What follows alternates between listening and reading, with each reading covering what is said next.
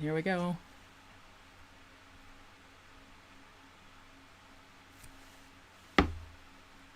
We're up. Not showing up on my You're thing. live. You're live. Oh, good. Good morning, everyone, and welcome to Small Church Rising. We are so excited that you're here, and thank you for your patience waiting for just a few moments there while we got a couple glitches ironed out. You know how that works sometimes, but we are glad you're here, and we promise to have an incredible day of speakers for you and information for you. And if you are a small church pastor, whatever small is, we know that the vast majority of churches in America would be considered small churches, which is exactly what I started out my very first pastorate. This is the place for you to be. Now, let me tell you what you can expect here today throughout the entire day.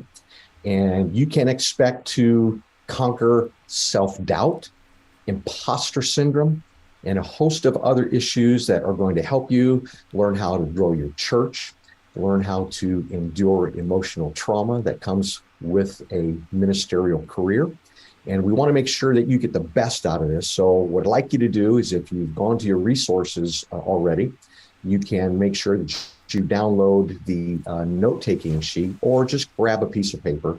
But you're going to want to take notes because you don't want these nuggets to slip by you throughout the day. So if you're looking for the Small Church Rising Summit, you are in exactly the right spot. Now, if you can see on the screen there in front of me, you can see the address to go to for those resources. Or if you can't get to that, you can email Pastor Elaine there with that email address. And also, if you remember, well, maybe you didn't know, but if you hang with us the entire time, there'll be a special bonus at the end of the day, and you don't want to miss that. So we've got some unique things going on there. It will be an outline, a PDF outline of how to craft your unique talk and 6 steps to crushing the imposter syndrome. Every one of you, every one of us has a unique talk or a special life message, and this will help you craft that message that it can get out and reach people. So that's what we are trying to accomplish. Also, if you have questions, and hopefully this will work seamlessly, it's working so far, I can see on the chat here, you can ask questions in the chat and we'll try to get those along. In fact, maybe we can make sure that's working well. Why don't you just kind of give us a shout out and let us know where you are online from? That would be great. And I'll look at this, and it looks like we've got Joanne from Colorado, one of my favorite states, and I've been to all of them. Colorado. Good to see you. Beth Miller, good morning. Great to have you here this morning. Who else do we have coming on this morning? People will be coming on, and we have so much for you. We think you're going to probably have some overload. That's why you really need to take notes here this morning. So thank you so much for joining us. Once again, this is Small Church Rising, and you are in the right place. Make sure you get your pen. Oh, make sure you want to get your coffee mug. I've got my Starbucks coffee mug here for your coffee, tea, or maybe you want to get your water bottle. I'm geared up for that. But if those are the things that you want to have, then that would be great. Who else we got there? Bill in Sacramento. Wow. Ruth from Kentucky. Thank you all for joining us. And Brady from Benton, Arkansas. Wow. Colleen from Texas. Boy, you folks are from everywhere. This is awesome. Thank you for joining us. Looks like we're going to have folks from all over the country. I'm Pastor John. I'm in Sandusky, Ohio, up on Lake Erie. So I'll be, looks like the last speaker of the day. So you want to hang with us. Once again, if you hang with us the entire day, you're going to get that special bonus, how to craft your special, unique, personal talk. So you don't want to miss that. Well, it looks like our time is just about right here. We want to get going. So what I'm going to do is I'm going to put this other slide up here. And you are in the Small Church Rising. And we are just about to get cranked up here and get started for this whole thing. Our very first speaker this morning is Elaine Briefman, Pastor Elaine Briefman. I'll read her bio for you this morning. Pastor Elaine Briefman, MA, is an author, speaker, licensed marriage and family therapist, and ordained pastor. who spends her days helping others be freed from imposter syndrome and self-doubt while becoming effective influencers and speakers. Her ministry, Fishing for Truth, hosts a unique online community training and mentorship program for Christian leaders to help them overcome feelings of inadequacy, to promote spiritual maturity, and obtain professional speaking skills and confidently fulfill their unique call.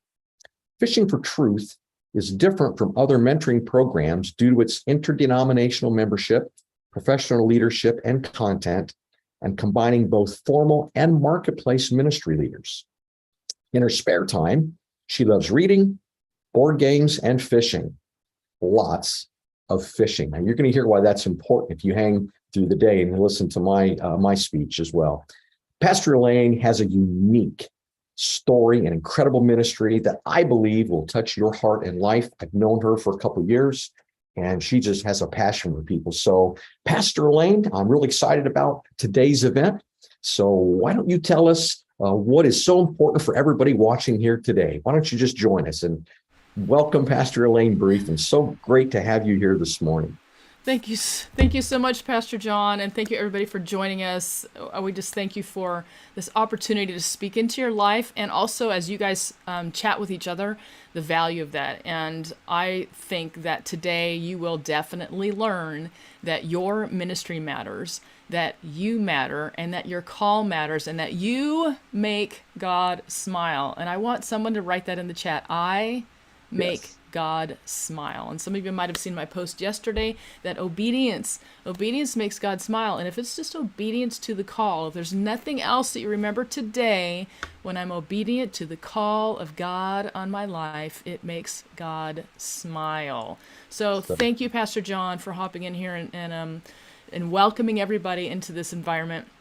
We're looking forward to hearing from you later on. And so everybody, please give Pastor John some hearts and thumbs up in the chat for joining us and for welcoming everybody. So for tolerating all of our tech as we made come together today.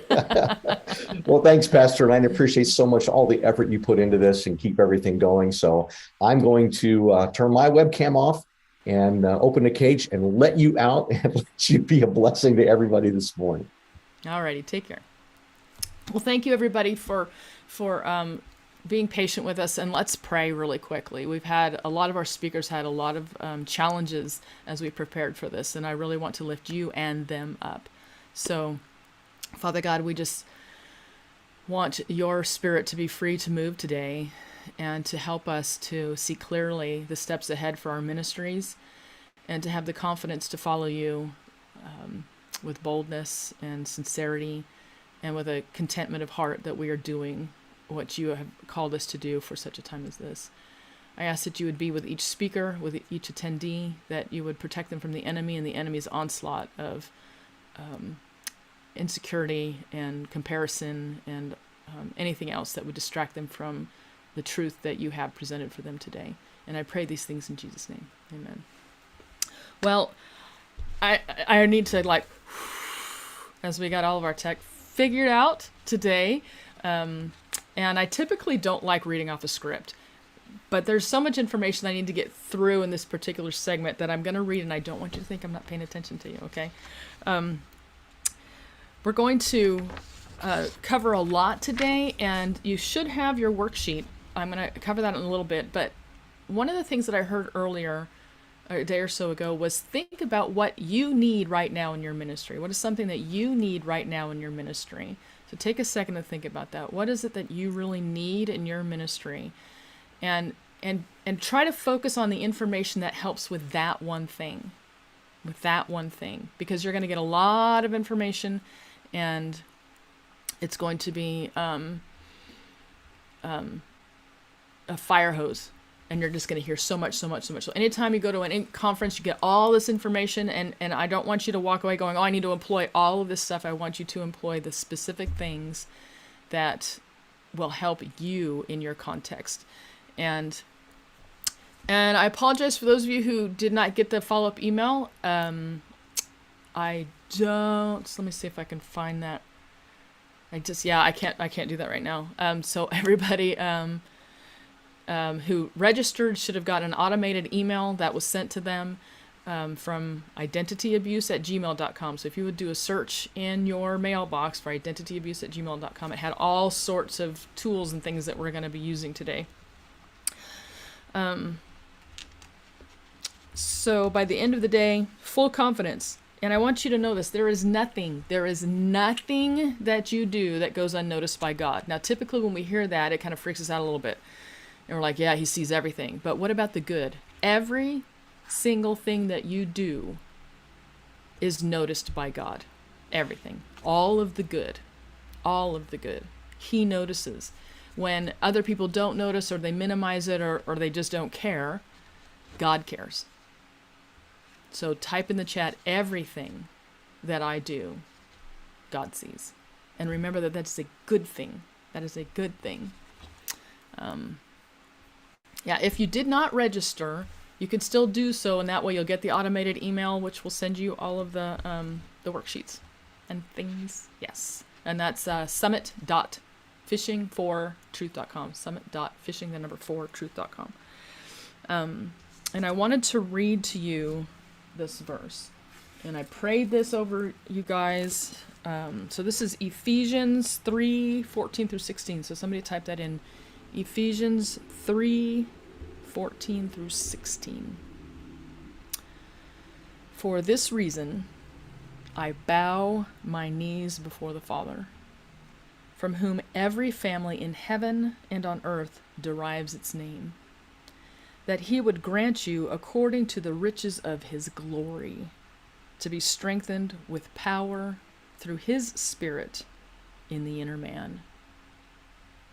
Let me read that again. For this reason I bow my knees before the Father, from whom every family in heaven and on earth derives its name, that he would grant you, according to the riches of his glory, to be strengthened with power through the Holy Spirit in the inner man.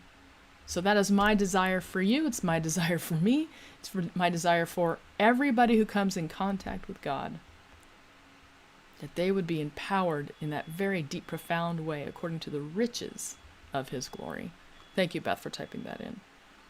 And I hope that you'll receive that you'll receive that blessing and that desire, and that when God comes and says, yes, I want to bless you with the riches from my glory, that you will receive that from him. Your ministry's success is the whole purpose of the summit. My desire and my joy in everything that I do is helping people in ministry succeed. People shy away from the whole word succeed, and we're hoping that today, as we get away from the numeric valuation of success, that you'll be able to embrace that. And this whole summit is intended to help you succeed in your ministry. And I want you to remember this. Jesus started off with 12, right? He started off with 12, and then he sent out the 70. At one point, he fed 5,000, right? And after 3 years, he ended up alone. But he had a church that has lasted over 2,000 years. So it's not numbers. It's not numbers. So somebody type that in. It's not numbers. So even in a world of fantastic digital imagery and all of these things that we can get, there is nothing as valuable as the touch of the Master's hand, that healing, merciful touch. And as ministers, we know that. We know that. And my hope and desire as you go through this day is that you are reminded of the power of what the truth being spoken into the world can do. Yes. You said yes to God, and we are celebrating you today. We are celebrating you today.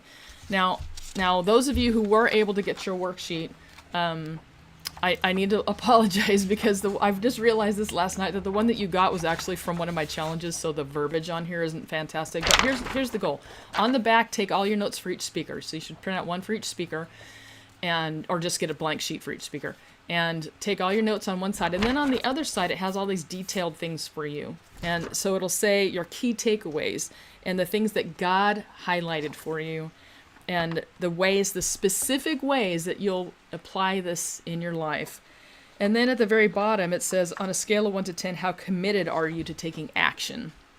And then you can just say, because some of these things are going to be high priority and some of them aren't. And this is supposed to be your deal that you can be as authentic as possible about the content that you're learning today. And so when it says the things that there's one segment that says complete the handout, go live in the Facebook group, that's not relevant to you, but hopefully you'll take the time and fill one of these out for each one. And the verse should be the one that I just quoted, but this one's a good one too. It says, likewise, when people light a lamp, they don't cover it with a bowl but they put it on a lampstand so that it shines for everyone in the house. Matthew 5:15. And what I teach my students to say is, I am the light of the world. Jesus said, you are the light of the world. So where I was thinking about printing out t-shirts that say, I am the light of the world. Would you wear it? Would you wear a t-shirt that says, I am the light of the world? Now, Theodore Roosevelt says, comparison is the thief of joy. Comparison is the thief of joy. And somebody typed that in the chat. Comparison is the thief of joy. And a lot of times we go to these leadership conferences and we see all these big people doing big fancy stuff, and we compare ourselves to them, and our joy just gets depleted. And the only thing I want you to compare yourself to today is what God called you to. What did God call you to? There should be zero other comparison going on today.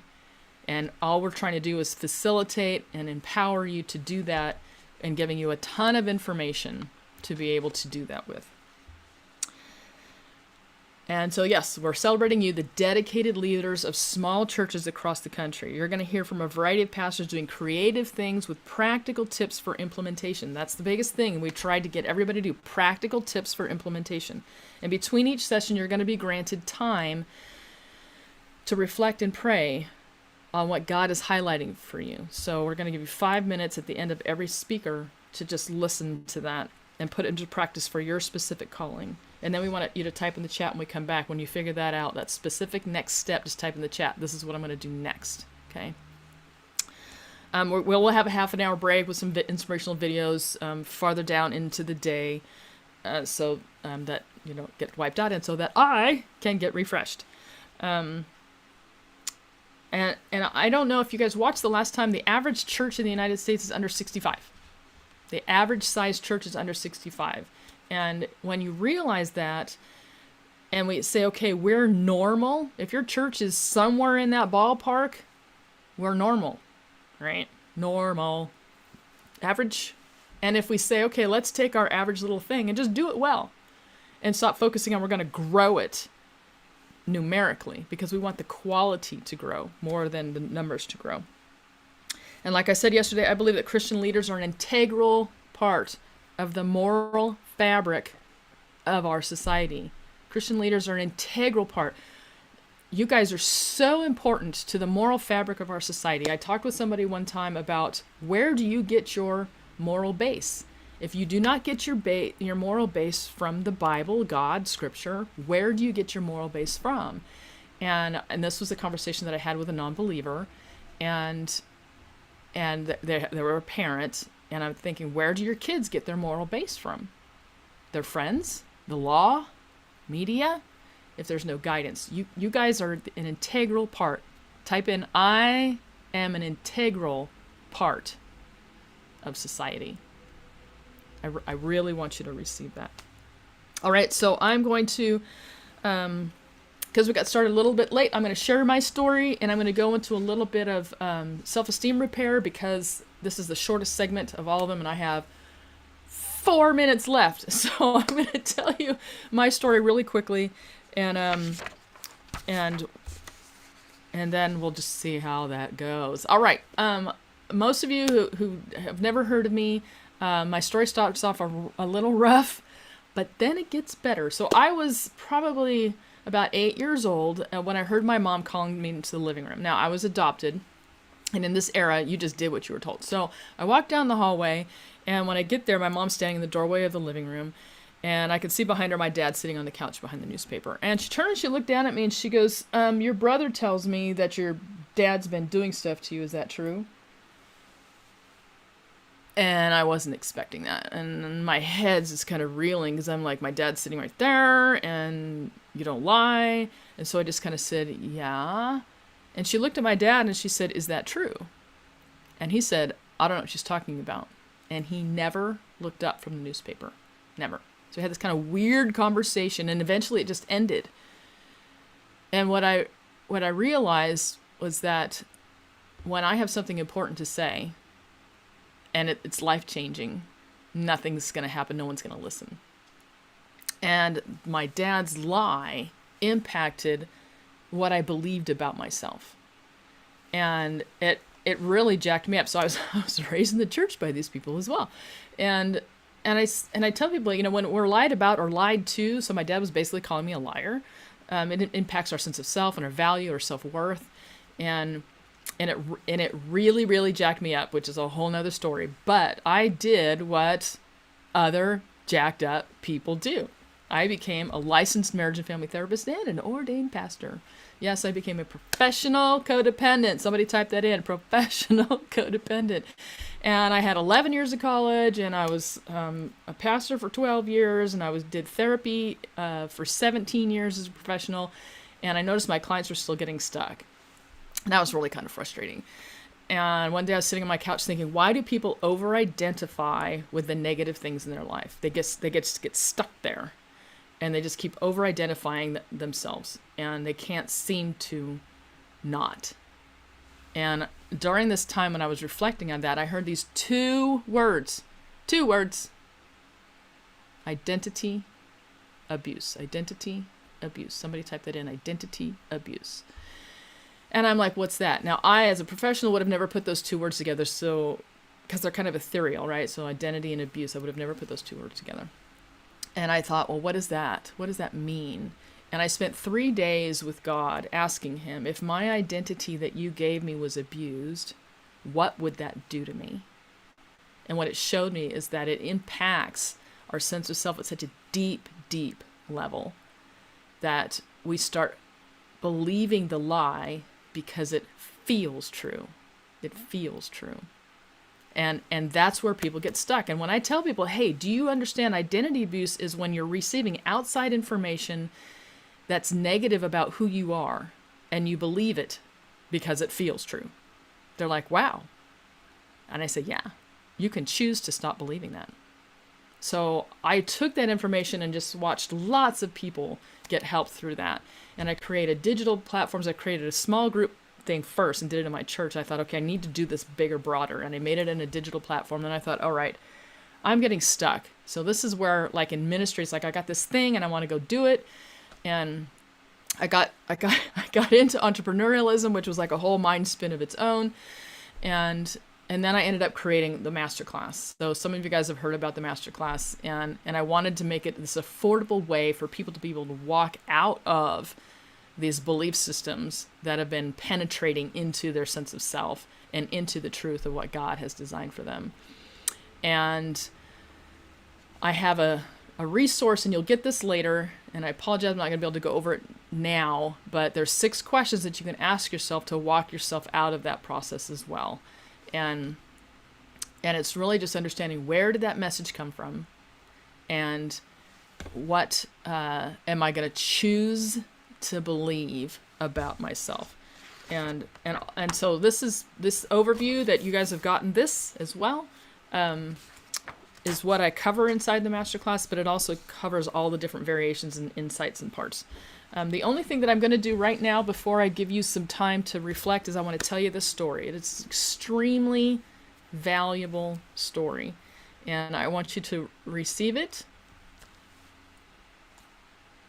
and try not to laugh or talk. Okay, so I'm going to tell you the story about the day that God made you. So there was a day that the God that made the mountains and the oceans and the seas and the flowers and the trees and the animals stopped everything he was doing. And he said, I'm going to make someone new. And he thought about you. And he took the cells of your body and he swirled them in his hand. And he thought about the color of your eyes and the color of your hair and the shape of your toes. And he was so excited. He's like, angels, check it out, man. I'm making me someone new. And they're like, wow, God, you never made anything like that before. And he said, no, this person's different. This person's different than anything I've ever made before in the way they see the world and respond to the world. It's going to be different than anything I've ever made before. And he thought about your favorite food and your favorite color. and your favorite animal? And he says, this is good.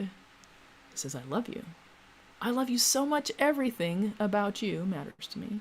The things that bring you happiness and joy, but also the things that bring you sorrow and pain. It all matters to me. And it's my hope for you, as it is for everyone, that when I put you in the world, that you have two parents that tell you every day how much you matter to me. Every day. Now, some parents will do their job really well, and other parents not so much. And some parents aren't around, and then sometimes bad people do bad things to good kids.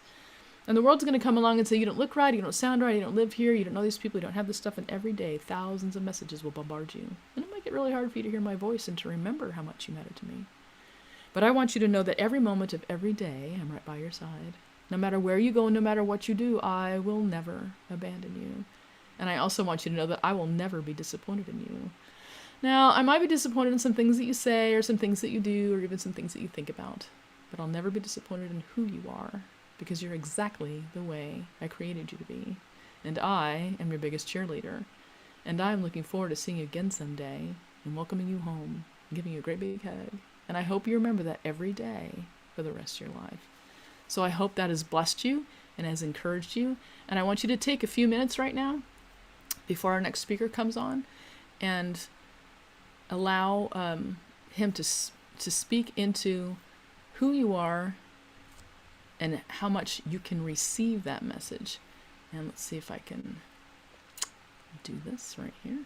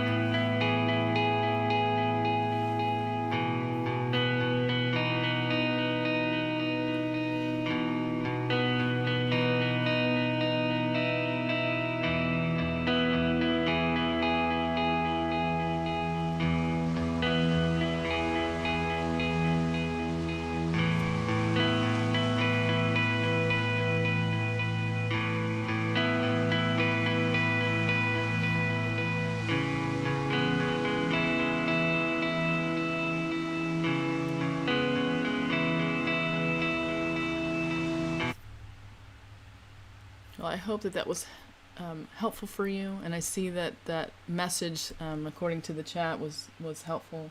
Yes, and making Psalm 139 come alive is really the intent. So I want to welcome our next speaker. I hope you guys are ready to get out another worksheet, and I want to introduce to you Reverend Paul Hobbs. Reverend Paul Hobbs, and he is the lead pastor of the Retreat Church. Sounds like a great church, right? The Retreat Church in Yucaipa, California, an ordained elder who has served 25 years in ministry with an emphasis on church revitalization and pastoral leadership. So welcome. Let's see if we can do this. There we go. Hey, welcome. Good morning. Yay. Thank you so much for joining us this morning. We're looking forward to your chat today. Oh, my pleasure. My pleasure. Thank you for allowing me to speak Oh, and share with so many of our colleagues and you. And so it's good to see you. Thank you. And this is really, really good. So you let me know when I should get started. Well, I wanted to let people know that the topic that you're going to cover is why do church? Right. Why do church? And I hope that everybody understands that we've tried. What I did was I put out polls to a lot of different pastoral groups to ask them if they had this conference, what topics would they want? And so there's going to be topics on you as a person, as a minister. There's going to be topics on how to do specific things, and And so I really was looking forward to Pastor Paul coming on and really talking about the whole purpose of why, why are we doing church? Because as we go back to basics and a real focus on, us being called as people and then why we do church, I think that was a really, really helpful topic to cover. So I look forward to you sharing that. And so what I'm going to do right now is I'm going to go ahead and let you get started, and I'm going to make sure that you can share your screen. Okay. And that should do that. And you may get started. Wonderful. Let me start by sharing my screen here with everyone. Make sure I'm sharing the right one.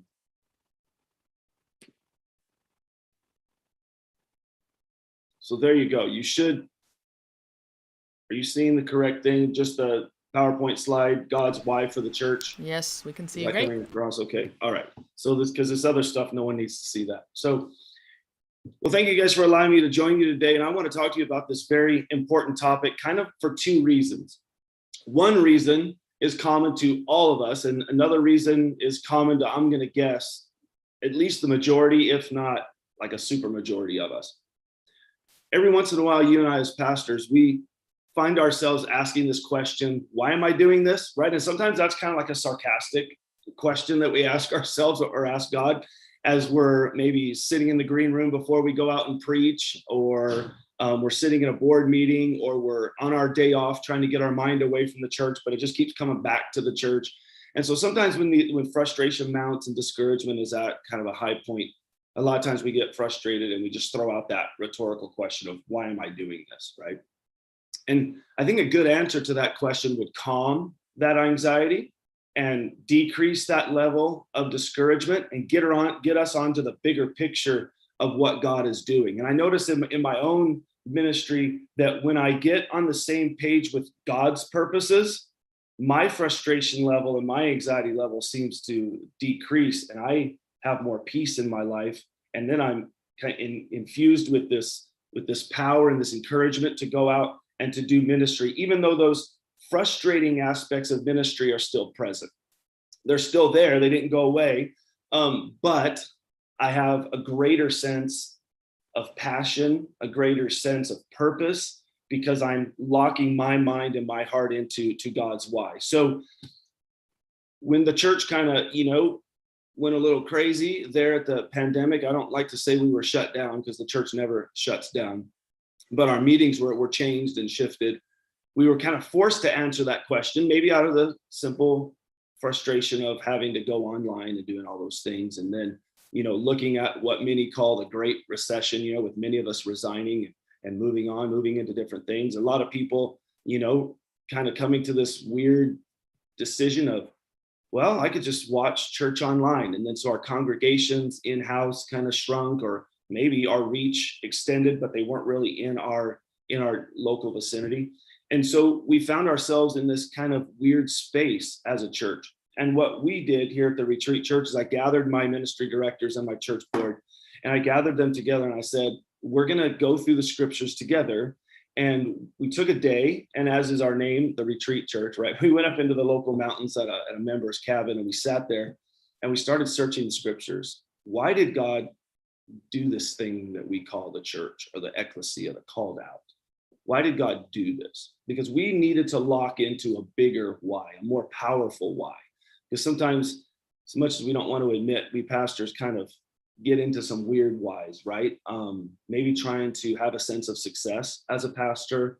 Maybe there's some matrices kind of things going on in your denomination where you have to report certain numbers, or, attendance figures and budget figures and those kind. We get so lost in that sometimes, we start thinking, and this is kind of a twisted thing, but I confess to you, I've done this, right?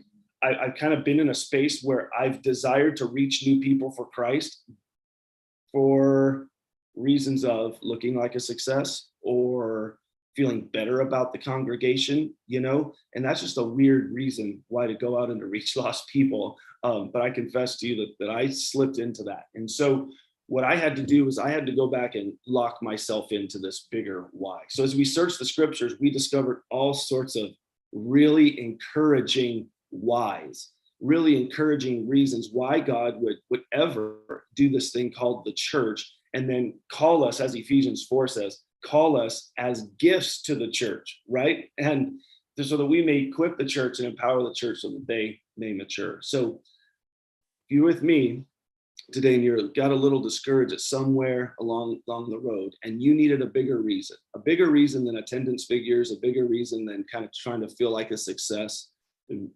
maybe some of these will help you. And so we'll have some suggestions at the end for maybe some things that you can do either alone or with part of your leadership team. And I believe that it'll encourage you and get you back kind of on this pace where you're going to feel better about why you're doing ministry, and you're going to lock in with God on his reasons why, and they're going to replace your reasons why, and you're going to have more peace and be encouraged for the task. So let's get started right away with the first one. And I'm sorry if this sounds a little bit like a list. I'm not the best storyteller in the world. I am kind of a list person. And so if you lock into one of these and you want to start thinking about that, or you want to carry with us all the way through, that's fine. But you have a link to a handout that you can take with you and kind of go and maybe do your own personal retreat, go up into the woods or wherever you might live, get alone, maybe at the beach or something, and get alone with God and kind of ask him to remove your why for why you're being a pastor and replace that with his. So let's start right away with this. And let me switch on over to the second screen and do this for you. So the first one, right? God is calling people to live on the foundation of Jesus' identity. Now that's a pretty big one for me, if that's what God is up to in forming this idea of the church, that he's calling people out and he wants them to live on the foundation of Jesus' identity. Look at this passage in Matthew 16, where Jesus says this. He says, now when Jesus came into the district of Caesarea Philippi, he asked his disciples, who do people say that the Son of Man is? And they said, some say John the Baptist, or others say Elijah, and others Jeremiah, or one of the prophets. He said to them, but who do you say that I am? Simon Peter replied, you are the Christ, the Son of the living God. And Jesus answered him, blessed are you, Simon Bar-Jonah, for flesh and blood has not revealed this to you, but my Father who is in heaven. And I tell you, you are Peter, and on this rock I will build my church, and the gates of hell shall not prevail against it. Now, we that are in the Protestant church, we understand that Jesus wasn't talking about building the church on Peter, right? Building the church on Peter's identity and his personality and his gift set and his authority. But Jesus was talking about building the church on his identity. And so right at the outset, this thing is not about your personality or mine. It's not about building a congregation based upon who I am and what I can do well and what you can do well. And I think that as we look across the church landscape, I think we see enough churches built on the personality of the pastor. And usually what happens with those, as you probably well know, that after that pastor leaves, the church usually dies. That second and third generation leader after a church is planted and that church is formed on the personality of the pastor, as soon as that pastor moves on, that church dies, because it was never really built on the identity of Jesus, but it was built on the personality and gift set of the leader. And so I don't think that you and I want to build a church based on us. I don't think that that's a very big why. I think a bigger sense of purpose. And when you and I get discouraged, if we could sit back there, maybe those Sundays when you're just like, oh my goodness, this is the last worship song and I have to stand up and preach and I really don't want to today, you can lock back into this purpose and you could say to yourself, wait 1 minute. I'm going to take that platform with the authority given to me and I'm going to preach Jesus, because God is building a community of people based on his identity. And so I'm going to bring Jesus to these people. That's a pretty significant why. It's brought me a lot of encouragement when I start thinking about maybe where I don't measure up or mistakes that I make.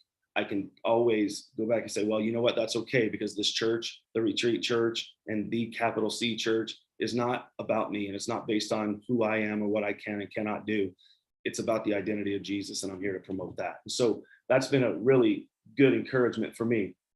A second one is this, that God chose to make his wisdom known through the church. Now that one's pretty scary, right? When we look at some of the mistakes that the church has made and we're like, wow, Interesting, God. You're actually going to make your wisdom known through this group of people.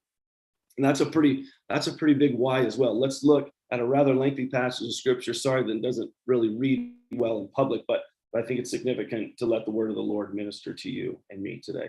Ephesians 3, verses 1 through 12 says this: "For this reason, I, Paul, a prisoner for Christ Jesus, on behalf of you Gentiles, assuming that you have heard of the stewardship of God's grace that was given to me for you, how the mystery was made known to me by revelation, as I have written briefly. When you read this, you can perceive my insight into the mystery of Christ, which was not made known to the sons of men in other generations, as it has now been made known to the sons of men and," this guy missed a line, "revealed to his holy people and prophets by the Spirit. This mystery is that the Gentiles are fellow heirs, members of the same body, and partakers of the promises in Christ Jesus through the gospel. Of this gospel, I have been made a minister according to the gifts of God's grace, which was given to me by the working of his power. To me, though I am the very least of all the saints, this grace was given to preach to the Gentiles the unsearchable riches of Christ, and to bring to light for everyone what is the plan of the mystery hidden for ages in God, who so created all things, so that through the church the manifold wisdom of God might be made known to the rulers and authorities in the heavenly places. This is according to the eternal purpose that he has realized in Christ Jesus our Lord, in whom we have boldness and access with confidence through our faith in him." Now that is a massive purpose. When you start thinking about that, and there's a phrase in that text that really kind of baffles me and blows me away, because it really says right there that through the church, the manifold wisdom of God might be made known to the rulers and authorities in the heavenly places. This is, I don't even know if I should say it this way, right? But this is like a bigger than global thing, because look who we're displaying the manifold wisdom of God to the rulers and authorities in the heavenly places. This is a universal concept. This is as some people would say, a cosmic concept, to where it's not only displaying the wisdom of God to you and to me and to our local congregations and to the world, but also the rulers and authorities in the heavenly places, into the spiritual realm. And so when I think about being discouraged and when I think about wanting to quit, I lock on to this why, and I'm encouraged, because I'm like, wait a minute, in the struggle that I'm embracing and the troubles that you and I have sometimes leading our churches, when we start thinking, wait a minute, God is going to use this struggle and this point of tension, and he's going to use me, and he's going to empower you, and he's going to empower me to speak into and solve these problems. And through solving these massive problems, God is going to declare his wisdom to the rulers and authorities in heavenly places. That's a big reason to get up and preach in the morning. That's a big reason to have meetings and counsel people and do all that you do as a pastor, and all of the hours that you work. And this being a small church summit, many of you are probably bi-vocational. Many of you have probably gotten a day off today from work, or maybe you're sitting in your car watching this and taking some time away from work, or you're in a break room of some sort. But this is a pretty big reason. And I hope that it encourages you to press forward into the situations that you face on a daily basis as a pastor. There's another one, a third one, is that God chose a people for his own possession, that they may proclaim his excellencies. Kind of like the previous one, we were proclaiming and displaying his wisdom, but now we proclaim his excellencies. Notice the scripture in 1 Peter chapter 2, verses 9 and 10.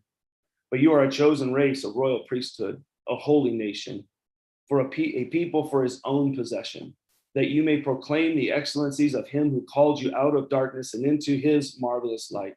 Once you were not a people, but now you are God's people. Once you had not received mercy, but now you have received mercy." Notice the task, ladies and gentlemen.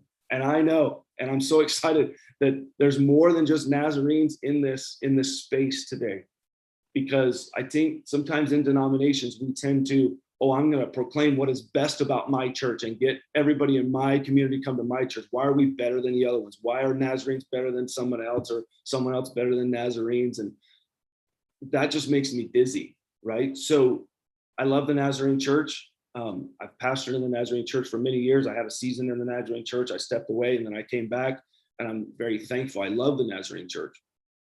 But as much as I love the Nazarene church, there's a bigger thing that we're promoting. There's a bigger idea that as we, as Nazarenes, as we proclaim the holiness of God, understand that we don't have a corner on that market. Yes, it is our emphasis. Yes, the doctrine of entire sanctification is the flagship doctrine of the church in the Nazarene. However, I hear wonderful people and wonderful preachers from all types of Christian churches proclaiming holiness and the excellencies of God. And so we don't have to latch into that kind of marketing idea to find your little piece and get your market share and take what you do and promote that. No, you're here to promote the excellencies of God. And that's a much bigger why. So even if your attendance is on a decline or plateau, even if you feel like you're looking at the tree and there's not much fruit on it, this is a big why to get back into and get some encouragement that this is what God wants to do in your life. And then another one is this. This one is very, very powerful. And sometimes it's one of those reasons why we look and we say, God, are we making any progress here? Right? Especially in our country over these last couple of years. But look at this. God is unifying all things in Jesus. Unifying all things in Jesus. Look at Ephesians chapter 1, verses 3 through 10. He said, blessed be the God and Father of our Lord Jesus Christ, who has blessed us in Christ with every spiritual blessing in the heavenly places, even as he chose us in him before the foundation of the world, that we should be holy and blameless before him. In love, he predestined us for the adoption as sons through Jesus Christ, according to the purpose of his will, to the praise of his glorious grace, with which he has blessed us in the beloved. In him we have redemption through his blood, the forgiveness of our trespasses according to the riches of his grace, which he has lavished on us in all wisdom and insight, making known to us the mystery of his will, according to his purpose, and set forth in Christ as a plan for the fullness of time to unite all things in him through things in heaven and things on earth. You're in this grand unification project that we are doing. The church is supposed to be unifying, not divisive, not dividing. We're not to participate in what is going on in our culture today to say left, right, red, blue, in, out. We are to be used of God as a unifying force. And what an opportunity, right?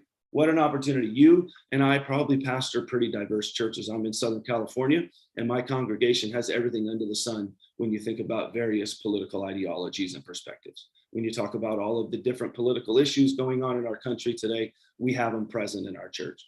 And one of the most beautiful things I've seen in my church recently was after one of our small group meetings, where one individual went up to another individual and said, we don't agree on anything, but I love you, and gave her a hug. And then those two people shared a moment a few months later when one of them was really sick in the hospital and has a really, really tough time. The other one was the first to come and minister to her. Do they have different political ideas? Absolutely. Do they see different moral things? Different? Of course. They could not be more different.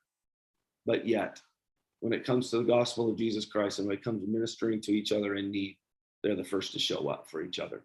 And we see that in Jesus over and over again. And so I encourage you to kind of think along these lines. If this is the work that God is doing, this isn't up to you. You just have to, and I just have to cooperate with God. We just have to join in. He's doing it, right? And something that's really encouraging me right now is that Jesus said that he will build his church and the gates of hell shall not prevail against it.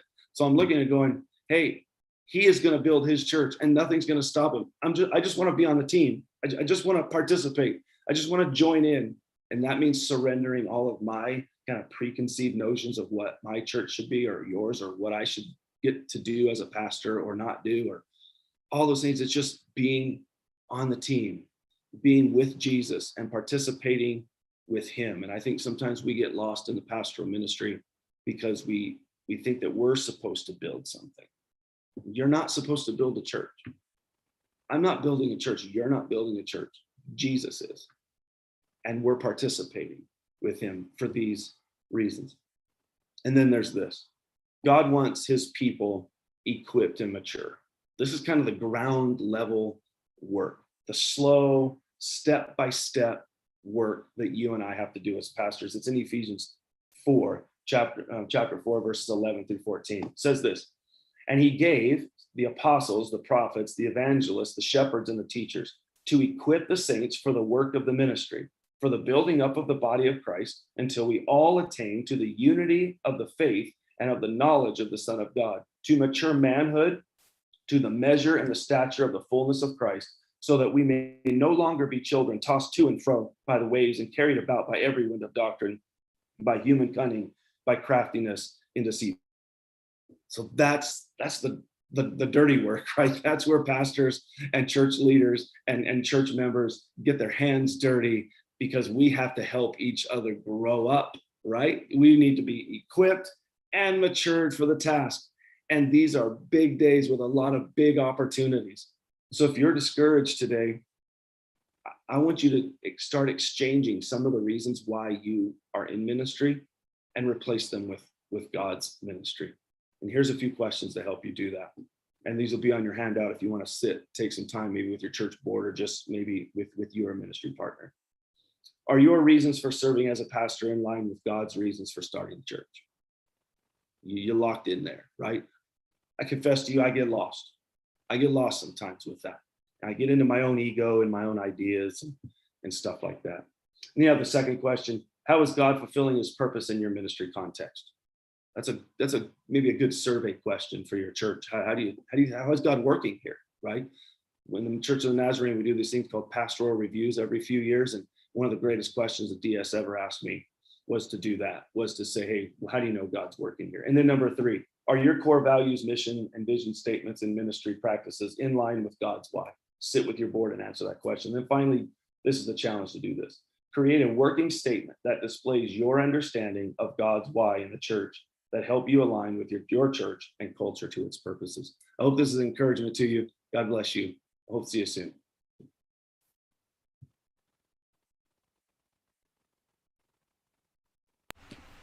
Thank you so much. Thank you so much. You've had constant people in the comments just saying, amen, absolutely, this is a great lesson. Yes, the Lord brings it all together. Amen. Yes, unified. It's the Lord's church. It's all beauty and diversity. Here for God's use, not the church, and blah, blah, blah, blah, blah. So great, great, great. Thank you so much for joining us today.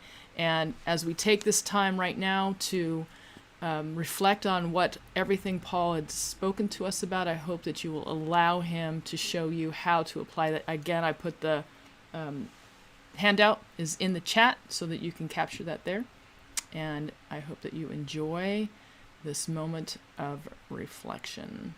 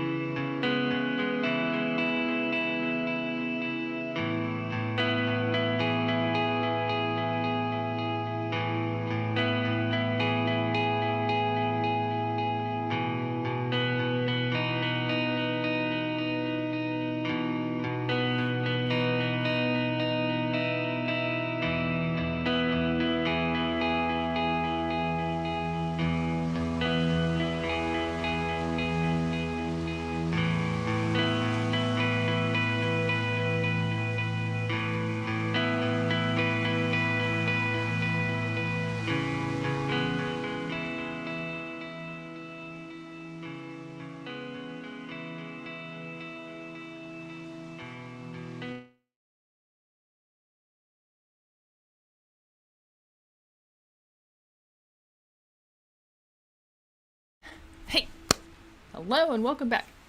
I hope that that you found a nugget or two that inspired you and also helped you kind of hone in what God wants you to do for your specific context. And I want to, yes, it says, so Jennifer says it's so hard to break the mindset that COVID brought. Yes, and so Amy had asked about breaking through the stall. And I'm super excited about our next guest who has arrived. And we're going to bring him in. And then I will read his bio. And we're having some technical difficulties. We've had so many technical difficulties. Yo. Hey, it's so good to see you. Oh, good to see you. There we go. Just so that you know, we have all had an intriguing technical issue this morning, and we've had people all speakers who've been struggling with a wide variety of things at the very last minute. So we know that when God is on the move, the enemy is on the move as well. And we try to keep relaxed and know that what will happen today is definitely going to be driven by God as far as the messages that are heard. So I want to read your bio really quick. Sure. I had a hesitation. So those of you who are watching and doing this originally, because all of our speakers come from churches from around 200 or less, and you're going to hear his bio and you're going to go, why in the world did you invite this guy to speak at this conference? But there's a reason why I specifically asked him to come that I did not tell anybody, because I felt like it's one of those conversations that needs to happen in real time. And so Mark Clark founded Village Church, which is a multi-site church with locations in multiple cities across Canada and online around the world that seeks to reach skeptics and challenge Christians. He is now the senior pastor at Bayside Church in Sacramento, California. He is the author of The Problem of Jesus, which was put out by Zondervan in 2021, and The Problem of God, put out by Zondervan in 2017. He was also the winner of the 2018 Word Award for Evangelism. Are you buffing your halo right about now? Who gave you this bio? Mark has been the subject of several articles in Christianity Today, and Outreach Magazine voted him one of the top 26 leaders to watch. Wow, 26. That's because I didn't fit in the 25, I guess. You're 25 and a half. Yeah. In early 2022, Mark and his wife Erin and their 3 beautiful daughters moved from Vancouver, Canada to Sacramento, California. So thank you for joining us today. Yeah.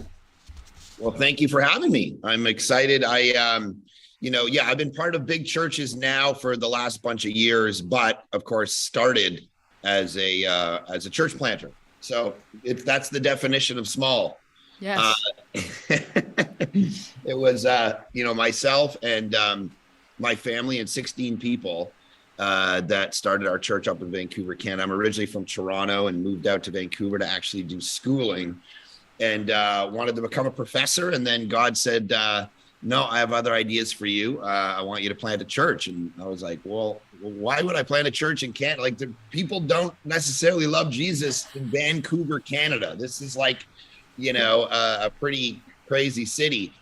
And so can we start? I really kind of want people to get to hear really about your upbringing and so they understand a little bit more about really the trajectory of the totality of your life, and I did a lot of research on the timelines of stuff in your life, but not anything cohesive. So since I have you here in live body, sure. Can you tell people a little bit about your home life and So I was raised just outside of Toronto and pretty atheistic, like no church. So no Christmas, no Easter, skeptical family. So my father, the story that kind of captures this well is my dad was so antagonistic toward Christianity that he actually, when my mom wanted to name my brother Matthew, and he was so against it because he had heard that it was in the Bible.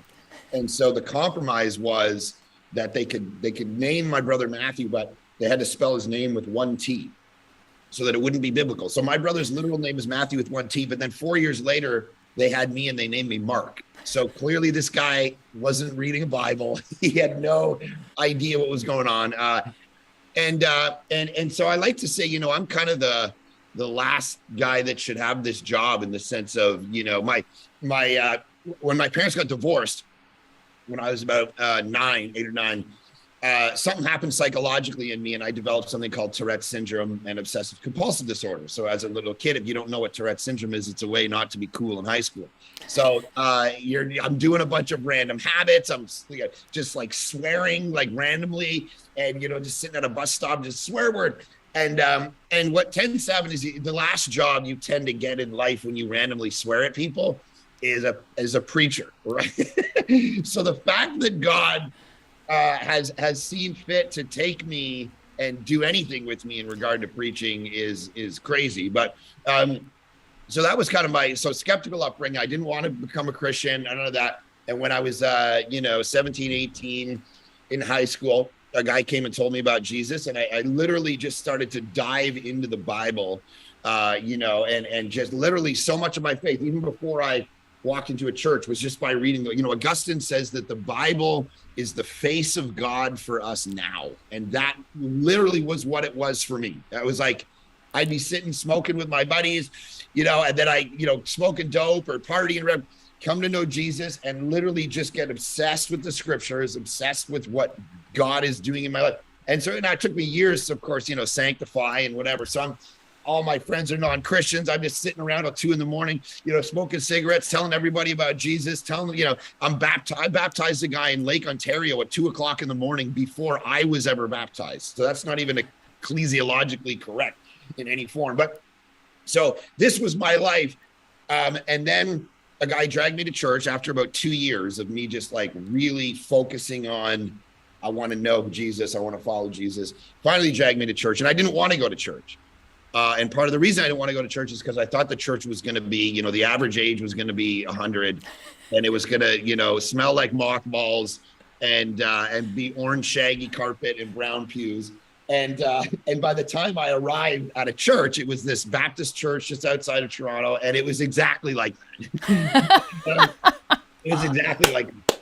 And but I did in that moment meet some great people that poured into me. And in fact, the youth pastor, instead of looking at this, a lot of the people judged me because, I swore every other word, and that wasn't because of my Tourette's. That was just because how I talk. A chain smoker. I got these big baggy pants with like a 42 waist and a big chain hanging on my wallet because I didn't want anyone to steal my $5. And I was there, and I was, a skateboarder kid, but I loved Jesus.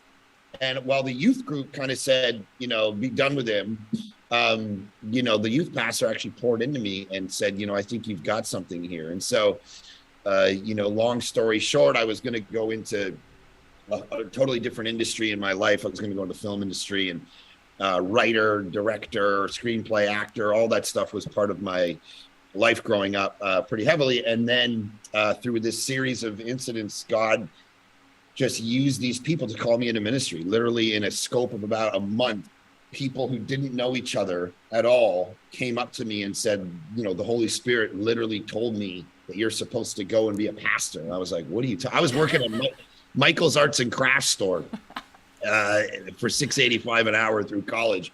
And I remember being in Michael's Arts and Crafts. I was sitting with my, my red apron, and I never had a clue still to this day, what that store was about. I mean, I worked with people would walk up to me, they'd be like, where are the googly eyes? I'd be like, aisle 5. And I just go out for a smoke and hope they were gone by the time I got back. So I'm sitting in Michael's Arts and Crafts. I remember this day, and I was putting like Christmas wreaths away. And I was at the back. It was probably, October. And I was at the back, and all of a sudden it was like, boom. The Spirit of God just dropped on me, and I started to cry, and I rarely ever cry at that time in my life. And I just started to bawl, and it was like he was squeezing me and saying, I want you to be a pastor. I want you to be a leader. I want you to be an evangelist. I want you to be a Bible teacher. And so I was like, I don't know what to do with that. And then, like I said, these multiple people came who didn't know each other, said it at the same time. So I had to convince my family that I should go into ministry, because they were like, why would you do that? Like that had to go over really well. Exactly. They're like, there's no money. It's crazy. These are all cult leaders anyway. So what are you doing? And I was like, well, let me try it. And they're like, okay, you can try it for 1 year. And if it doesn't go well, you're back to, what you were going to do. And so I tried it. Went, first day, Spirit got a hold of me and did some amazing things, and my parents could see it. And so I wanted, of course, to be a pastor, but then I developed this this passion for academics. And so what I really wanted to do was become a professor. And one of the professors in year one leaned into me, got me to be a teaching assistant, got me to start doing lectures at the school. And I was like 20 years old. And I'm like, what is it? Like, I don't know what this is. And he just leaned into me and said, this is what you're supposed to do. And this is how you're supposed to influence. And so I moved to Vancouver, got married. My wife, Erin, and I got married, packed up our whole life from Toronto and moved across the country to Vancouver. So those of you who are in the States, that's like almost moving from New York to LA, and literally knew not one person. So not somebody's uncle's buddy's friend that we could go for dinner with, zero. And packed up our little Ford Contour and, you know, went across the States and arrived in Vancouver. And I started at a place called Regent College, which is this, place that, Eugene Peterson taught there. J.I. Packer was one of the founding guys, whatever. So, and I was delving into a master's thesis. And so all I wanted to do was write this master's thesis on Romans 9-11 and then go to Oxford. I wanted to do a PhD, and there was a connection between those two schools. So that's why I was here. I told my friends before I left Toronto, I'm not doing ministry in Vancouver. I'm going to go out there, I'm going to put my head to the grindstone, and I'm just going to go. And they laughed, just like you are. They laughed, and they said, you will. And within 2 weeks, I got to this, we finally found this random church and, had this conversation with this guy, and he's like, hey, you should be my young adult pastor. And I'm like, I'm not here to work, and he's like, no, come on, I'm going to fire my other guy. You should, and I'm like, what kind of process even is this? So anyway, of course I prayed about it, because he told me to pray about it. And, like the Mormons, you tend to hear yes when you pray about it. So it's like, okay, I'll do it. And so I started like 10 hours a week, working at this church and doing young adult ministry. And over the course of the year, all those people left, and I was left as this guy preaching every week to young adults, which was a passion of mine because I love philosophy and skepticism and all of that. And that was a big part of me coming to faith, was kind of exploring Christianity. Is this legitimate? Because, in my non-Christian environment, I'm not going to survive the onslaught of criticism unless I can argue this thing, unless I can explain it. Is it philosophically viable? Is it historically viable? Is it scientifically viable? Does it stand up, in all these areas? And so that was my passion. And I went from, sitting in a garage with all my buddies, smoking up, to 3 weeks later defending Christianity philosophically to all of them, and it was like, okay, what's good? And this kind of change happened in my life where I had to kind of do this. So anyway, bottom line is, make a long story short, I felt like I was in Vancouver for a little bit working at this church. And then in 2007, I walked into a conference, and it was one of those moments where it was just like the speaker was talking, and it was just me and him in the room. And he gave this vision for planting a church in Vancouver to reach people for Jesus. And what immediately came into my mind was starting a church for skeptics and unchurched people, but doing it through this kind of expository preaching vibe where I was like just going through books of the Bible, but constantly speaking to the agnostic, the Buddhist, the atheist, the Muslim, just every week, just talking to them. What Tim Keller would say, you always preach to the older brother and the younger brother in the prodigal son story. There's the irreligious, secular guy out sleeping with prostitutes, and there's the religious person who's gone to church their whole life, and they're both lost. And so every sermon has to be to both of them. And so we started this little 16 people in my house and then 50 people in this gym. And I just started doing that. And everyone said, in Canada, this ain't going to work. You got to be nicer. You got to, like get up there and say, hey, everybody's ideas are equal. You have ideas. I have ideas. We all have ideas. Sorry, that you're here, Canadian kind of stuff. And I was like, well, that sounds boring. So I just started preaching through Bible books and telling people to repent of sin. And, the one common denominator and all the disaster of their life is them. And they're not the hero of their own story, but that's okay because Jesus is. And they started going, this is offensive. I'm going to go get my friends. And they got friends, their friends came, and their friends would meet Jesus, and people would get off addictions, and people's marriages, it was crazy. So it started with these 50 people, grew out to like, it was like, I think it got to like 300 in this little gym. And I was like, okay, now I'm going to have to, actually, it was a mentor friend of mine who said, you're going to have to do something now. You're going to have to go to 2 services. And I was like, oh man, the dreaded 2 services. So I was like, okay. So I got up and said, we're going to go to 2 services. And this lady walks up to me. She said, we can't go to 2 services. And I said, why? And she's like, well, because then you're going to have 2 churches and I'm not going to be able to see Betty and go for lunch after and have my little, so I got up the next week. I said, listen, I didn't start a church so you can make more friends. I started a church because every day people die and go to hell. And so we're going to 2 services next week.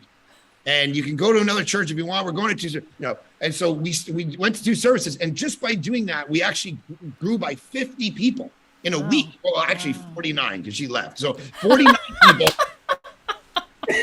49 people in a week just by going to 2 services. So anyway, this 2 services grows to 2, and then that packs out and then to 3. And we were 1,200 people before I hired my second pastor. And so that ratio, for those of you watching this, is not healthy. Write that down in your notes. If you're trying to lead a church from a Starbucks at 1,200 people by yourself, that's not ideal. Anyway, the work-life balance wasn't there. And then finally, a guy came along and said, hey, I got this big building. It's a performing arts center. So we still, to this day, we started the church in 2010, and I just left it 3 months ago, and we never had a building. We had 8 campuses, but we never had a building. So we went into this performing arts center with these 1,200 people. And then over the course of, the next year, it continued to grow. And then that's what forced us to go plant all these campuses and ended up being a video model in all these theaters. So anyway, God took, my dad died when I was 15. And so I'm not sure he ever knew Jesus. I didn't hear from him for 3 or 4 years. And I know he was pretty adamantly a skeptic when I knew him. And so, I hope that someone told him about Jesus, before he died. But, that almost drives, one of the priorities that we've always had, that I've always had, is urgency. And I just think it's a word that church people sometimes don't have. An urgency that every day we're doing this, every time we're preaching, every time we're ministering to people, there's eternity in the balance. And so when people, send me their sermons and they're like, hey, help me be a better preacher. And I watch them, I'm like, there's no urgency here, man. You don't understand that these people in the room, some of them are going to meet God this week.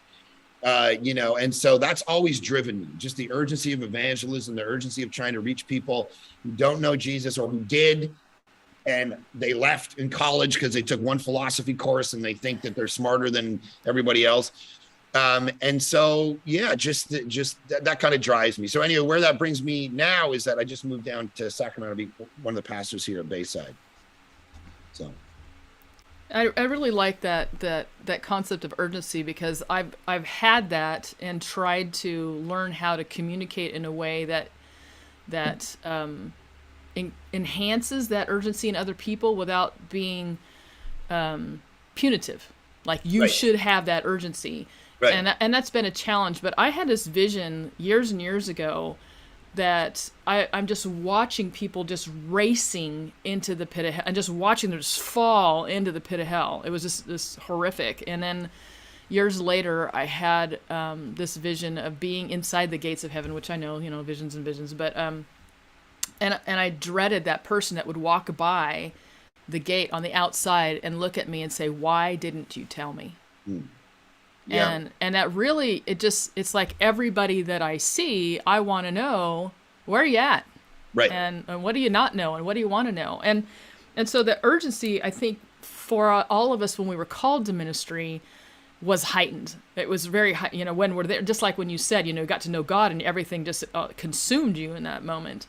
But I like that idea that you said about being offensive.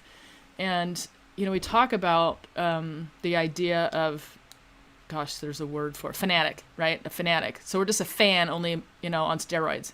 And that we don't be offensive for the sake of being offensive. We be offensive for the sake of speaking truth. And I think a lot of people have gotten so politically correct, they don't know how to be truthfully offensive. Right. And so that's what I appreciate really about what you've done. So can you talk a little bit, I just wrote this down, you have a lot of knowledge. You've done a lot of stuff on just being able to help people understand stuff from philosophical, like you said, philosophically, historically, that kind of thing. But that does not negate the amount of faith that it takes to walk with God. Would you agree or disagree with that? Yeah. Oh, totally. I think the faith grows when you see God show up and use you in spite of you. So when I'm walking around my town at 2:00 in the morning, telling people about Jesus, and people are coming to know Christ, and then, the guy's getting hammered, or, and you're sitting in a room full of your 30 friends, and you're trying to do your best to almost deconstruct and then reconstruct their worldview, or point out things about their worldview that are flawed. And then you see God use that to change people's lives. The faith, you increase in faith. And so just the concept that I could be a leader in the church after, why would I have ever thought that would be a legitimate idea? Because I'd seen, what's one of the questions of leadership is it's not whether you think you're a leader, it's whether anyone's following you, so it's like, look behind you. And if no one's following you, you're not a leader. Doesn't matter what, your title says. So if people were already following you, it was almost like every time I turned around, there was, metaphorically, or, just like a group of people looking at me going like, tell me, what's the next thing, challenge me again. And I think, that's obviously part of our job. So when you see that happen, so there's a few things I wrote down for the theme that you were talking about. You want me to jump into a couple of those things? Oh, yeah. So just so that people know, I told Mark what he was going to talk about. I said, you're going to label it following hard after God because of your just your life history, but also, and it was interesting that my pastor spoke on the verse in Psalm 63 that says, my soul followeth hard after thee. Mm-hmm. And so Good. Please do share with what you. Yeah. Well, I just thought practically just stuff to write down that you could kind of take away from this, trying to give like six or seven big ideas about how to do this in the context of leadership. Obviously our job is to make disciples. That's, at the end of the day, someone puts a gun to your head and goes, what is your job? What is the church's job? I think that's probably the best answer. Make disciples. That's kind of what Jesus, said. And so obviously make disciples, math, learner. Our job is to create learners and followers and disciples of Jesus. So sounds cliche, but I love, there's a writer years ago that I read, he made this great distinction. He said, what is the Great Commission? It's, teaching them to observe all that I commanded. And he made this distinction. It wasn't, our job isn't to teach them all that he commanded. That's actually kind of easy because you could do that with a parrot. A parrot could say back to you the commands of Jesus. It's actually to teach them to observe all that I commanded, which is a vastly more difficult thing. How do you get people not to repeat back to you, love your neighbor, but to actually love your neighbor? So there's these things in life that we got to try to figure out. And obviously the big thing is discipleship. So what are some of the things? So I wrote down a few here. So first thing about leadership that I found is I love Henry Blackaby's definition that leadership is influence. At the end of the day, that's what we're doing. We're influencing people. And so what are a few things that could help us do that better? First one is character. I think obviously even in a day and age like this, having character, being the kinds of people who say, this isn't just about competencies. So there's 4 things I used to look at, 3 or 4 things I used to look at when we hired people at Village. They all started with C. It was, character, competency, capacity, culture, chemistry, all of that stuff. But the number one thing was character. This is why, Paul in 1 Timothy 3, when he starts laying out what an overseer is, and of course, as leaders, we all know these verses, but he doesn't start with, competencies, right? He doesn't start with like, hey, are you good at administration? Or whatever. He starts with like, the husband of one wife or above reproach, sober-minded, self-controlled, respectable, hospitable, not a drunkard, not violent, but gentle, not quarrelsome, not a lover of money. Like character is the thing that actually, even if your competencies are low at certain things, your character, my friend Carey Nieuwhof, I don't know if you guys know Carey Nieuwhof, but he's so he has this great phrase. I don't know if it's his or he stole it from someone, but he says, competency will get you in the room and character will keep you there. And I think that's true. It's like, how long is your ministry going to be? Anybody can, I love to say to our church all the time, any moron can get married. The question is not, how are things going on your first day? It's like, of course, we're all in tuxedos. You're out of, when you do a wedding and they're doing their little marriage vows and I love you, Sally. Oh, I love you, Tommy. And you're sitting there, going, oh my gosh, like, yeah, you love each other today because this is day one. Let's fast forward in, 10 years and see how things are going. Anybody can get married. The question is, who are you on the last day of your marriage? Are you still flourishing? Are you still loving and serving, respecting each other, all that stuff? And I think it's the same thing about ministry. Any moron can go to Bible college and get told that they can, hey, you can work at a church, go with the youth. Great. And then, preach a good sermon and everyone likes you. Like that's not hard. That's just about time. You work enough time, you're going to be good enough to do some competencies. It's like, what's behind the veil though? Is the character there to hold that up? And of course, we've seen the pain of a bunch of Christian leaders, over the last 10 years or whatever, who were getting kind of taken out through character issues. And so, yeah, that's definitely not a topic that should ever be set aside ever. Yeah. Needs right. to be revisited often. And making sure you got boundaries in your life and a devotional life, and you're actually, loving and cherishing Jesus, versus just, using him as a topic to do your job. Right. Which is a distinction we have to fight every day because Jesus is our job. It's like we get paid a paycheck. Most of us, some of you, I don't know everybody here, but most of us would get paid to do this on a professional level. And so it can become a blurry line of like, what is this about? And so, okay. So the first one is character. The second one is passion. If we're going to follow hard after God, we got to do it with passion. I think the world deserves a better class of Christian leader in regard to passion. You look at, I remember coming into the church as like a young, let's go, 19-year-old. And like half the people there seemed, like they were zombied out already. And I'm like, what is going on here? Like, if this is real, if Jesus really rose from the dead, like not a metaphor for your spiritual life, what are we doing? Like every day should just be like, God didn't kill me last night. That means I got a day of stuff I got to get done. And so we got to go after it and, die with our boots on, as one person I heard said. Like, and so, this ministry that we get to do, people, passion covers over a multitude of weaknesses. So a little hack in your life. If you start doubting competency, just talk louder. I remember the first wedding I ever did. No one had taught me to do a wedding. And as a guy, I didn't pay attention to weddings. I mean, I showed up and left and, went to the after party. So I remember it was like, oh, you got to do this pre-wedding thing. I'm like, what's that? And they're like, you got to meet with the family. You got to do the rehearsal. And I'm like, I was a young pastor. I walked in the room, 50 people in the room, the mother-in-law, everybody's all dressed up nice. Such a special day. Weddings are so stressful, right? You don't want to fumble the wedding.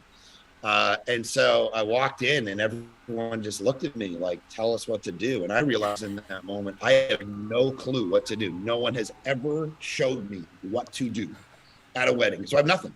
So I did what I know is I just talk loud and I started pointing at people and telling them to go places. And they were like, yes, of course, this is the way it's done. His volume is quite loud, whatever. So you go over here and you go over there. And it's like that passion overdid a lot of incompetencies. Yeah. And the first time I heard Christine Kane, she talked about passion.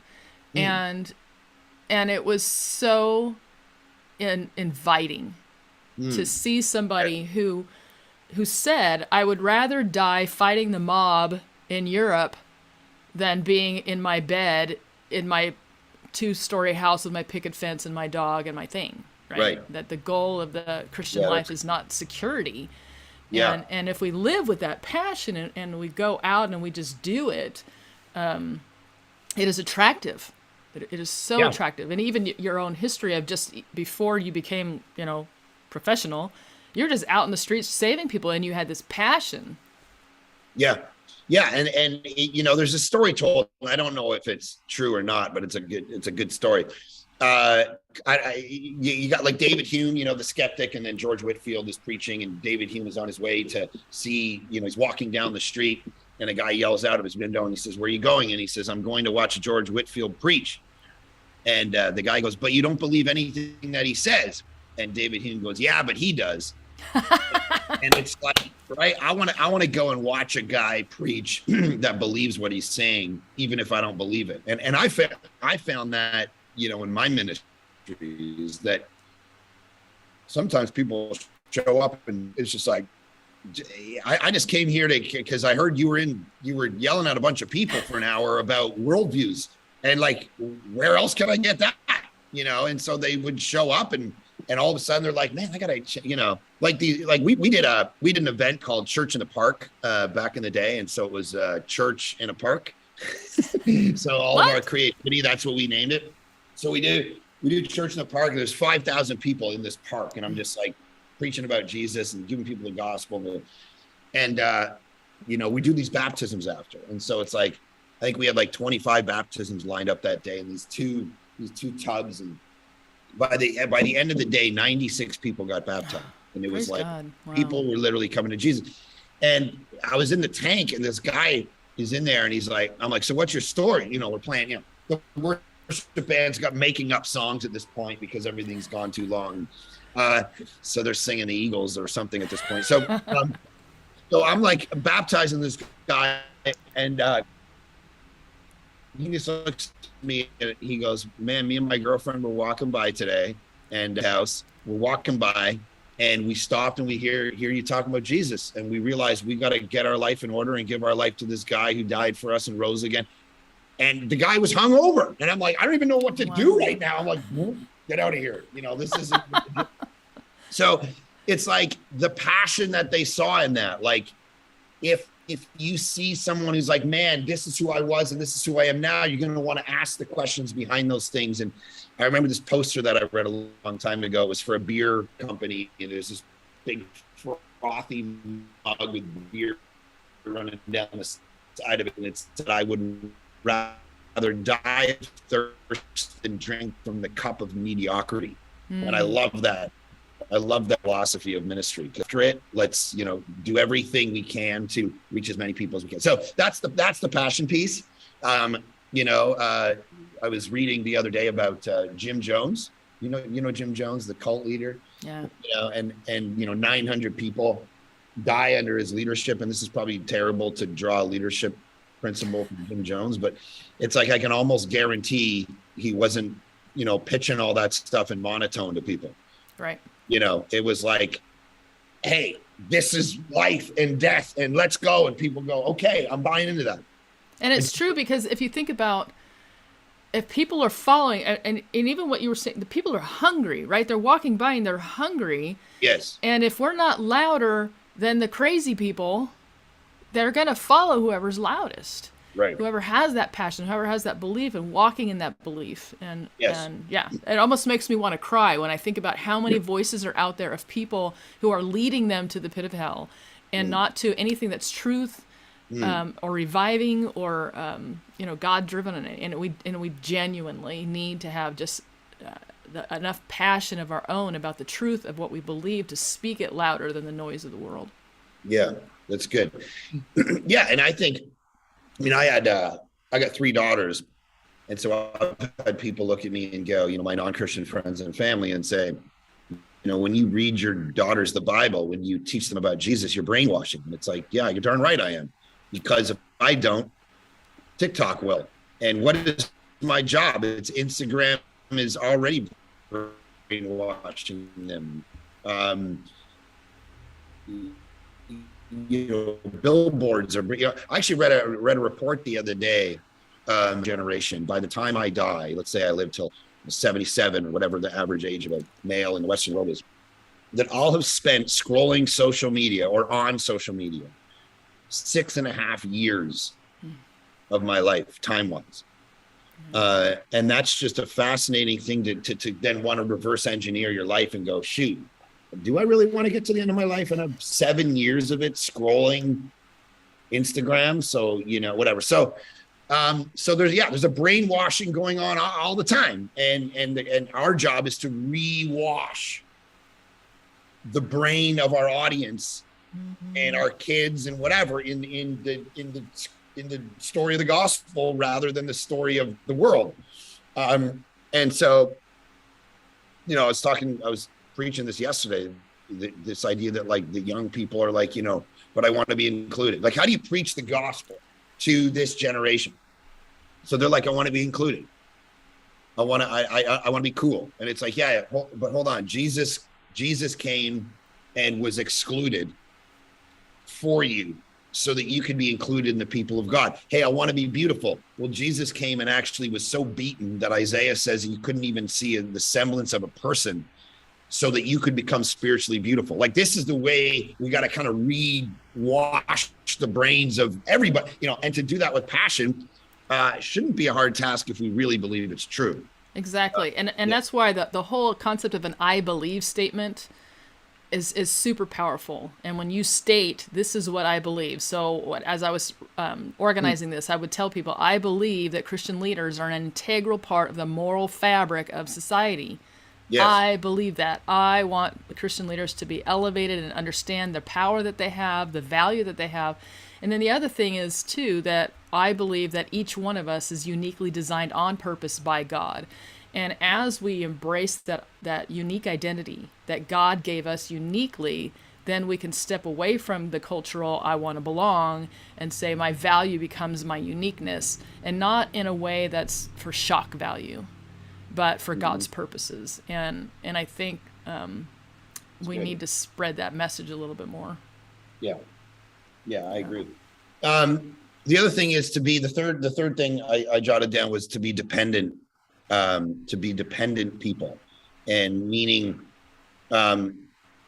people who lead from their own strength without like, I need the power of the Holy Spirit to show up in my life to transform people. I don't think they're going to be as effective. I mean, they could probably get through, but they're not going to be as effective. And so I've just seen this over and over in my life where if God didn't show, if God didn't show up, the power would, it's Romans 1, right? The gospel is the power, the dynamis of God unto salvation. And how many times did I see, it's like, there's no way this should be effective. I remember a particular weekend, I was not wanting to preach. I was just not in the mood. I was tired. I had life going on, you know how it is. So I was like backstage and I'm like, I'm not, this sucks. I just don't feel like doing this. So I walked out and gave some awful, just half-hearted Jonah to Nineveh, I don't even want you guys to get saved kind of sermon. Like, God hates you, figure it out. I got to go, one of those. And we're sitting like in our administration meeting on a Tuesday, and our admin's like, hey man, we gotta train our ushers to lead people to Christ. And I'm like, why? And they're like, well, because I don't know what you said Sunday, but it was incredible. And people were just walking up to ushers and just going, can you lead me to Christ? And the ushers are like, bucket, right? They've never been trained. They've never been trained to lead anyone to Jesus. I had somebody in a service one time during communion. This family walked up to me with all the elements, and I'm standing in the back just kind of, checking on people. And they walk up and they say, we've never done this before. Can you explain it to me? And I'm like, wow, yeah. Love it. And you smacked it out of your hand and you said, this is for Christians. Go away. So anyway, these moments are like only when the Spirit of God shows up, it's all you can do to just keep up with what he's doing. That's the point. And so it's becoming dependent men and women who go, man, I don't want to even do this if you're not in it. And I want you to be in it. And I want your power to come and, bless what we're doing 30, 60, and 100-fold. I was reading one of the Billy Graham leadership books years ago, or somebody wrote it about leadership and Billy Graham. And talked about this story where like he was the young evangelist and he wasn't good. And he would go around to all these churches and he'd do these like revival meetings or whatever, crusades, and people wouldn't come to Jesus. No one would come to the front. And so he was with this other guy who was a really great evangelist. And he was like, I really want to be great. Like, I want to have the anointing that you have. Like, I want the Spirit to like descend on me and anoint me for the rest of my life so that when I speak, people come to Christ. And this guy's like, well, I'll dedicate 3 days to going off in some cabin with you and praying that God would give you this anointing, whatever. So he's like, okay. So they would do they go away for the day, and then they come and they do the evening meeting at the church, and then they go away for the day and they, do the evening meeting. And every time he preached, it was like 3 people would kind of raise their hand and, whatever. And so, he's like, my gosh, this isn't working. And so they're sitting in this cabin on like day 3. And all of a sudden, Billy Graham starts like laughing, and not like a weird, like holy roller kind of, but laughing because he felt the Spirit anoint him. And he looked at the guy and he said, I have it. And he went that night and he preached. And halfway through the sermon, half the church was at the front giving their life to Jesus. And the guy who had been in the cabin with him went home that night. He looked at his family around the dinner table and he said, the world will know the name of Billy Graham, what I saw. Wow. And from that day on, he had it. Now, what is that? That is dependency that, hey, God, this isn't going to be about me and my cool talk and my great brand and my cool logo and my great little, it's like, I need the Holy Spirit to bless this thing and empower this thing. And then that's going to be where the power is. And it's true about your life too, like becoming dependent men and women that go, I got to do something that if God doesn't show up, I don't want to do it. So a couple other things on this. So the fourth one is to not have your identity be in being a leader, primarily, but a follower of Jesus. And what I mean by that is if your main identity is being a leader, and rather than like, I'm in Christ first, then every time people criticize you, it's going to like take life from you. And we have to be able to take criticism, obviously, as a leader. And if your whole identity is like, people like me, you're doing ministry out of some daddy wound, which might be there, that's fine. It's like, but just make sure your identity is in, the Father declares down on Jesus at the beginning of his ministry, you are my beloved son in whom I am well pleased. That's your identity, whether you totally hack ministry or not. And people are going to criticize, you're going to make mistakes. I've made a million of them. People used to criticize Village for all kinds of things. It was like, he doesn't baptize people properly. He doesn't, because we'd go out in the Pacific Ocean, and it'd be, I didn't have the luxury of sitting in some, heated, bubbly system inside the church where I could baptize people. So I had to take them out in the Pacific Ocean in February.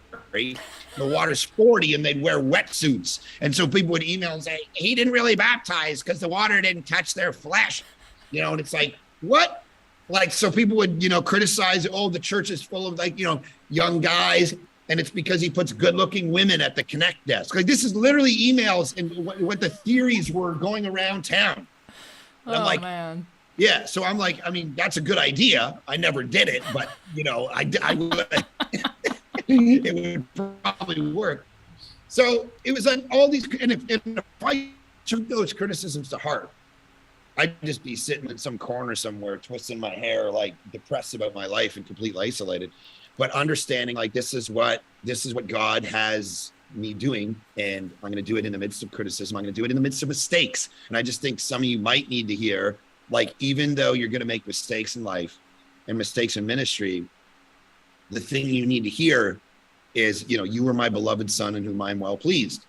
And it's not based, if we believe the gospel, on your performance. It's based on his performance for you versus your performance for him. And that's just true about ministry too. Exactly. So, exactly. And so there's, before we run out of time, because I could listen to you for like hours, just because I like deep thinkers. Sure, yeah. Thank you. Can you address what it's like to follow hard after God, even though you have a disorder? So even in light of what you just said, there's going to be tons of criticism. And how do you press through, even though? Yeah. You mean like my Tourette stuff, or you? Oh, yeah. Yeah, it's funny. Like growing up, I had people. I think God guarded me somewhat, but I guess the best way to explain that is like. When you see God show up and do things in your life, like how many times have I prayed 1 Corinthians, take this thorn out of my flesh. I'm up on a screen, I'm 20 feet tall, I'm tweaking my face around doing dumb ticks. Like, don't you know, Lord, that people in Vancouver would be far more quickly reached if I wasn't tweaking my face around and looking dumb on a screen. And every time I prayed that prayer, he's gone, no, I like it. I like that little dumb face that you do, because then when 96 people get baptized, you look small and I look big, because we know it's not because of you.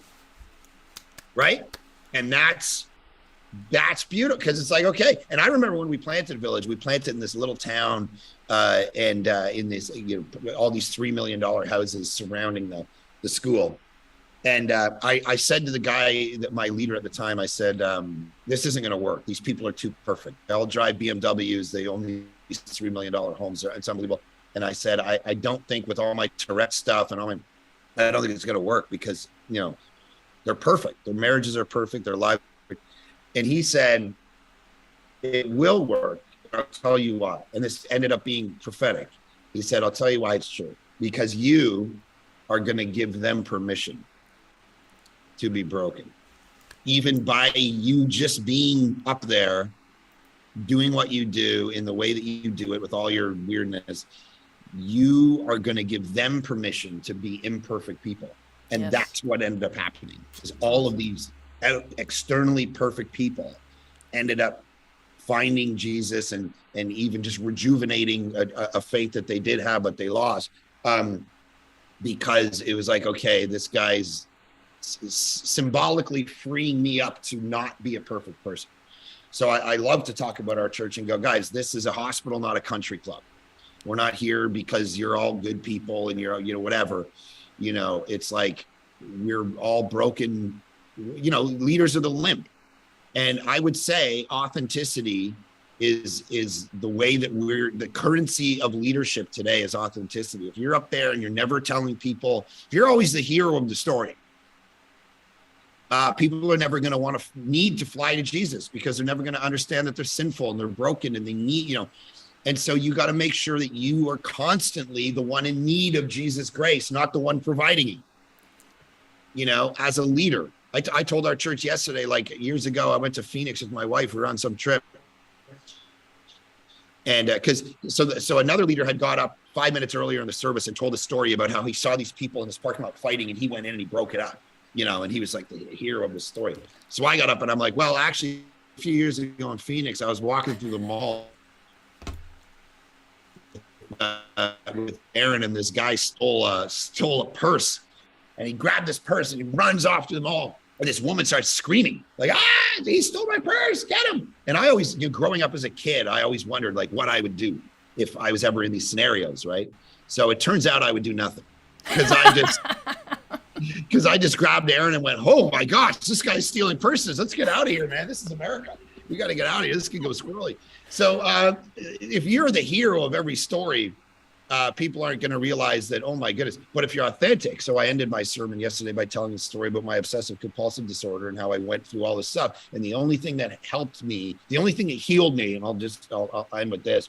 What I would do is I would constantly think, like if someone said the word cancer, I'd have to like knock on a certain thing a certain amount of times. Or if I was going to an airport airplane and I hit a post and I didn't hit it 3 times, and I have to go back and hit it again because then the airplane was going to go down. And I lived like this for so many years. People would say something to me and I'd like repeat back to them. And if they didn't say the right phrase, I'd have to like go at them from a different angle. Like all of this stuff was constantly how I thought, because and finally a guy sat me down and he said, "I know why you do this." And I said, "Why?" It's because you're trying to control the universe. You're trying to control your world. You're trying to control what happens. But the problem is God is meticulously sovereign. And he took me through Ephesians 1. He took me through the Sermon on the Mount, where a bird doesn't even die if the Father. And it was washing a theology over my mind and changed my behavior. And instantly, once I understood the sovereignty of God, it was over. I never did it again. And so I think getting that big picture of God and who he is and who he's made us, we're beloved, even in the midst of our mistakes, all of that as leaders is pretty foundational to what we're doing. So. Yeah, I absolutely love that idea of God being meticulously sovereign, and that there aren't things that seem to fly under his radar or that he's not aware of. But yeah, I like that. I like that word, meticulous. And I think that, again, your authenticity of your journey, where you came from, that you didn't have to come from, being raised in the church and having parents who were all there, and you didn't have to have a goal early on of being a pastor and going to school specifically for that. Right. That you can allow God to meet you where you're at, and just say yes, and continue to say yes, and be intrigued by him. And you'll allow yourself to be open about your own personal journey, but also the continuation of that journey, which can be hard for a lot of leaders to say, I'm struggling with my relationship with God today because of this particular whatever, and be open about that. Yeah, it's good. Awesome. So if there was one thing that you want the pastors of small churches to know or remember, what would you like to end with? Oh man. Well, I hope what's come through is obviously the power is the gospel. That's the secret sauce. It's not some 6 points to a better this or whatever. It's like, actually trust the gospel. I remember everyone told me like the only way to grow your church is like doing these 6-week topical series on this and that, whatever. And I just would do 3 years through Matthew and just preach verse by verse for an hour. And literally, I know it works because the church grew to, probably 900 people were baptized when I was preaching through Matthew. Whole families were changed. Babies became teenagers. And I'm still in Matthew. It's like trusting that the scriptures actually have power, that the gospel's still the thing, and then being passionate, hopeful, authentic, character driven, and hopeful is important. Maybe, just being people who in the midst, like you said earlier, of a world of fanatics or crazy or whatever, it's like being hopeful people versus negative people. Like Martin Luther King Jr. talked about it. I read this tweet once. He says someone said Martin Luther King Jr. gave up and he gave an "I have a dream" speech, not "I have a plan" speech. Stop boring people with your plans and inspire them with your dreams. And I always remember that. Like, yeah, we can be, pragmatic people, and we lose, the heart, we lose the soul. So make sure that you're soulish people, and hopeful and giving a vision for a preferred future way that's like, okay, this is rooted in what Jesus did and where we're going and all of that. And maybe super pragmatically, make sure you're working hard enough. I had 8 preachers from all over the U.S. come to my house for a full day just talking and preaching. And one of the things I looked at them and said is I went through my preaching process and what I've done for 20 years, the obsession, the fact that I say goodbye to my family at 5 p.m. every single Saturday, and I preach this thing out loud till midnight and then get back up at 5 a.m. and do it all over again until the moment I'm on stage. And I'm constantly memorizing, constantly tweaking, working through every story, every illustration, every joke, every turn of phrase, every exegetical thing. And I looked at them, I said, some of you are good and you'll never be great only because you're too lazy to actually work hard enough on this. It's not even about, yes, some of you are going to have different skill sets and different spiritual gifting and different levels of anointing, of course. Some of you are just going to hit a lid because you're not willing to make the sacrifice. I did this for 20 years, every single Saturday. Goodbye, family, goodbye, family, goodbye. They know it. I'm not even in their life after 5 p.m. That's the discipline. And it goes back to that whole idea of passion. Yeah, 100%. If this is an urgency, if people are going to come tomorrow that need to hear the greatest sermon ever been preached, then you got to work harder on it.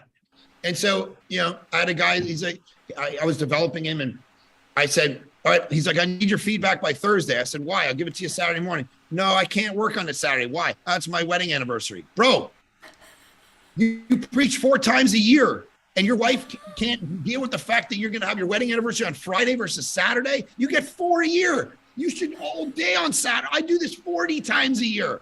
You don't have it. You're not willing to do the work, anyway. So there's a whole desire for, yes, passion, urgency. Thank you for yelling at everybody right as we get down the road. Anyway, just pragmatically, I've seen that in ministry where people sometimes get into ministry because they fumble into, I'll do a job interview with someone and I'll say, why are you wanting to be a pastor at our church? Like, we're trying to reach people for Jesus. We only have so much time. We're all going to be dead soon. What are we doing?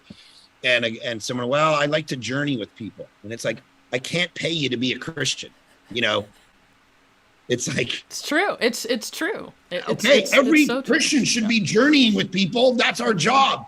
But what are you doing from a ministry level? Ministry is different than Christianity, And so what are we doing in regard to our ministry to help not just maybe 1 or 2 people, which of course is necessary. Of course we've got to do, but how do you scale it to, small church, 60, 100, 200, 500, 1,000? We got to be thinking about those strategies and working hard enough to do that. So absolutely. Well, thank you so much for coming in and joining us today. It's been a pleasure. Thank you for having me, Elaine. Really appreciate it. Keep up the passion. Okay. Thanks, guys.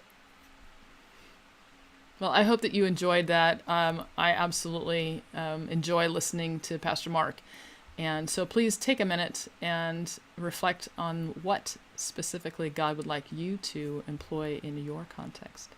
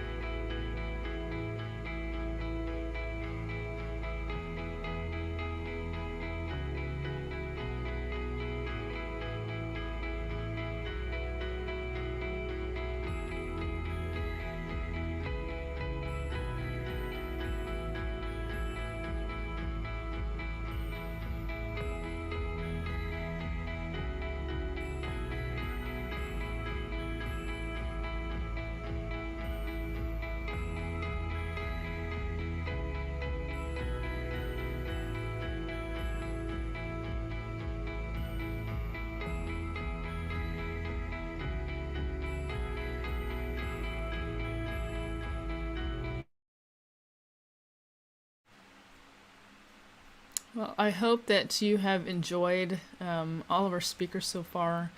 And I was watching, yes, that urgency and passion work hand in hand with obedience. Am I willing to look crazy to a world in order to do the will of God, to save one person from dying and going to hell? Such really great reflections. Authentic vulnerability gives people permission to be broken. Yes, love that. So I'm excited about introducing you to our next speaker, and I'm going to go ahead and let them join us in here.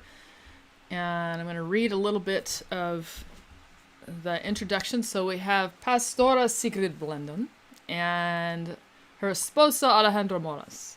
And I'm going to read her bio first, and then I'll let you guys chat. So her bio is long because she does a lot. Okay, so Sigrid Blandón is a native of Costa Rica, where she accepted Jesus as her savior during vacation Bible school at age 7. Anybody else get the VBS?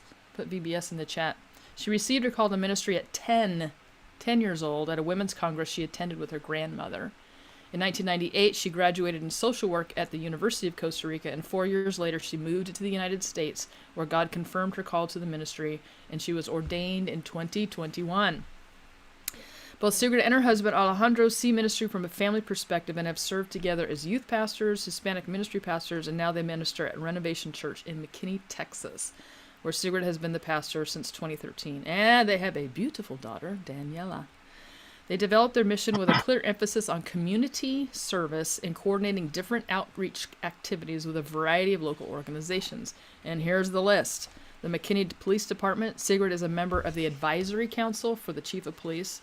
Unidos program, which is a police program focused on the Hispanic community. The Mexican Consulate, a headquarters for the consulate on wheels. The North Texas Food Bank, fresh produce distributed once a month. The McKinney Hunger Coalition, which is another food distribution program for the school district. Cottonwood Church, the community school supplies distribution program. And recently they opened Caminando Juntos, an adult education program. Sigrid was also part of coordinating a group of the Renovate Women's Congress in northern and western districts of Texas. That's a mouthful, yes. So welcome. I want to welcome both of you to joining us today. I want to let you know that, sadly, Pastora Sigrid is a little under the weather. And I don't know if, can you say hello, or is that? I will try to do my best. Okay. Thank you, Elaine. Thank you again for inviting us. Just a quick quote. I was ordained 2012.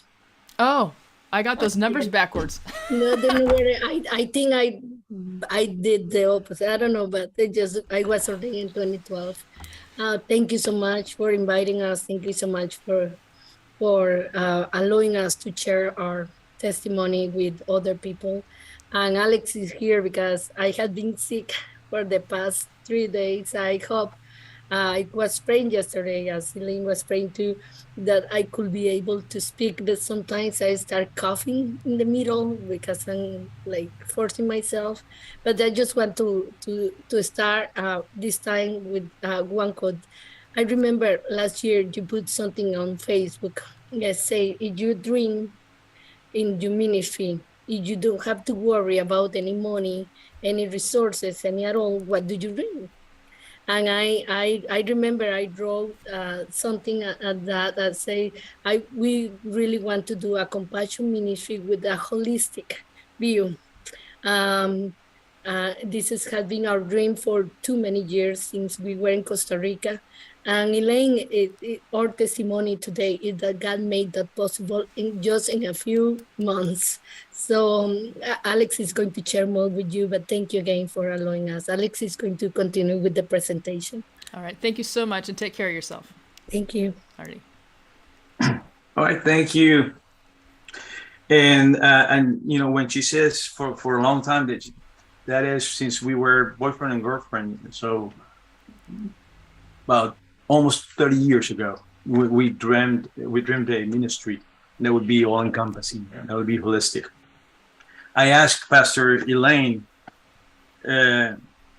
if there was an age restriction of sorts, right? One time that she visited us and preached, I said, "Well, will you ask Jesus that?" Right? She said, "Holy smokes!"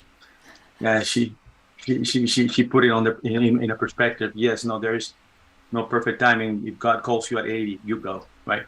So our church is a spiritual community, and it is driven by its mission to not only make disciples like Christ, but also be compassionate and as he was. So we are immersed in the community, and we serve that community. So with that in mind, let's see if okay, good. With that in mind, we're just going to share a bit of how these programs, these projects have become now programs. And so our church, we were called to ministry, and Sigrid was called to pastor this church about 10 years ago. And about a year or so later, a few years later, we had the opportunity to put a small pantry, like the one you see on the left side, where, we would put canned goods and non-perishables. I think you need to share your screen. You are not seeing this. I am not seeing this. That's why. It's probably helpful, right? So give me 1 second.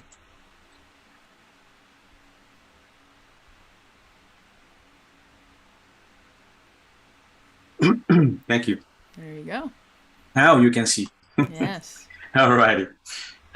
So what I was saying is that back then we started with a small pantry like the one you see here and on the left, and then one of the things that we did that we wanted to bring here is bring the community together, and so on Thanksgiving, every Thanksgiving since we've been there, we've had a lunch for the community on Thanksgiving Day between 11 and 1:30 or 2, and about 150 people come to this lunch, and they come and they go, and that allows us to build relationships and share the gospel with those that come and that oftentimes are in need.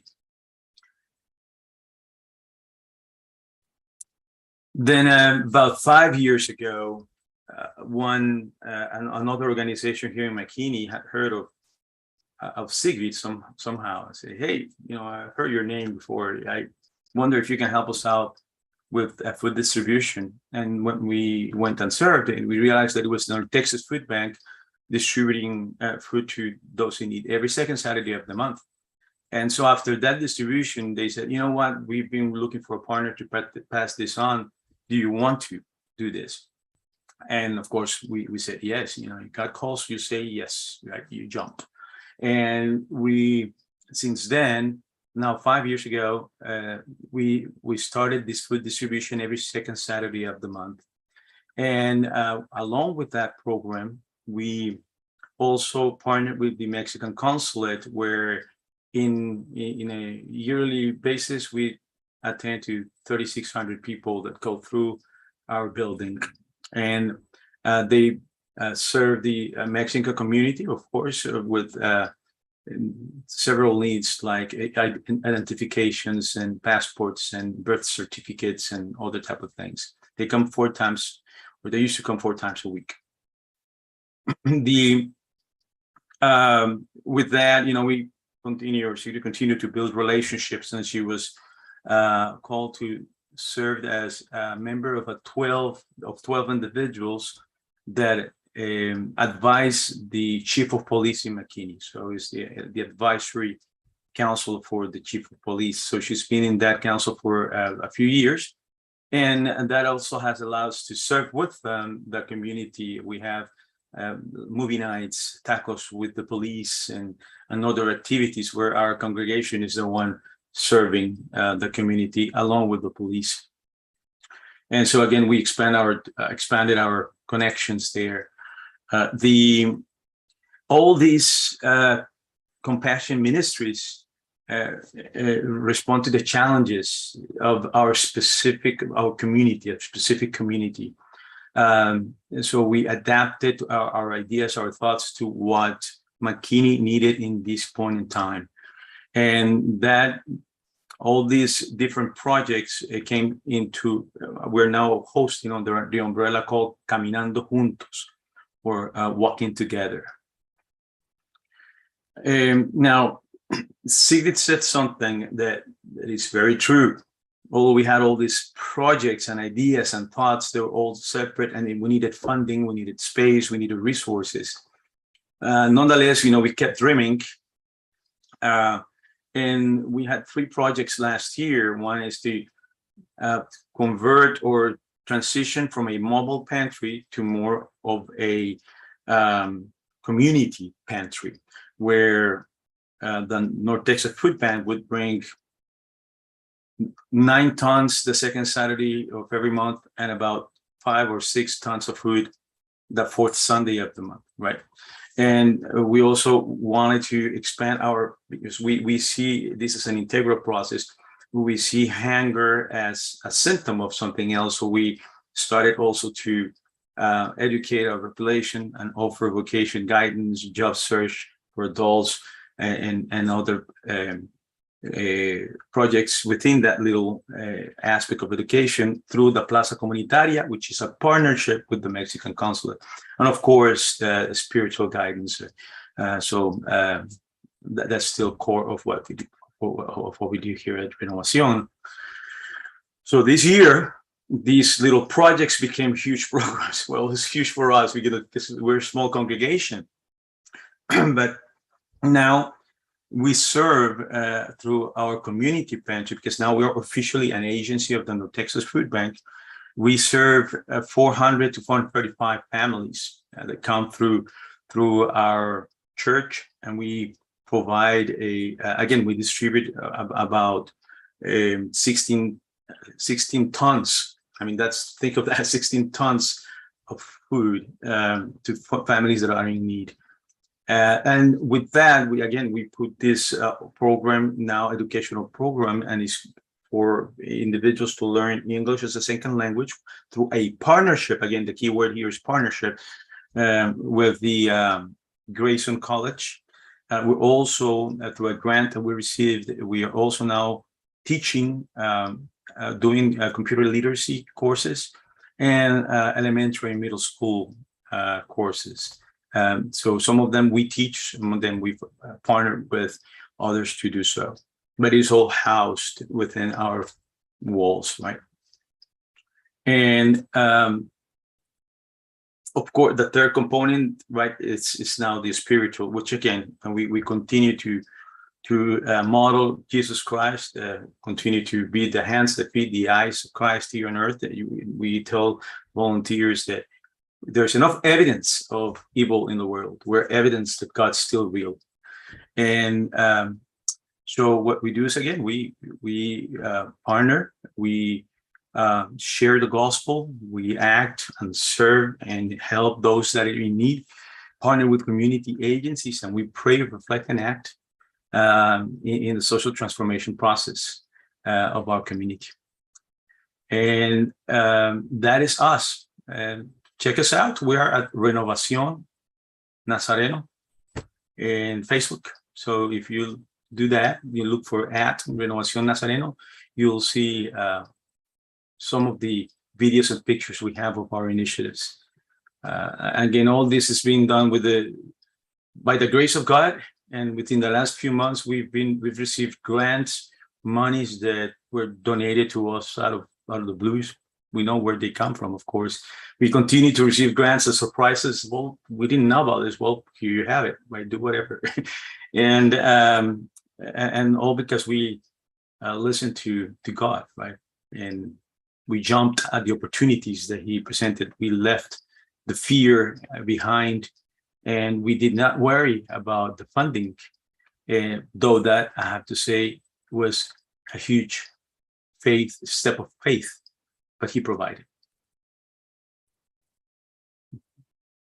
That's that. Sigrid, anything else you'd like to add? Yeah, so can you let everybody know how big your congregation is, just so they get an idea of really how all the things that you're doing? Oh, and somebody asked to see the last slide again, the slide prior to this. Yeah. Pastora. Oh, I forgot the last one. Yeah, never mind. Okay, but falta la otra. That one. There you go. Mhm. Yes. So yeah, you can answer that question. In regular basis, we for the past, because we have seen an increase in our attendance because the people are coming for the food and for the adult educational program. We have been seeing an increase in our attendance. We are like 40 in average now, but we like a year ago, like for this one, we were like 30. Right. Or less, 28, 25. Yeah. So over the past year, it's been increased by 15 people. If you think about, that's what almost, what is the percentage? Math is, yeah, but almost 100%, right? Almost double. Yes, yeah. We believe that small churches, if they believe in God and what He called us to do, He is going to do the rest. He is going to do the rest. And the people start coming because our testimony of His love and His grace and His forgiveness to them.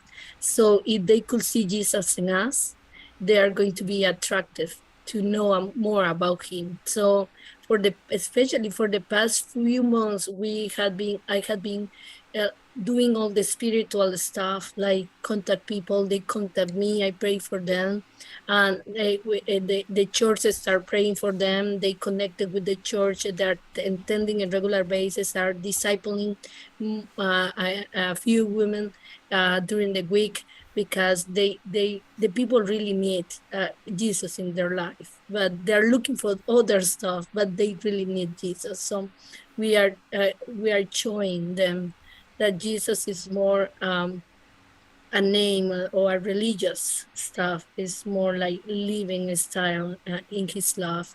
So we open our doors, but we are the church outside the church. So we don't spend like too many time in the church doing activities for the church. We spend most of our time serving the community.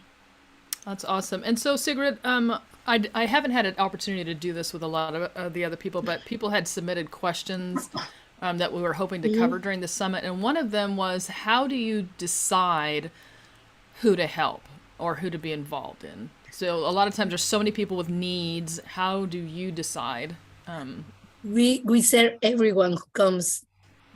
But I mean, how did you decide which, like, to do food or to do, how did you decide?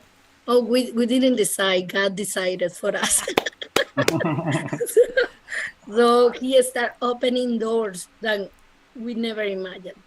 Like then our partnership with North Texas Food Bank. He's opened the door, because we applied before to be an agency for them, and we were denied. So it wasn't His time. So a few years after that, like 5 years after that, so He opened the door and we applied, and now we are an agency with the different programs with them. So I believe that decided, let me try to do the testimony.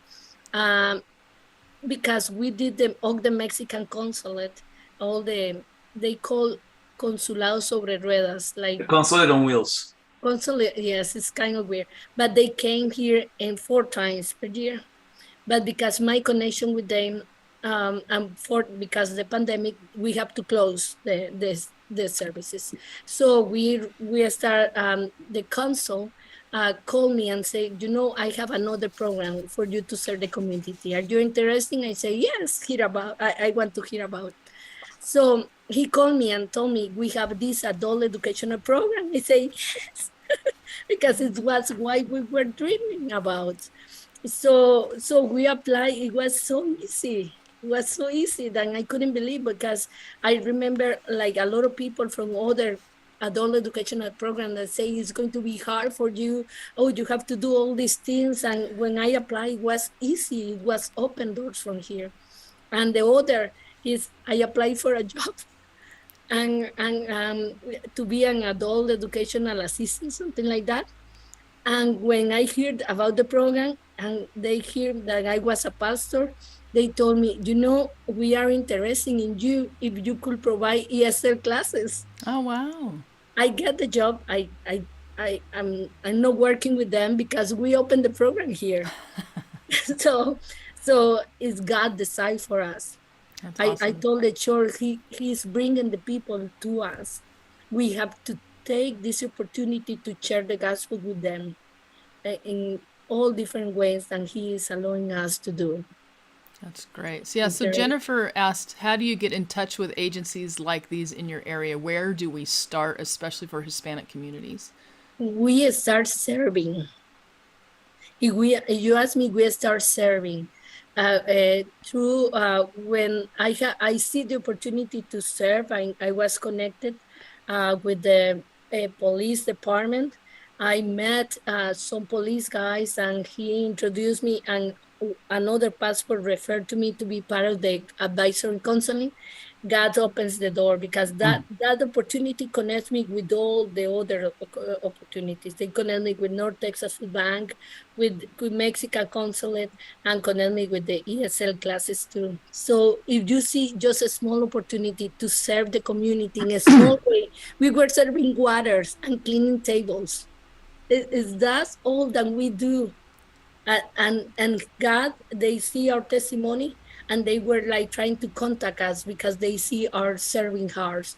Nice. So just serve, and he is going to open the doors. Yeah, and so Jennifer, I want you to let you know that that you can. I think they showed it on there that you can connect to Sigrid through Facebook, and also I'm going to. I think is this the thing that I'm sharing with them? What you're showing on the slideshow? Yes, yes. Okay, yes. so what I'm going to drop this in the chat right now. Okay. So you'll be able to. So those of you who are watching will be able to open up this same demonstration that she's just shared.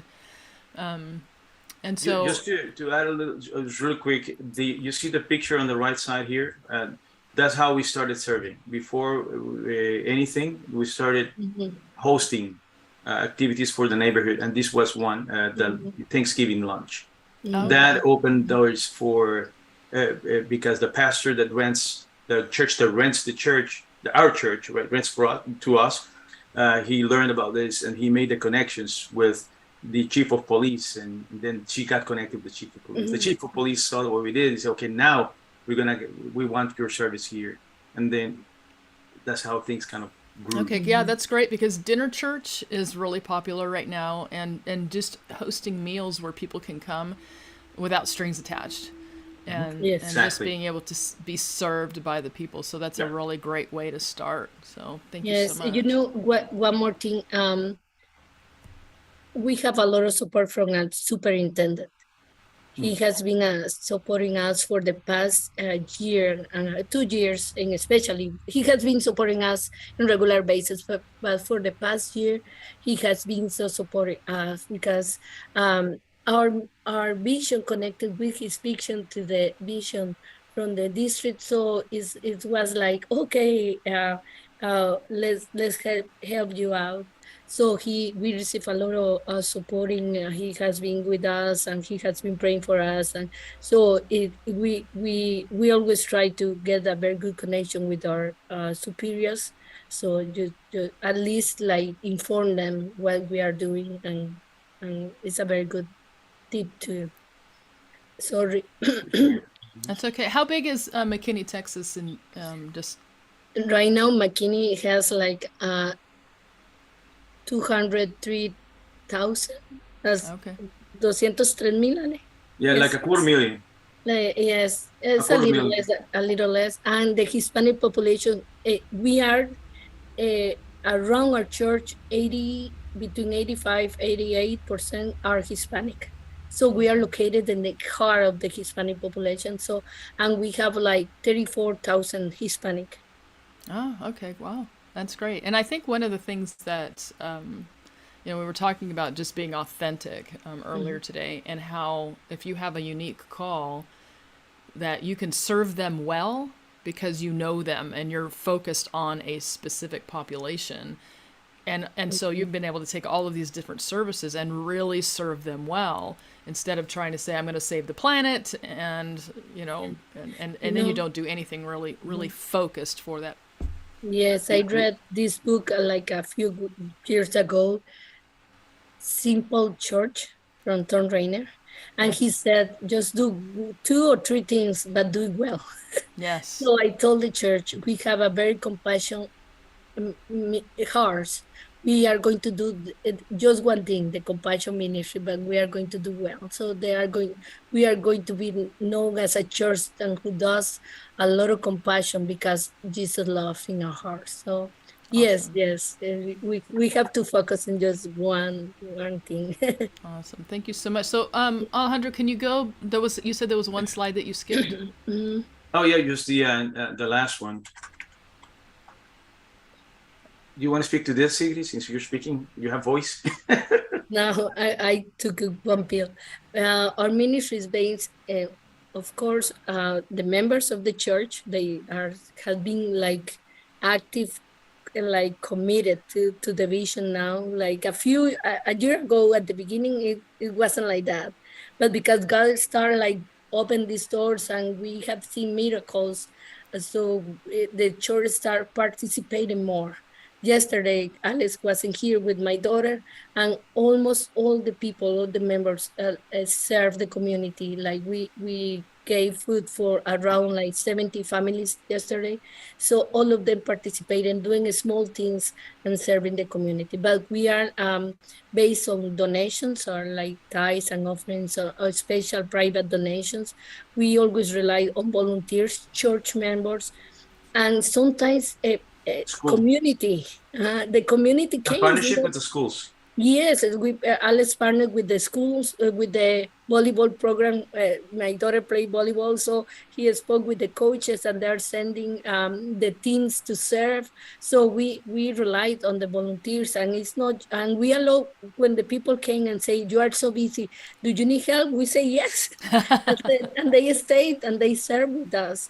And also in the partnership, we because we have a good relationship with all these organizations, they always are trying to refer us more programs or looking for more donations or more grants or more money or more services to say. Sometimes I have to say no because we have to do it like a small way. Alex? You know, one thing that I will say is that this process took perseverance and focus, right? Since we got there, we knew that we were called to serve the community. The church was not used to that. Changing that mindset took 10 years, but it didn't change. The temptation is to change. Oh, this is not working, let's do this. Oh, this is 2 years, it didn't work, let's go to this.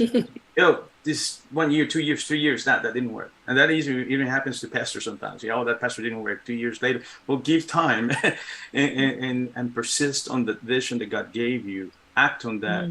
And then if you stay true, you will see the results later on. It was 5 years after we started with the Texas Food Bank that we finally have a church that is fully engaged in this side of the ministry. But at first it was Sigrid and right.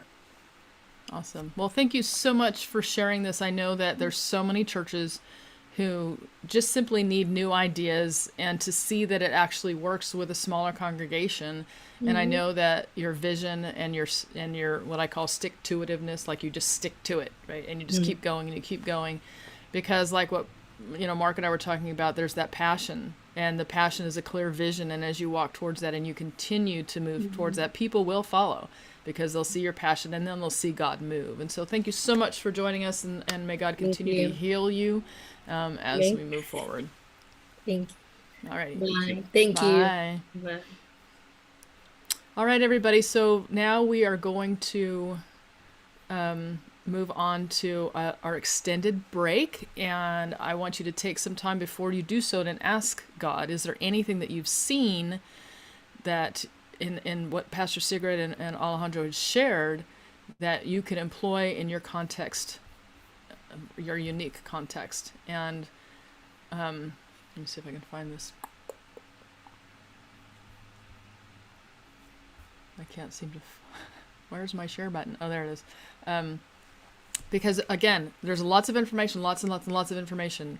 And to be able to stop and say, okay, God, show me specifically right now what I can move forward and employ to help his work be done in your specific context. And so this is going to be our extended break. We'll be back in about a half an hour.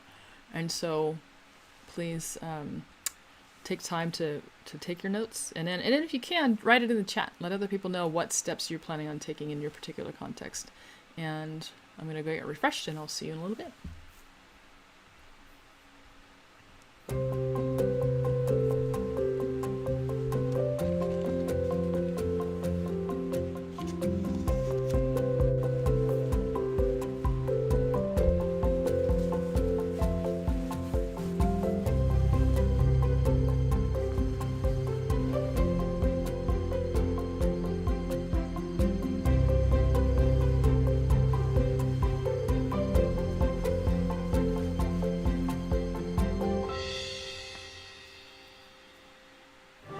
Imagine a day when you're freed from all self-doubt. I mean, all self-doubt.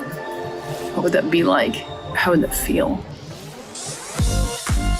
A lot of the leaders that I work with will have a hard time describing that. They feel like they'd have energy, they'd be able to focus more.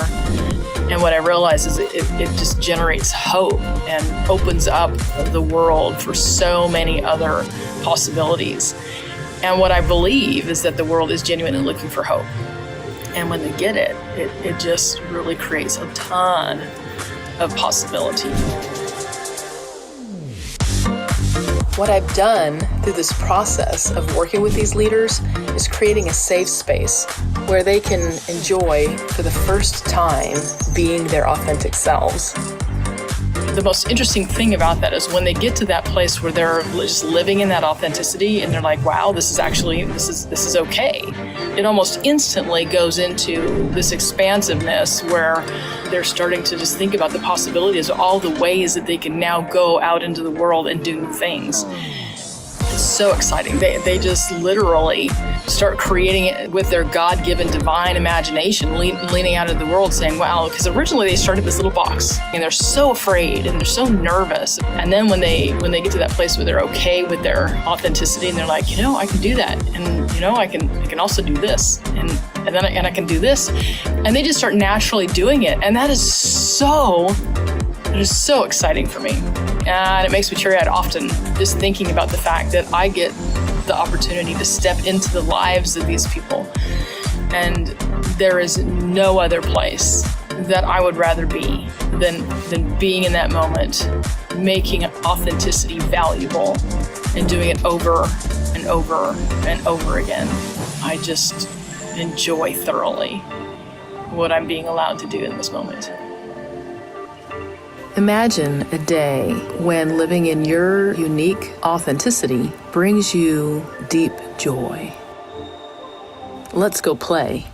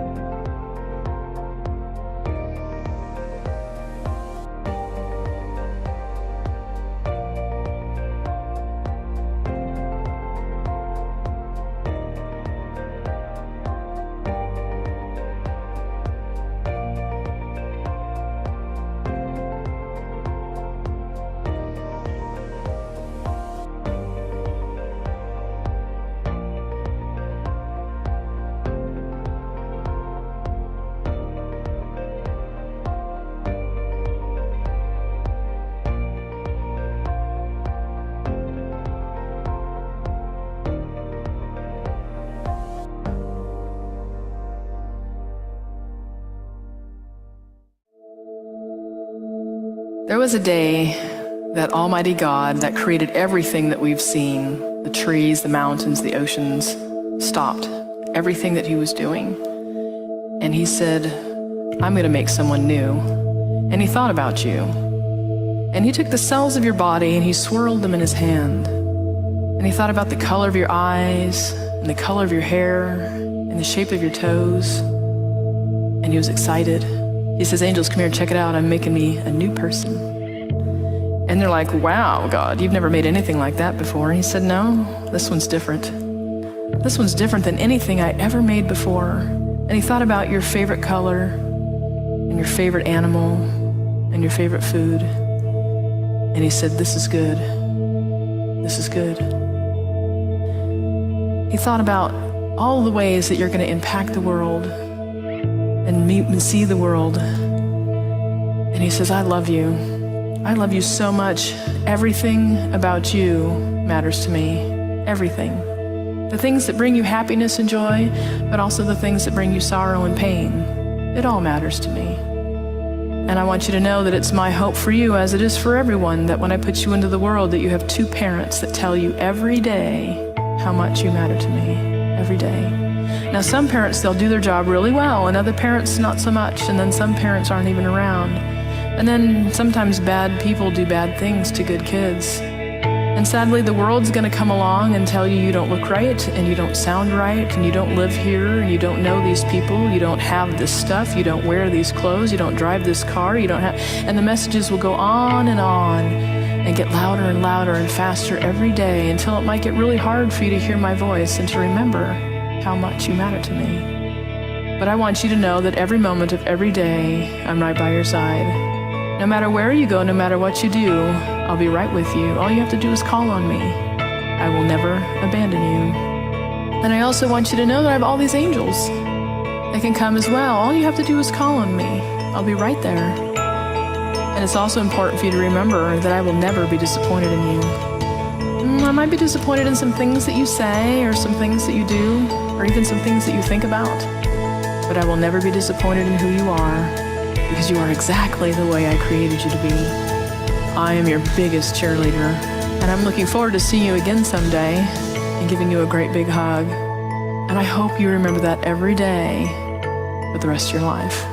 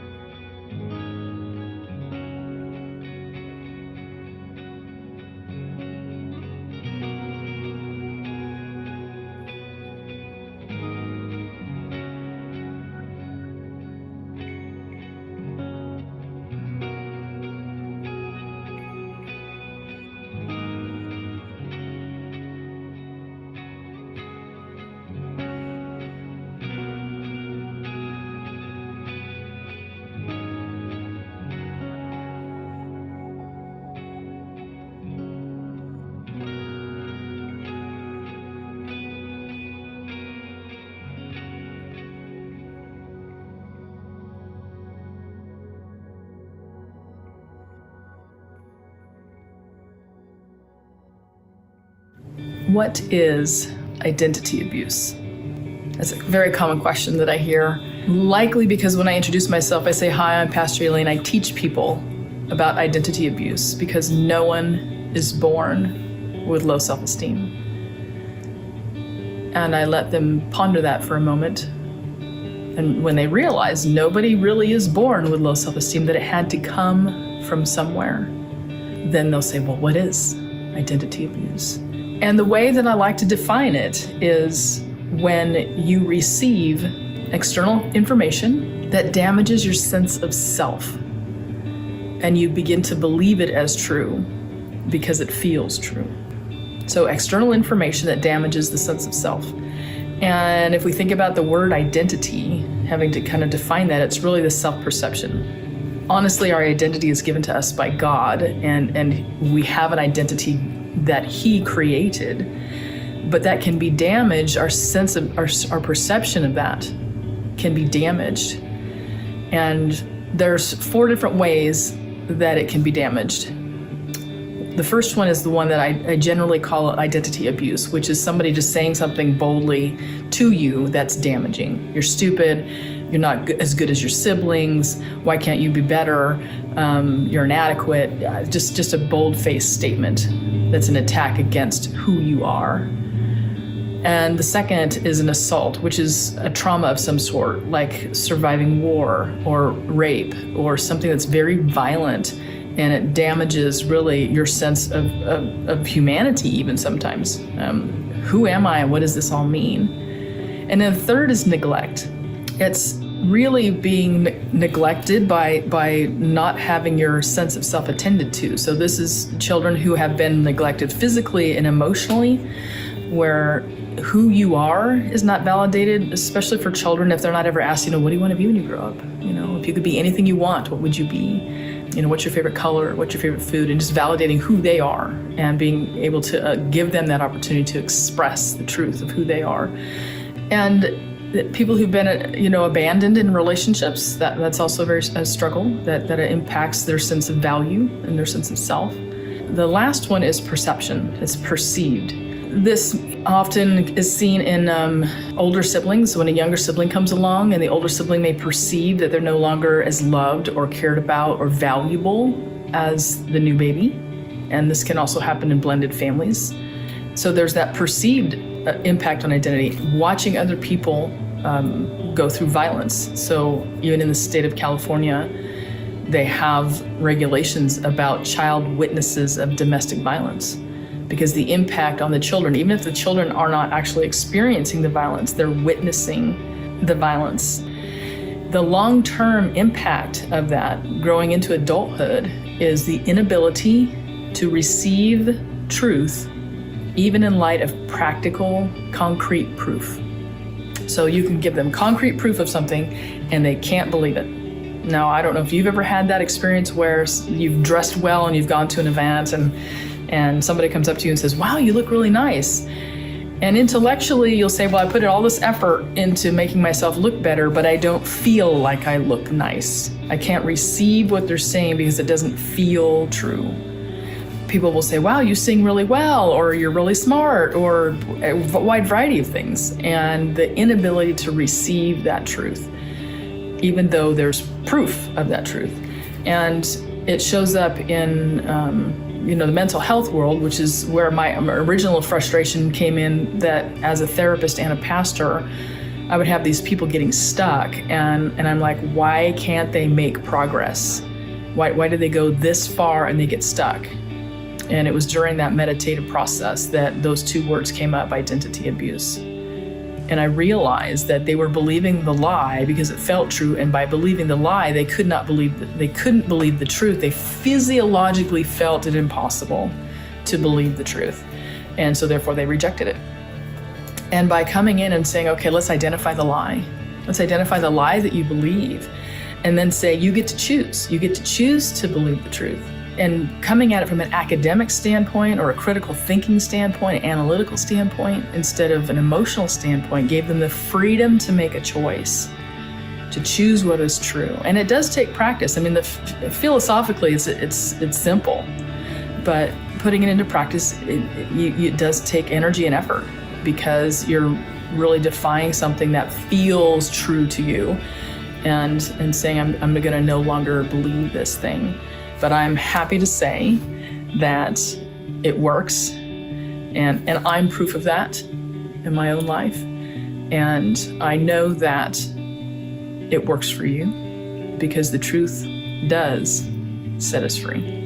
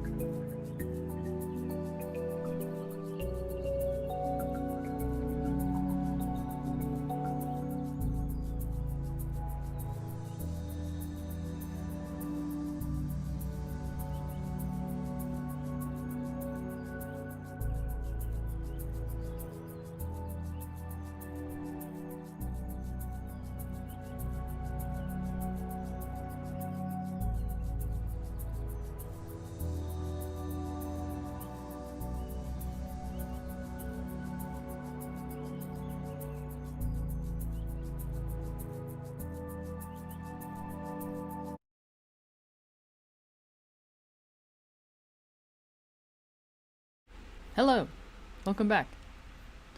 I hope that you enjoyed that time of reflection as well as getting some refreshment and got some more note-taking sheets. I just really I enjoy listening to these speakers. Now, not all of them have I personally met before. Some of them I have, and so every time I hear them, I'm hearing new information, and my context has changed a little bit every time I hear them as well. And so I hope that you've found some things that you can bring to your context. And I've been watching the chat and commenting on some of them, yes, and so I'm glad that it's been helpful for you. Now, this next segment, I'm going to introduce to you our next speaker, and that's me. So I'm going to, here are the questions that I want to cover in this segment. These are the things that came up in that poll that I did. How does a church function and grow without congregation members helping with the work of the church? Or how does a church grow when a pastor has all the jobs, work, and responsibility? And then motivating the unmotivatable. And then making leaders who lead. And then how do you effectively get those in your congregation to invest in ministry? How do you get those in your congregation to invest in ministry? Now, I took all these questions from and tried to get the speakers for the different slots of the different stuff. And so these all kind of fell under this topic, which is going to be how to get people to do stuff. How to get people to do stuff. And I didn't really want to put that out there because somebody chastised me one time and said that it was manipulation. And what I want to teach you how to do is to understand the way people think, so that when you share your message, it's received at a deeper level. And that's not manipulation so much it is as helping people attend to what you're saying. And you can think of this in a variety of ways. You would not speak to kindergartners the same way that you would speak to adults, hopefully. Right? So there's different ways of communicating in order for those who are listening to you to attend more effectively. And I really, really hope that you understand that that's the premise behind all of the speaker training that I do. And and what I'm going to share with you is communicating to see action towards transformation. This is not just getting people to do stuff, but to see there's a transformation in need, and we're going to get people to take action towards that transformation. And it could be personal transformation, it could be transformation in your church. Yeah. So I do love to teach, and I wanted to put this in here because I was going to say this earlier today about the masterclass. This is everything that you hear me say on this is part of the masterclass. Some of this, at least one of the speakers, is in the masterclass, which is just all of this training. Only we do Zoom calls weekly where I get to help you personally. And I'll put that. Let me see if I can put that in the chat right now. Where do we find these questions? If you're referring to the questions that I submitted, what I did was I did polls in different groups of pastors, and just said, hey, if I was going to do a summit for small church pastors, what topics would you like to hear covered? And these were just the questions that they submitted. And really looking at the concepts, again, of getting people to understand what you want. And this is where we're going to head with this. I love to teach, and for years I was always wondering why people weren't as excited as me, about what I'm talking about. And I think that's common for a lot of us. And nobody would put into practice the things that I spoke about. But now I regularly see people inside the masterclass, I regularly see them putting stuff into action and doing stuff like Pastor Deb, who went live for the first time a couple weeks ago. Very excited about that. But it wasn't until I took an intensive speaker training program, right? Authentic, effective mentorship. And that's what I asked you guys to focus on. What is it that you're focusing on in here? What do you need information on? And go and seek that. I understood, again, how people learn and what motivates action.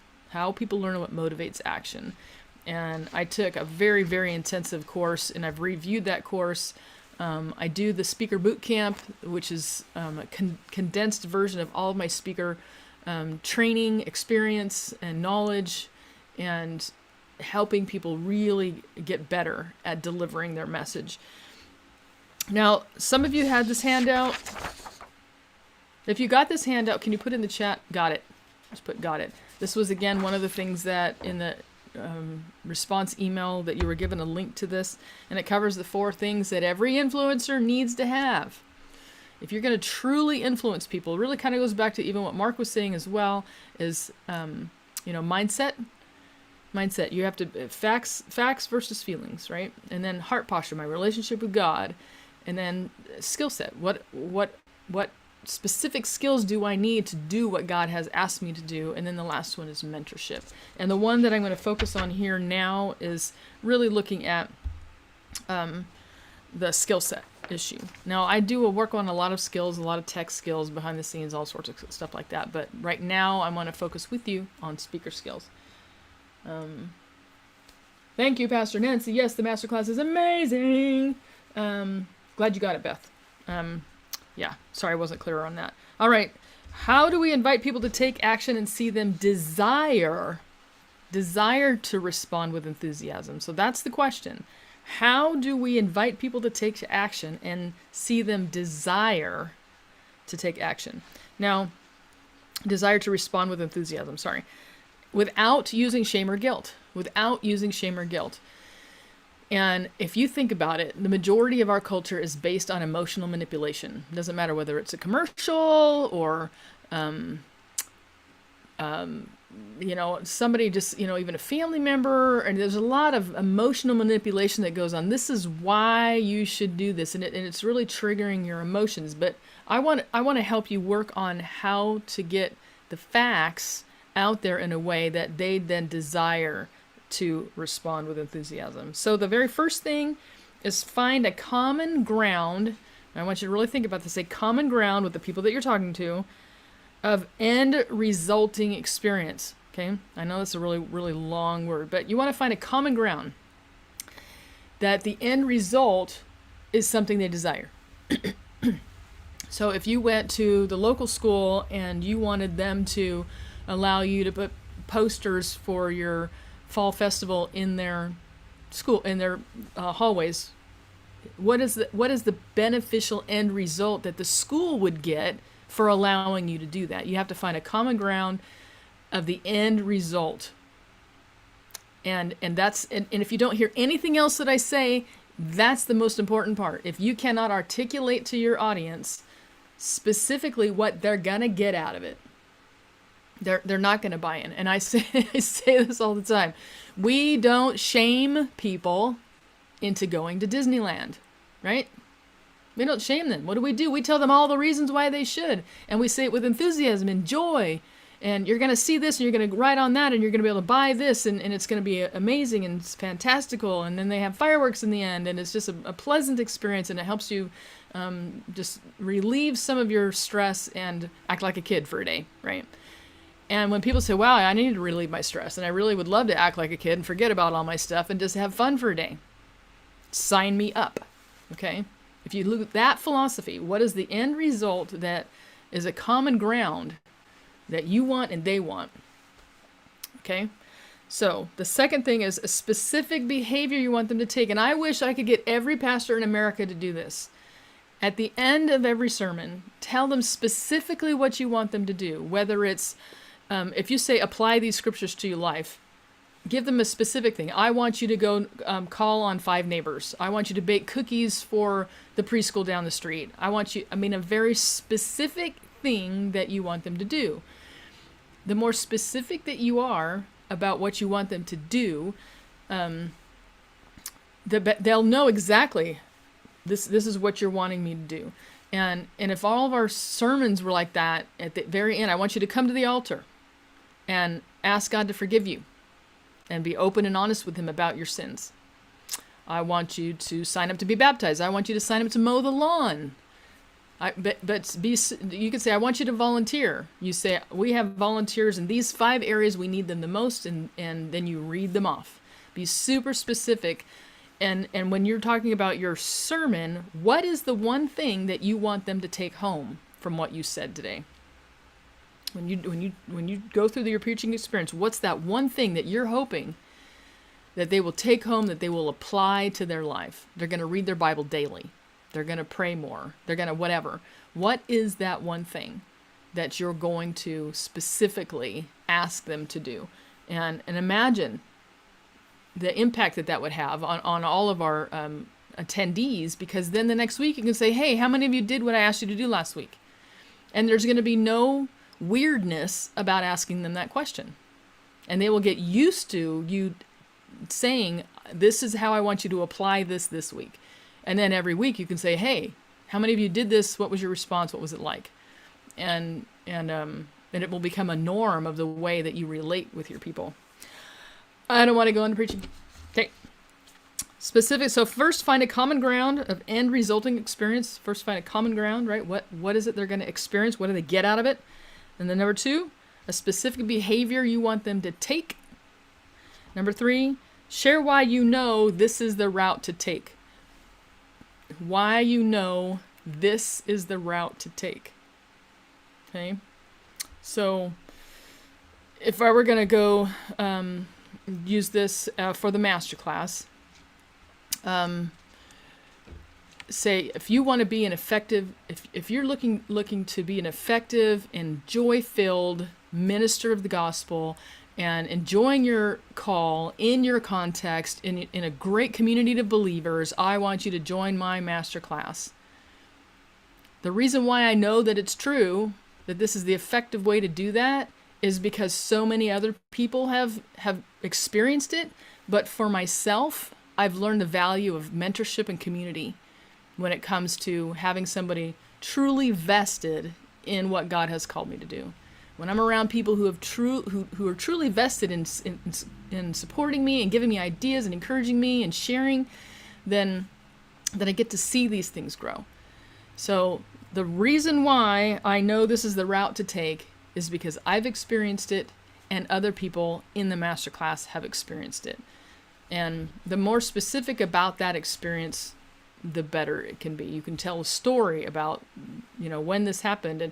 And I can tell you that going into the entrepreneurialism was a head spinner. Like I said earlier today, I didn't have anybody who could say, wow, you have this message that needs to get out. Let me help you. Here's a way to do it.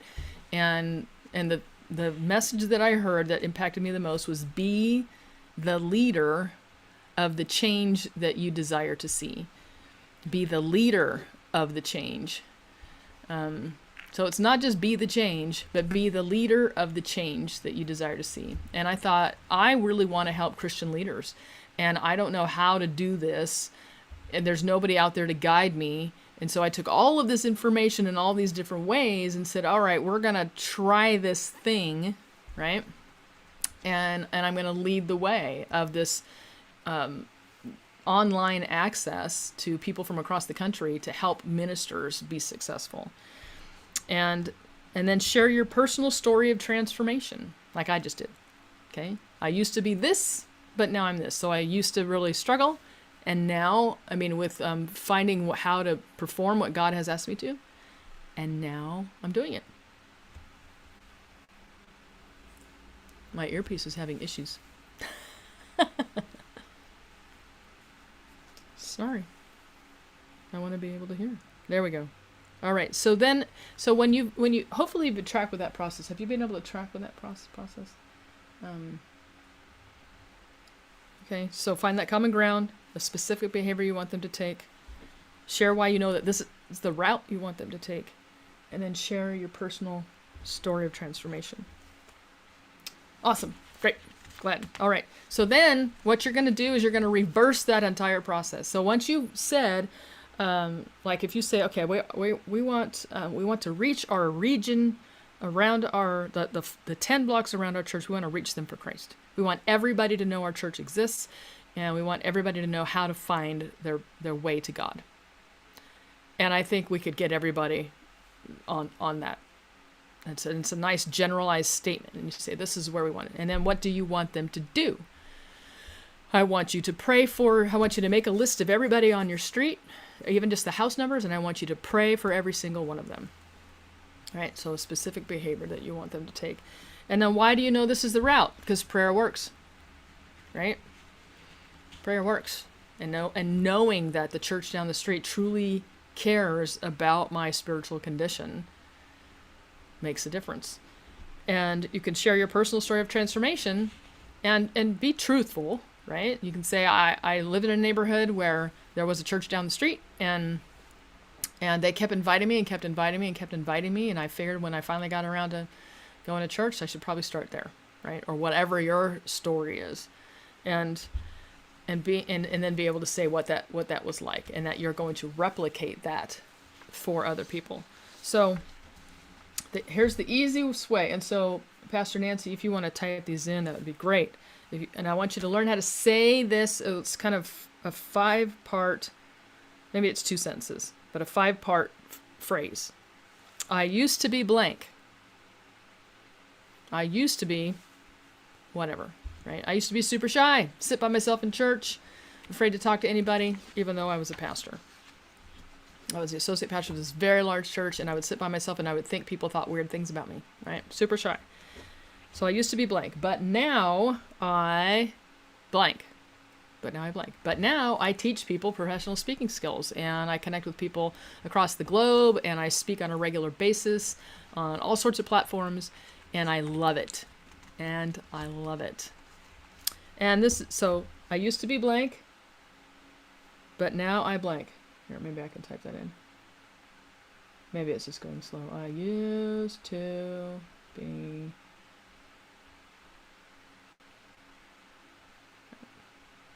But now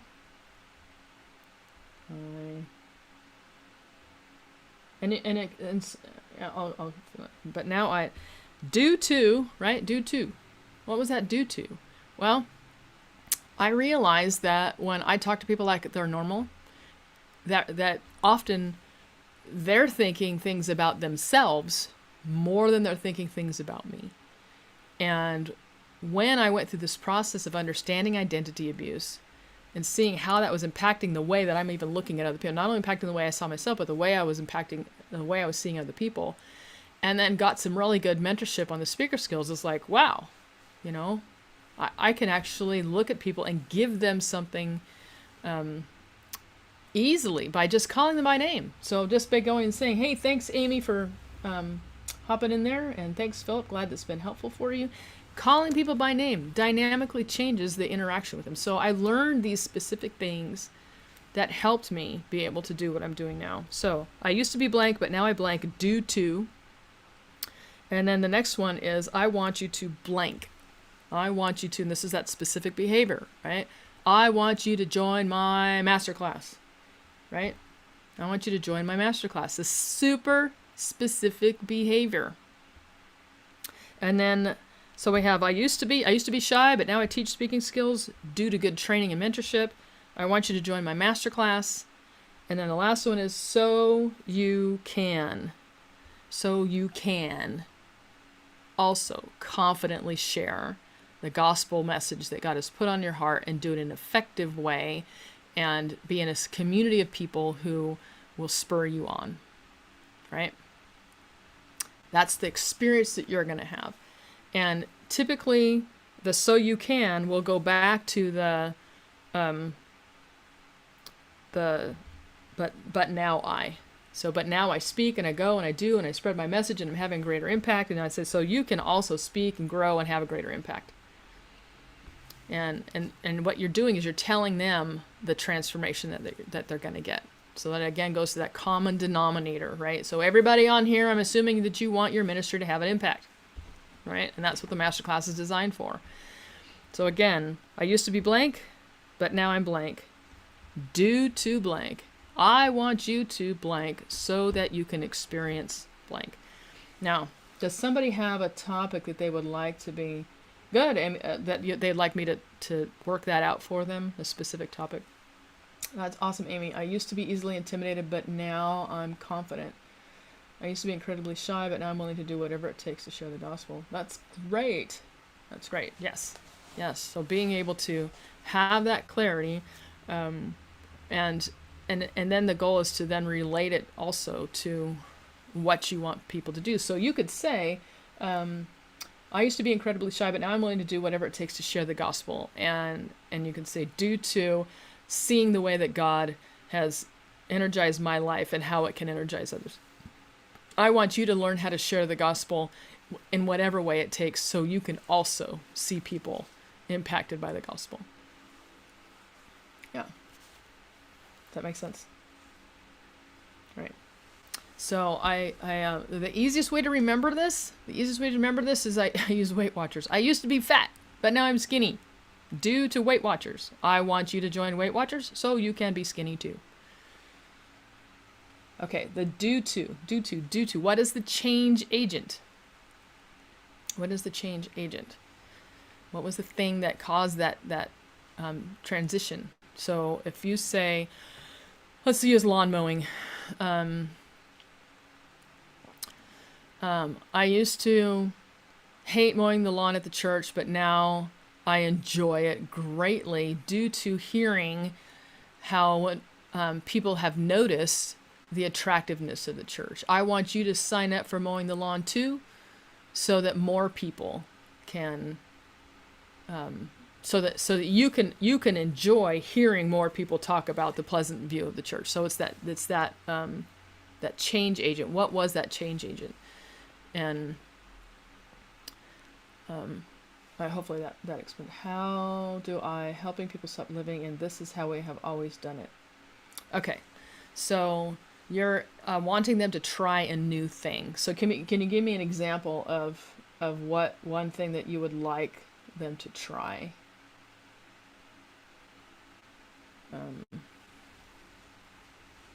Yeah. So it could be, I don't know, Ash Wednesday service. I don't know. Is there something specific that you're trying to change that I can help you with? They need to see the benefit of the change. They need to see what is in it for them. And I know that sounds, it sounds bad, but here's the reality. People do stuff to get stuff, right? Everybody does everything because they're getting stuff. Either they know that they're pleasing God, and that's all the volition that they need, that God has told them to do this, and so they go and do this, or they've seen it impact other people, and so they're willing to do it to see it. But everybody does stuff to get stuff. And okay. Thanks, Kathy. I used to be codependent, but now I'm a person who has time for me due to setting boundaries. Yes, I want you to, and you can say, stop taking phone calls after 9 p.m. so that you can enjoy having boundaries too, right? And have more time for yourself. So that's a really great example. All right, not being a country club. So that's a not phrase. We have to go into the positive phrase. Yes, good, Kathy. Yeah. So I'm going to say, Michelle, you want your church to be a place where hurting or seekers, or they might not even be seekers, where people are welcome, like anybody's welcome. We want to be a church where anybody's welcome. That would be a good common denominator, right? Where people feel welcomed. And that's something that you would want. And hopefully that would be something that your people would want. And really using that. Do you want this church to be a place where people feel welcomed? And if not, then maybe you need to have a change in leadership. I always tell people, if you're the pastor, you get all the free time to, share what Jesus would do in this particular venue. But to say, I used to be in a church where, and this is, you might not want to say this specifically to your people, but I used to be in a church where they did the same thing over and over again and the church was dying. But now I'm in a church where it's growing and thriving due to creating an atmosphere of welcoming.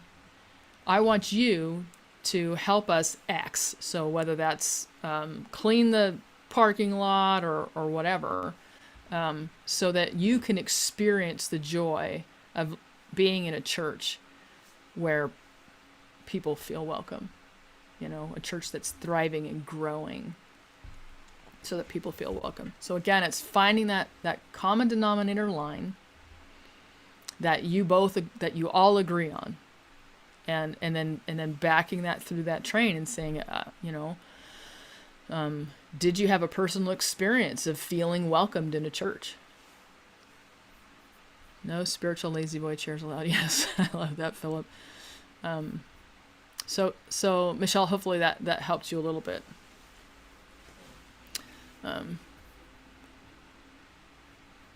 Yeah, and again, it's going back to that whole idea of passion. You know, do your people have passion? What do they have passion for? Why does your church exist? And we're going to talk about that later with Pastor Rob. You know, really looking at some transformational stuff, and understand that whole mission and vision statement. And are your people on board with that? And again, being able to articulate that for yourself.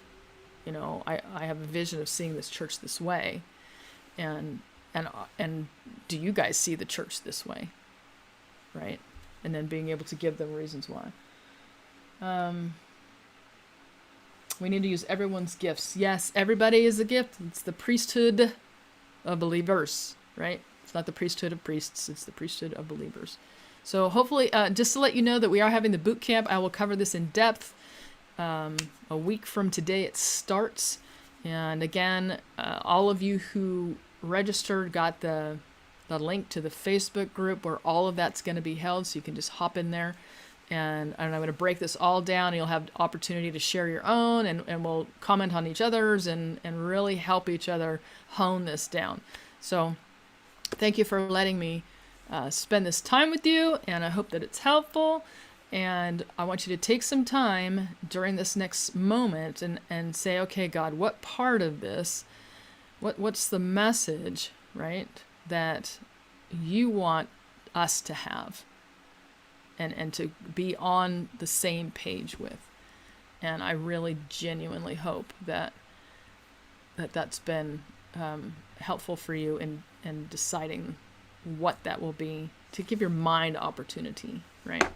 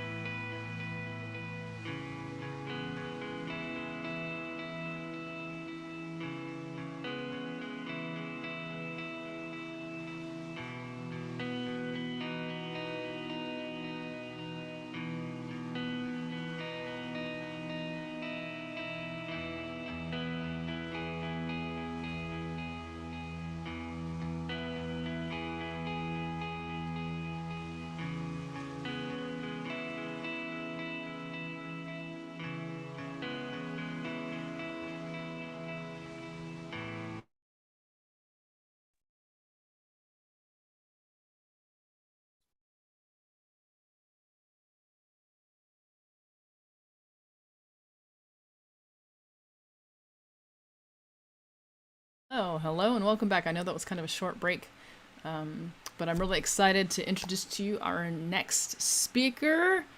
And please feel free to hop in when you're ready.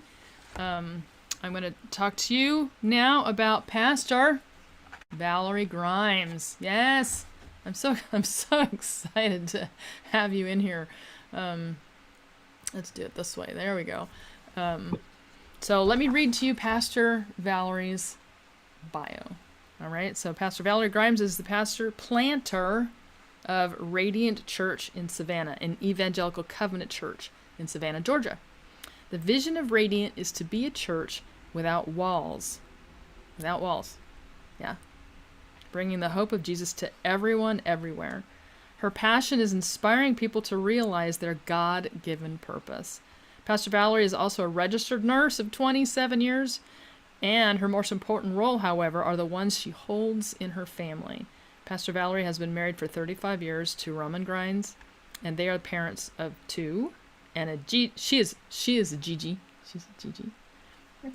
Of two of the most brilliant grandchildren ever born, right? We might have to have a competition on that, right? So Pastor Valarie's desire is to continue to influence others to become Christ followers and to lead radiant lives. Welcome to the summit. Hey, it is so good to be here. Am I showing up okay? You are. I don't know if this is what everybody's experiencing, but you're a little bit slow. Okay. Yeah. But that's okay. That's not a comment on your mental capacity. It's just a comment on your Wi-Fi connection. Yeah. Oh man, that I have it on. Well, we'll see. We're gonna keep going. Yeah, I can hear you fine. And so I just wanted to let you guys know that Pastor Valarie is going to talk to us today about authenticity in all areas of our life. It's not just authenticity when we're on stage. I have a bad story about that of somebody saying, "Oh, thought I was off the clock." Well, if you're living an authentic life, there is no off the clock. And what I love about Pastor Valarie is her passion. She's committed. She desires to see God move among people. And every time I watch you, it's always a joy because I can feel your heart in all that you do. So I have given you screen sharing possibilities, and you may take it away. Wow, it is so good to be here with you, Pastor Elaine, and with all of the other speakers. I am always impressed when I hear Pastor Sigrid that was on right before you, just hearing how they are impacting their community. No matter how many people are quote unquote on the roll, but they are making such an impact. So it is so good to be here with you today. I hope my video finally will catch up with my speaking, but authenticity is something that is just paramount when you're doing the work of God. And so today I just wanted to kind of talk a little bit about that, and I'm going to bring up share the screen with you guys here. Let's see. And I thought I had it up, but here we go. Just a quick little video to get started. We are Radiant. We are a church without walls, bringing the hope of Jesus to everyone, everywhere. Situated in the beautiful Savannah, Georgia, we have vibrant worship experiences where all are welcomed and all are invited to experience the love of Jesus.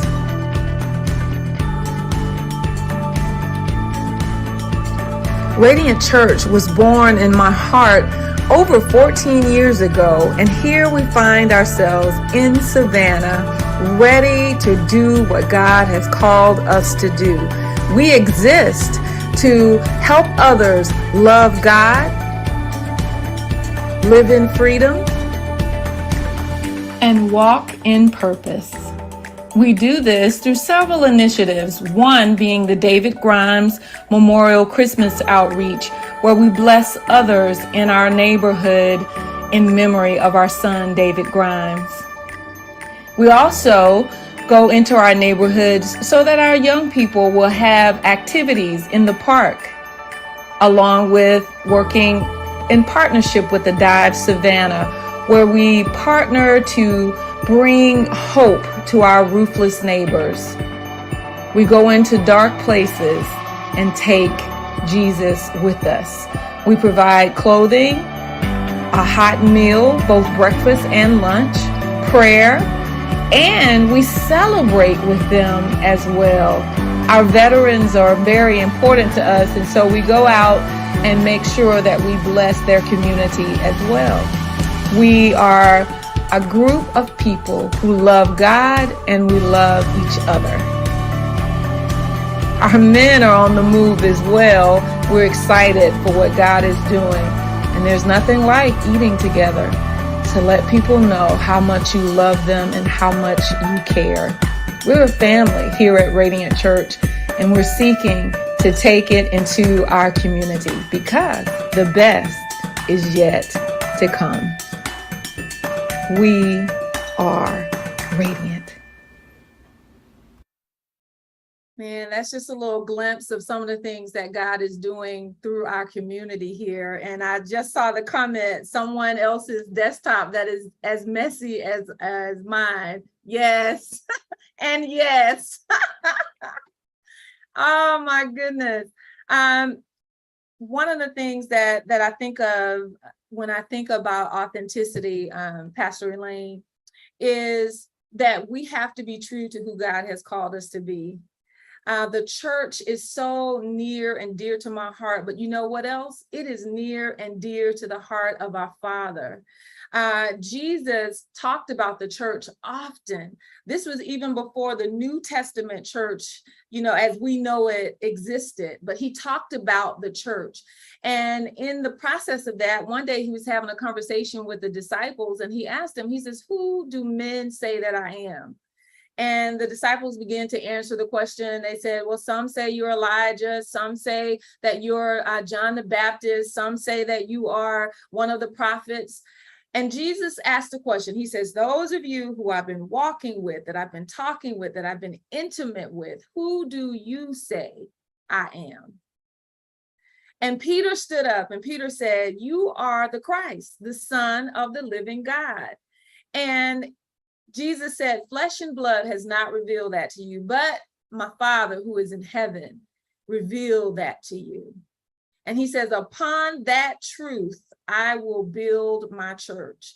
Upon that rock, I will build my church, and the gates of hell shall not prevail against it.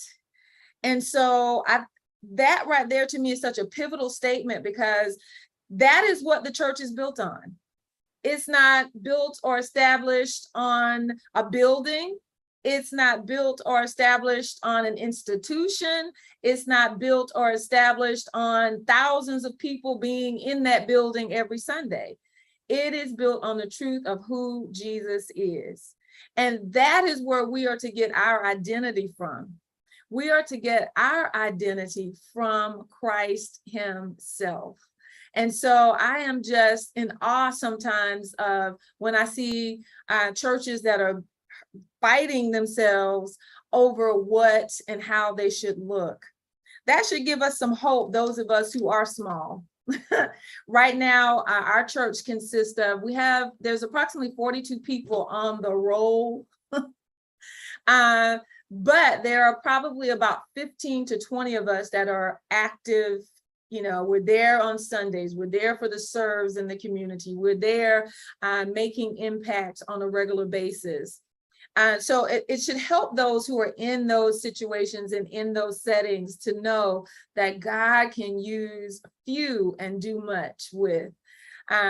Radiant Church has gone through a really big transition because I attended all of the church planting organizations, the coaching, where they talk about how to have 250 people on the first day and all of those things.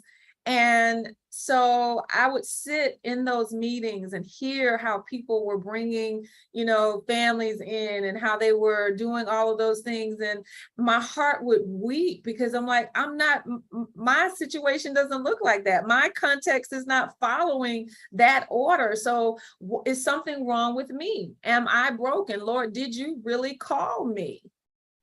I don't know if anybody else has felt that way, but it's like, did you really call me to do this? Because what's happening with me doesn't look like what's happening with everyone else. And we just opened our doors full time on Easter of this year. And I had all of these things in my head. I just knew that they were going to come. We've advertised, we've prayed in neighborhoods, we've passed out flyers, we've done all of those things. And we still did not get all of the people, those people coming through the door. And it was so discouraging. So we tried the traditional route. We did it for a few Sundays. And finally, I was like, Lord, what is it? What am I missing here? And he says, Valarie, you've been running from who I called you to be. I did not call you to be the pastor that stood in the pulpit on Sunday morning and gave 3 points in a poem and sent everybody home. That's not who I called you to be. The people that are coming to Radiant, they're not called in that capacity either. And you're trying to force a square peg into a round hole. You can't do it. And he says, when are you all at your best? And we were at our best when we were coming together on that fourth Sunday of the month. And on that fourth Sunday, we would sit down and we would eat together. And we would talk about our lives together. And we would share that meal and have a Jesus story. That's when we were at our best. That's when we saw life change happening for people. That's when people would ask for prayer in an authentic way. And so the Lord says, why are you trying to be anything different than what you really are? And he brought me to this definition here of what is authenticity. It means being true to your own personality, your values, your spirit, regardless of the pressure that you're under to act otherwise. And now there were people from those church planting organizations who I love dearly that were encouraging me, oh, keep going, this will work, this is how it works. We know this is the structure, this is how things have happened in the past for other people. We know that it will work. But for me, it was not authentic or true to who I was. And so the Lord cannot bless in an area that is not where you're not being authentically who you're called to be. And so for us, we had to go back and regroup, and he took me directly to this scripture. So for those people today who have tuned in to this segment, looking, how do I become my authentic true self? It's in the Word of God. It's in the Word of God. We must return to the author and finisher of our faith, our creator. And Psalms 139, 14 through 18. I'm just going to read quickly through this. You go back, meditate over it later, but this is scripture that has freed me and freed those around me to be their authentic selves. Okay, there we go.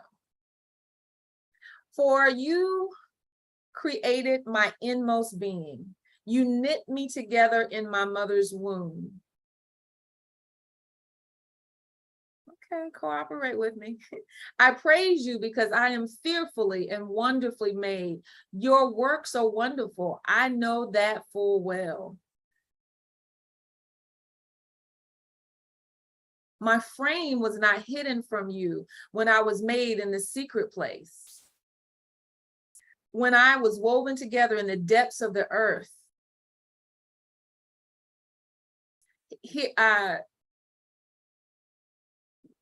Your eyes saw my unformed body. All the days were ordained and written in the book before one was ever came to be. How precious to me are your thoughts, God. How vast is the sum of them. Were I to count them, they would outnumber the grains of sand. When I awake, I am still with you.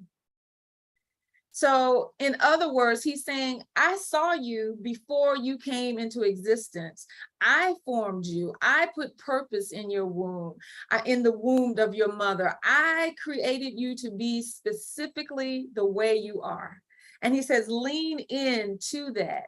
And as a result of that, as I said, we have come to the conclusion that Radiant is not going to be that traditional church that people meet in on Sunday morning under a roof, but we are going to be that church that goes into the community and work with in partnership with ministries like the Dive Savannah, where we feed the homeless and we touch them and we are available to them.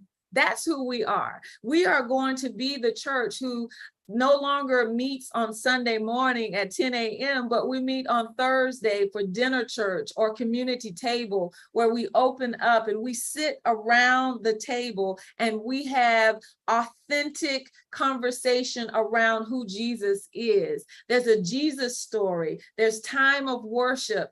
And guess what? People get to ask questions. They get to ask questions about the story that they heard. They get to say, how does this apply to my life? We get to hear testimonies from people who are working, who heard something in the message and is working in their lives. We get to hear those testimonies. You can't do that in most churches that you walk into on a Sunday morning. But we had to be authentic to the calling that God has given us. So that's one difference, is that we have the community table on Thursday evening. Another thing is we have diverse leadership. I hear people talking about diversity all the time, and they think diversity is having Black people, white people, Latinx people in their congregation, sitting in their pews, but they forget that culture piece, that we're not a melting pot, but we are a gumbo. And so at Radiant, we remember that. We remember that we want people to bring every spice that they have as a part of their personality and integrate it into the work of God. We don't ask you to leave who you are outside of the church, but bring it in so that the body of Christ can be enhanced. That is what it's all about.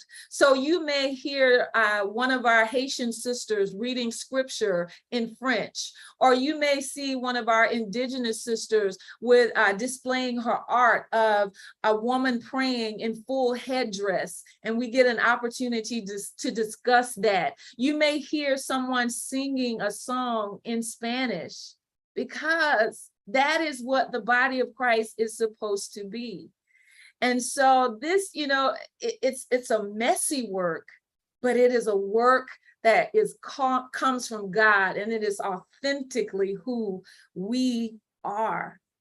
And as I said, a lot of times they think that being a multi-ethnic, multicultural church just means having that in your pews. But what about in your leadership? What about in your leadership? Can they see someone that reflects and looks like them on your leadership team? And so that is something that we are intentional about. But it only happened, Pastor Elaine, when we decided that we were going to be authentically Radiant Church.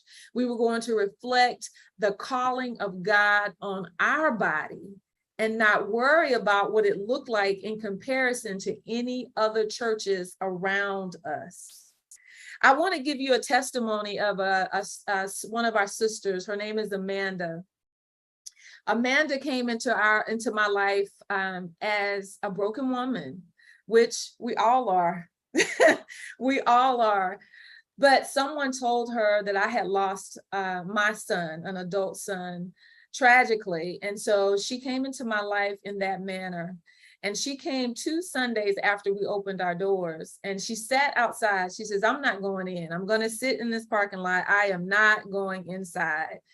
And someone who was a part of the congregation who had invited her was passing by and saw that she was still sitting in her car and says, you got to come on inside. So she comes in and we are gathered around the table, we're eating, we're talking about Jesus, and we have our time of worship together. And she just thought this was wow, this is strange. I've never been into a church like this before. And so she goes home and she says, I think I can go back to this place, and so she started to come on a regular basis. Well, that was, I said, 2 Sundays after Easter. We started talking one-on-one and just praying, about the situation of her son and just kind of talking through that. On the day of Pentecost, which was June 5th of this year, she came to church. And during that time of open discussion and, question, answer, testimony time, she stood up. And one of the things that had happened is she had stopped eating well. She wasn't taking care of herself as a result of the depression and grief she was walking through. And she stood up and she said, I want to eat. I want to take care of myself so that I can share the gospel with others, so that I can let them know about the redemptive power of the Holy Spirit, that God comes in, he heals us and sets us free. Well, needless to say, by this time, tears are just rolling down my face. But she went on to say one other thing that I had no clue was coming. June 5th was the anniversary of the death of her son. She had connected so deeply with what God was doing and is doing through Radiant Church that she came on the anniversary of her son's death. That is real life transformation. And I will be honest with you, Pastor Elaine, I don't think it would have happened had we continued to attempt to do church the way we were trying to do church. I really do not think it would have happened. And so what I hope that listeners will gain from what I said today is, first and foremost, Jesus is the truth on which the church is built. And he called 12 disciples. None of them were the same. They were all different. They all had different giftings. They all had different ways of expressing themselves. And he gave them the ability to do it with gusto. I kind of call myself Peter. I think I'm a Peter. I talk and I speak and I move out sometimes ahead of myself. But God called me just the way I am. And so our responsibility is to find out what is our unique gifting, what is our unique call, and not trying to be a church that has 1,000 members. If God sends 1,000, praise him. But if he does not, we are no less the church than the church with 10,000 people. So find your unique calling, find out what it is. And like I said, I love Pastor Sigrid. I think I'm saying her name correct. I love it because they recognize that God has called us to help with adult literacy. God has called us to help feed the hungry, and he has put us strategically in that place to let us do it. He's funding that work. He's not going to fund anything that he did not call you to do. And so find out what your unique gifting is in the church and do it. Simply do it, be it, show up. And so for us, it is offering our community table. For us, it is working directly with other ministries to help end hunger here in Savannah. That is what God has bent us for. And if it reaches 10 or 10,000, we're going to stand true in what God has called us to do. Thank you so much. Thank you so much. Absolutely love that. And I liked what you said. God will not fund what he has not called you to do. And that's powerful, right? Because, if we're outside the will of God, he's not going to just bless it, right? Yeah. Absolutely. Yeah. Find our gift. I apologize for this camera. I'm not sure what's happening. I do apologize for that. But what I hope was conveyed was that we have to really step into what God's calling us to do. Absolutely. Your audio came in perfect. Your audio came in perfect so they could hear everything. And so Joanne says, find our gifting and do it. Jennifer says, find it, do it, be it, show up. And I like that. Bring your spice to the body of Christ. That was great. Yeah. So thank you so much. Thank you so much for joining us. It's been an honor to share the stage with you. And I look forward to hearing more about what God is doing through Radiant Church. Absolutely. Thank you so much. And I just pray that the rest of the speakers will be a blessing to those that are listening. All right. Thank you. Bye-bye. So I hope that there was something, more than one thing, there's a lot of things that you can take from what Pastor Valarie had shared today. And so I want you to take a moment and let God speak to you and see what specific things that you can employ in what she shared today.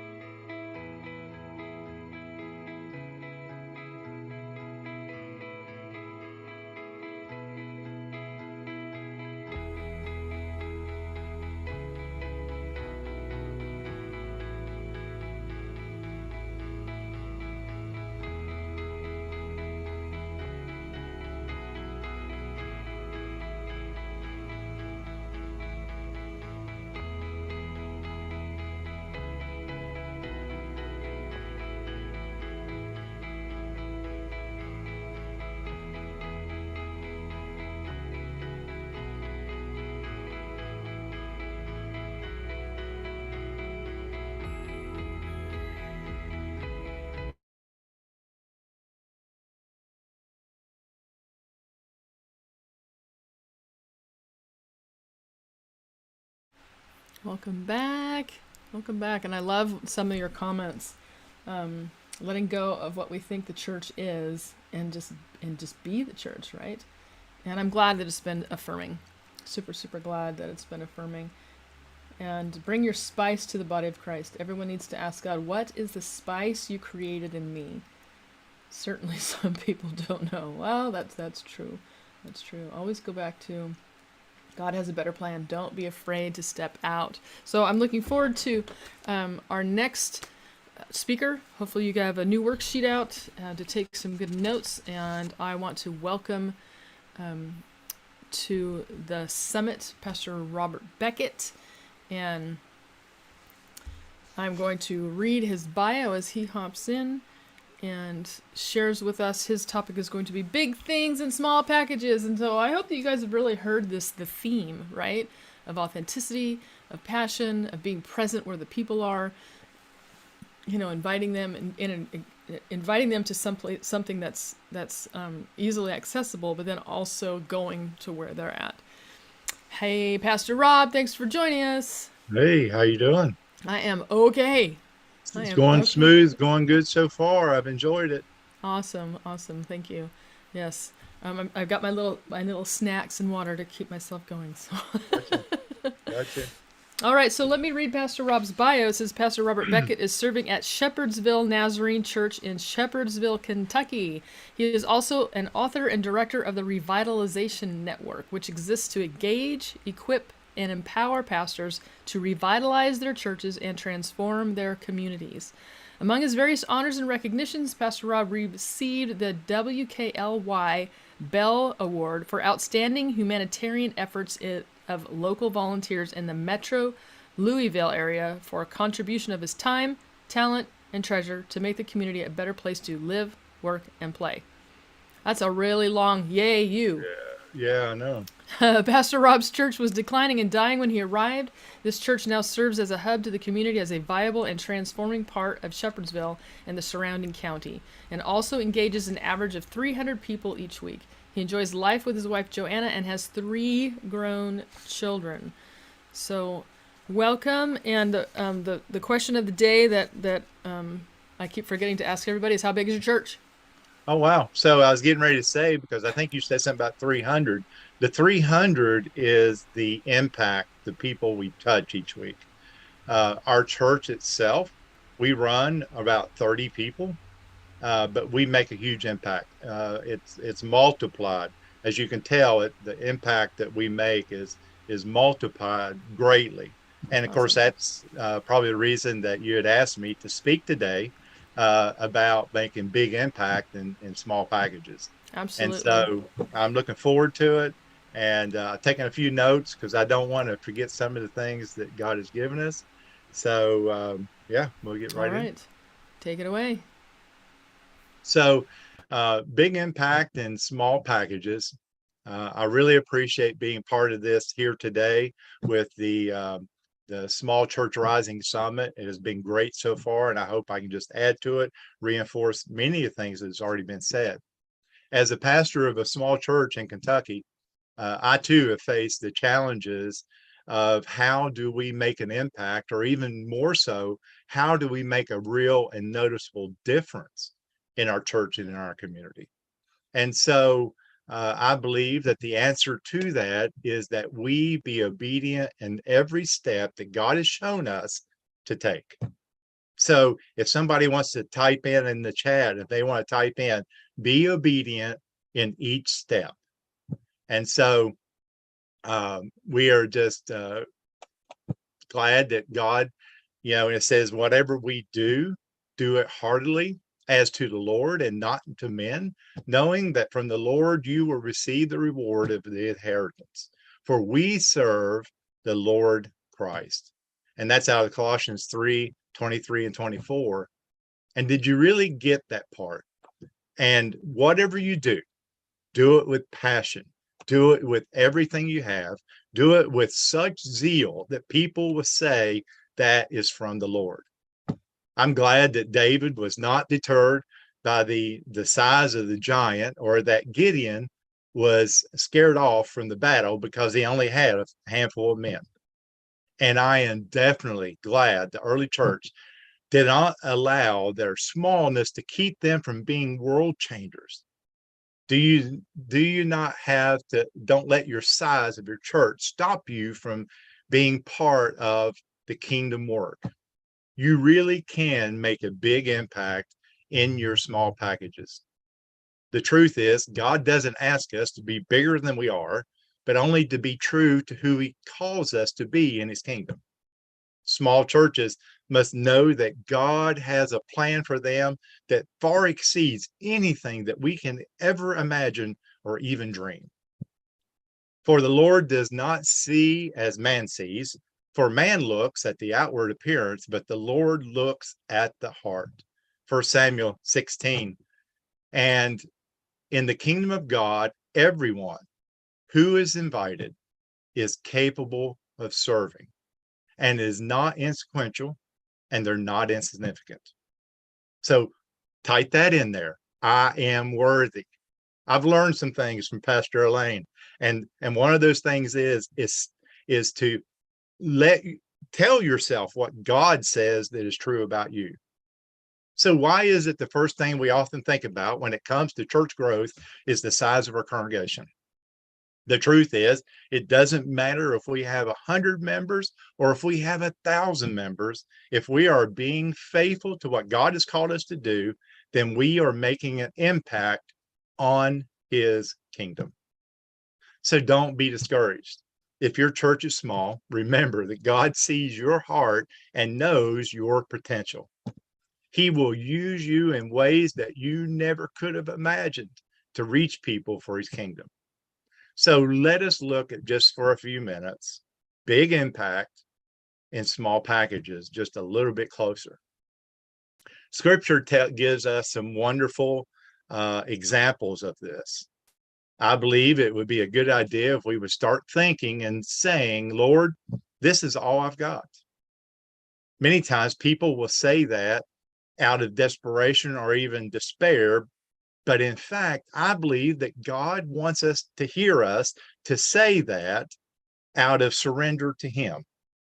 Lord, this is all I've got. We should be able to utter those words, not in a sense of hopelessness, but in a mindset of dependence and a dependence upon him. Lord, this is all I've got. So, in scripture, it was a sad day. It was a hopeless day for the widow. The creditors had come to claim this defenseless widow's 2 sons for payment for a debt that her late husband incurred. She had no assets, no payment to offer in substitution for her sons, except for a little pot of oil. Lord, this is all I've got. But that pot of oil was the foundation and the start of a fortune that saved the boys from slavery and the family from bankruptcy. A little oil and a handful of flour provided food for the prophet and the widow for a whole year. Another widow, which Jesus observed giving 2 mites. This was everything that was in her bank account or even in her pockets. Others were just peeling off a little bit off the top of their abundance, or maybe peeling off a couple bills out of the wad that they had in a rubber band. But she was willing to say, Lord, this is all I've got. A petrified army in their tracks were petrified in tracks for days and were shaken by fear, but freed by a shepherd lad that brought deliverance to a nation stagnated by the challenges of Goliath. He was only equipped with a sling and a stone. He said, Lord, this is all I've got. A little boy's lunch, 5 loaves, 2 fishes, provided food for thousands of people. He said, Lord, this is all I've got.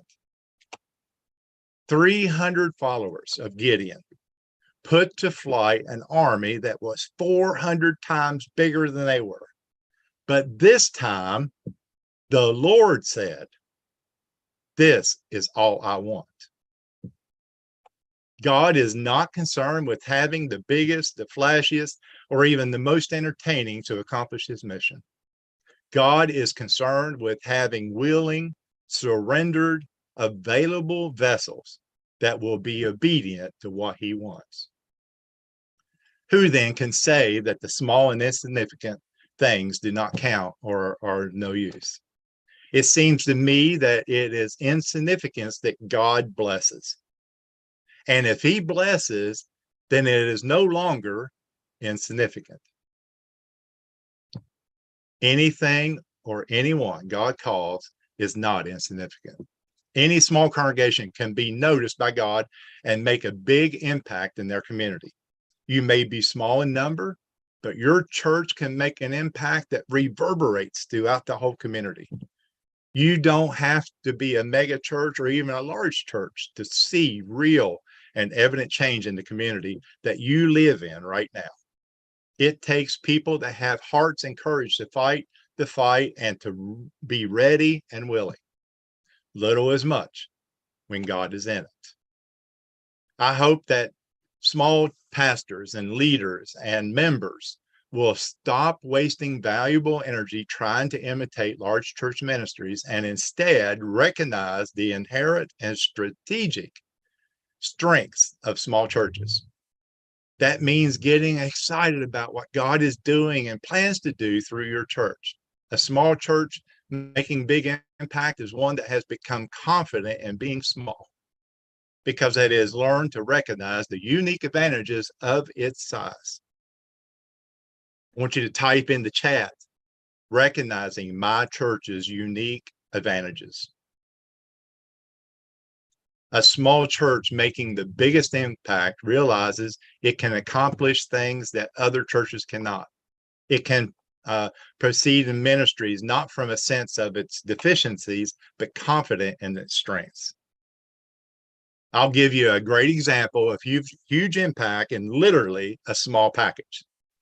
Back in 2016, as I was going through Facebook one day, I came across a post from a friend that talked about someone taking the idea of the little libraries where the people put books in them and made them food pantries. They built a box and placed it at the edge of their parking lot and started putting canned goods inside the boxes. The person making the post said someone ought to do this in Shepherdsville. It was like a hammer against my head, and I felt like God telling me, it's you. And so when I saw that post, I knew that God was telling me that it was for me to do it. So I went to the local hardware store, bought some plywood and some materials, and started building a box in my garage. The whole time I was building this box, I was thinking to myself, this is absolutely crazy. I have never seen anybody do anything like this before. And I figured that if this idea did not work, that this would be the thing that my board would laugh at me and throw me out of my ear. But as I was working and building the box and the doubts were running through my head, I just said, Lord, if it's what you want, I'm going to do it. The day before I installed the box, I took post hole diggers and dug a 6-inch round hole by the side of the parking lot and took a picture of it with the post hole diggers down in the hole. And I said, we are breaking ground on a new ministry. That's all I said with it. The next day I set the post and attached the box to the post, and I went inside and got some canned goods out of my pantry and placed them in the box. And I will say it was the strangest feeling to take food out to our parking lot and put it outside and just leave it there. And I posted on Facebook that the Shepherd's Pantry was up and running and that if anybody wanted to contribute, that it was open for business. On the door, I put the words, take what you need and give what you can. Within 1 hour of having the pantry operational, 2 neighbors had already come and started contributing to the pantry. At that moment, I knew God was up to something, but I had no idea or I couldn't imagine what it was. It's been over 6 years now since that first day of the Shepherd's Pantry. The reach and the scope of the effectiveness and help to the community is beyond measure. To date, there are about 30 pantries in our county and about 45 statewide. Tens of thousands of dollars have been donated towards the pantry to help people with food insecurities. Countless food drives by various employers around the county have donated tons of food for the pantry. Companies like Lowe's have built pantries to put on their facilities. Even every television station and every news outlet has done stories and continues to do stories on the effectiveness and the impact that the Shepherd's Pantry has made in the community and on families. All that we have done to do in the obedience in the step that God has called us into. It may seem insignificant to us at the time, but God can take and make a big impact in a way that only God can do it. The one thing that God has proven to me over and over at the small church that I pastor is that he is always faithful in rewarding his children when we are faithful in his call to us. Our church, when it comes to numbers and facilities and finances and volunteers, often feels as if we're running dry. And when we rely on our own abilities and our own strengths, we tend to run dry. But God springs up springs in the desert and provides plenty in the dry places. It has never ceased to amaze me how his blessings continue to flow upon us regardless of how desperate things may seem. When we as a church are looking for opportunities to serve in our community, I went and talked to the school resource people at our schools in our town. In my discussion with them about how we could partner with them, and they gave me some ideas. They gave me a list of things to do to help the kids, and we picked a small, seemingly insignificant one to start with. And it was to speak encouragement and love into kids' lives that were struggling and are at risk. A piece of paper and a pen can make a difference in a kid's life. Don't underestimate the effect and power that God can demonstrate in lives, theirs and yours. One of the suggestions that were given was starting a pen pal exchange with some of the more at-risk kids with some of our older adults in the church that couldn't get out and had physical things that they're not able to get out and do, and so they have physical limitations. The pen pal notes facilitated us impacting small lives in a big way. Turned out to be good for the kids and the church members. The kids wrote wonderful little notes that kids ask questions that only kids can do. And these notes were also of words of encouragement to them that was given to the kids to keep them to, telling them, encourage them to study harder and to pay attention in class and to be everything that they could be in the school so that they can learn and grow up and be good, strong citizens. And it was a treat for both sides when they received notes from each other. And it's little as much when God is in it. Another small but effective ministry is the baby bottle campaign that raises money for a abortion alternative center in our neighborhood.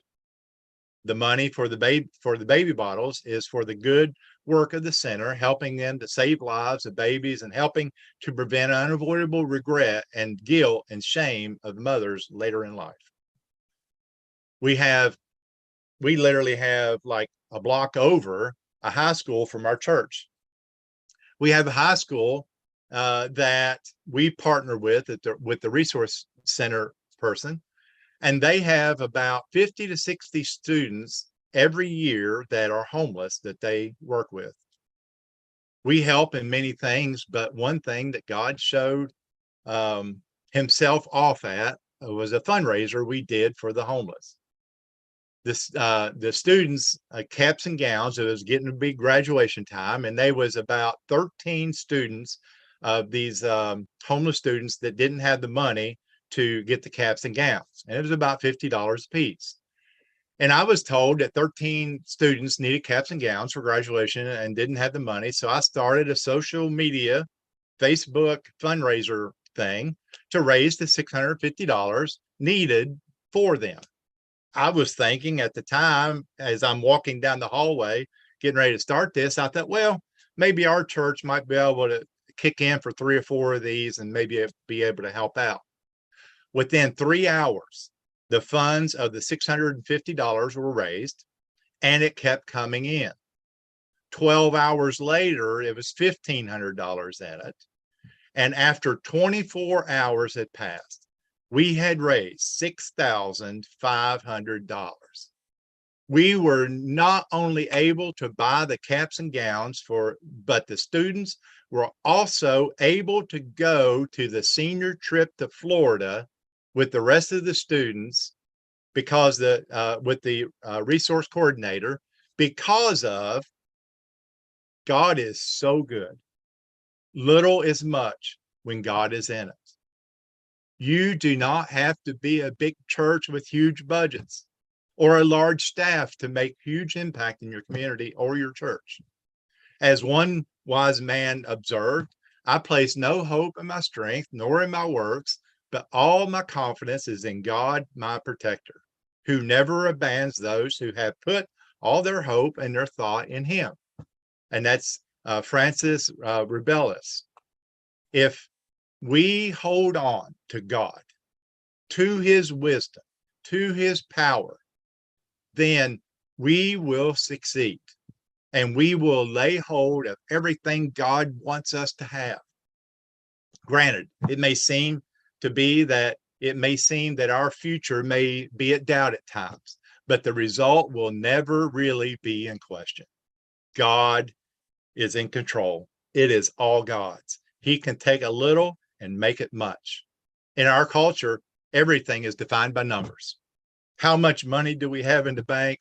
How many people are sitting in the pews? How many likes are on our church Facebook page? Determines the importance and what level our acceptance is among our peers. If this is the only lens that we chose to look at ourselves as churches, then many would not measure up. Society seems to endorse the concept that bigger is better. Churches with fewer people, with fewer finances, and with less social media presence would feel inadequate and probably second class if this was the only measuring stick used to determine our church's effectiveness. But thankfully, God's economy runs on a whole different level, on a heavenly level with a heavenly perspective. God does not see small churches as deficiency in the church, but as a great opportunity to do his work through them. Every church is important in the kingdom of God. Every congregation is vital to the work of the kingdom and the body of believers. God is known for his use of small things to do great deeds throughout history. He uses a shepherd boy to unite and rule a small nation of Jewish people. God tells Gideon to make a small group of warriors to defeat an army of thousands. Jesus took a boy's small lunch and fed a multitude till they were full. Yet today, God takes individuals and small groups, and revival can spring up for a great move down through the centuries. Small churches have an even greater impact on the local community in which they are planted. Small churches are extremely important in our neighborhoods and towns across the nation. They are woven into the fabric of who the community is and are just as important to the people who live there around them. The kingdom work that small and rural churches do cannot be replaced. Because of the intimacy that they offer, small churches can speak to the language of the local context. They can feel the pulse of the neighborhood, and few could hope to imitate that.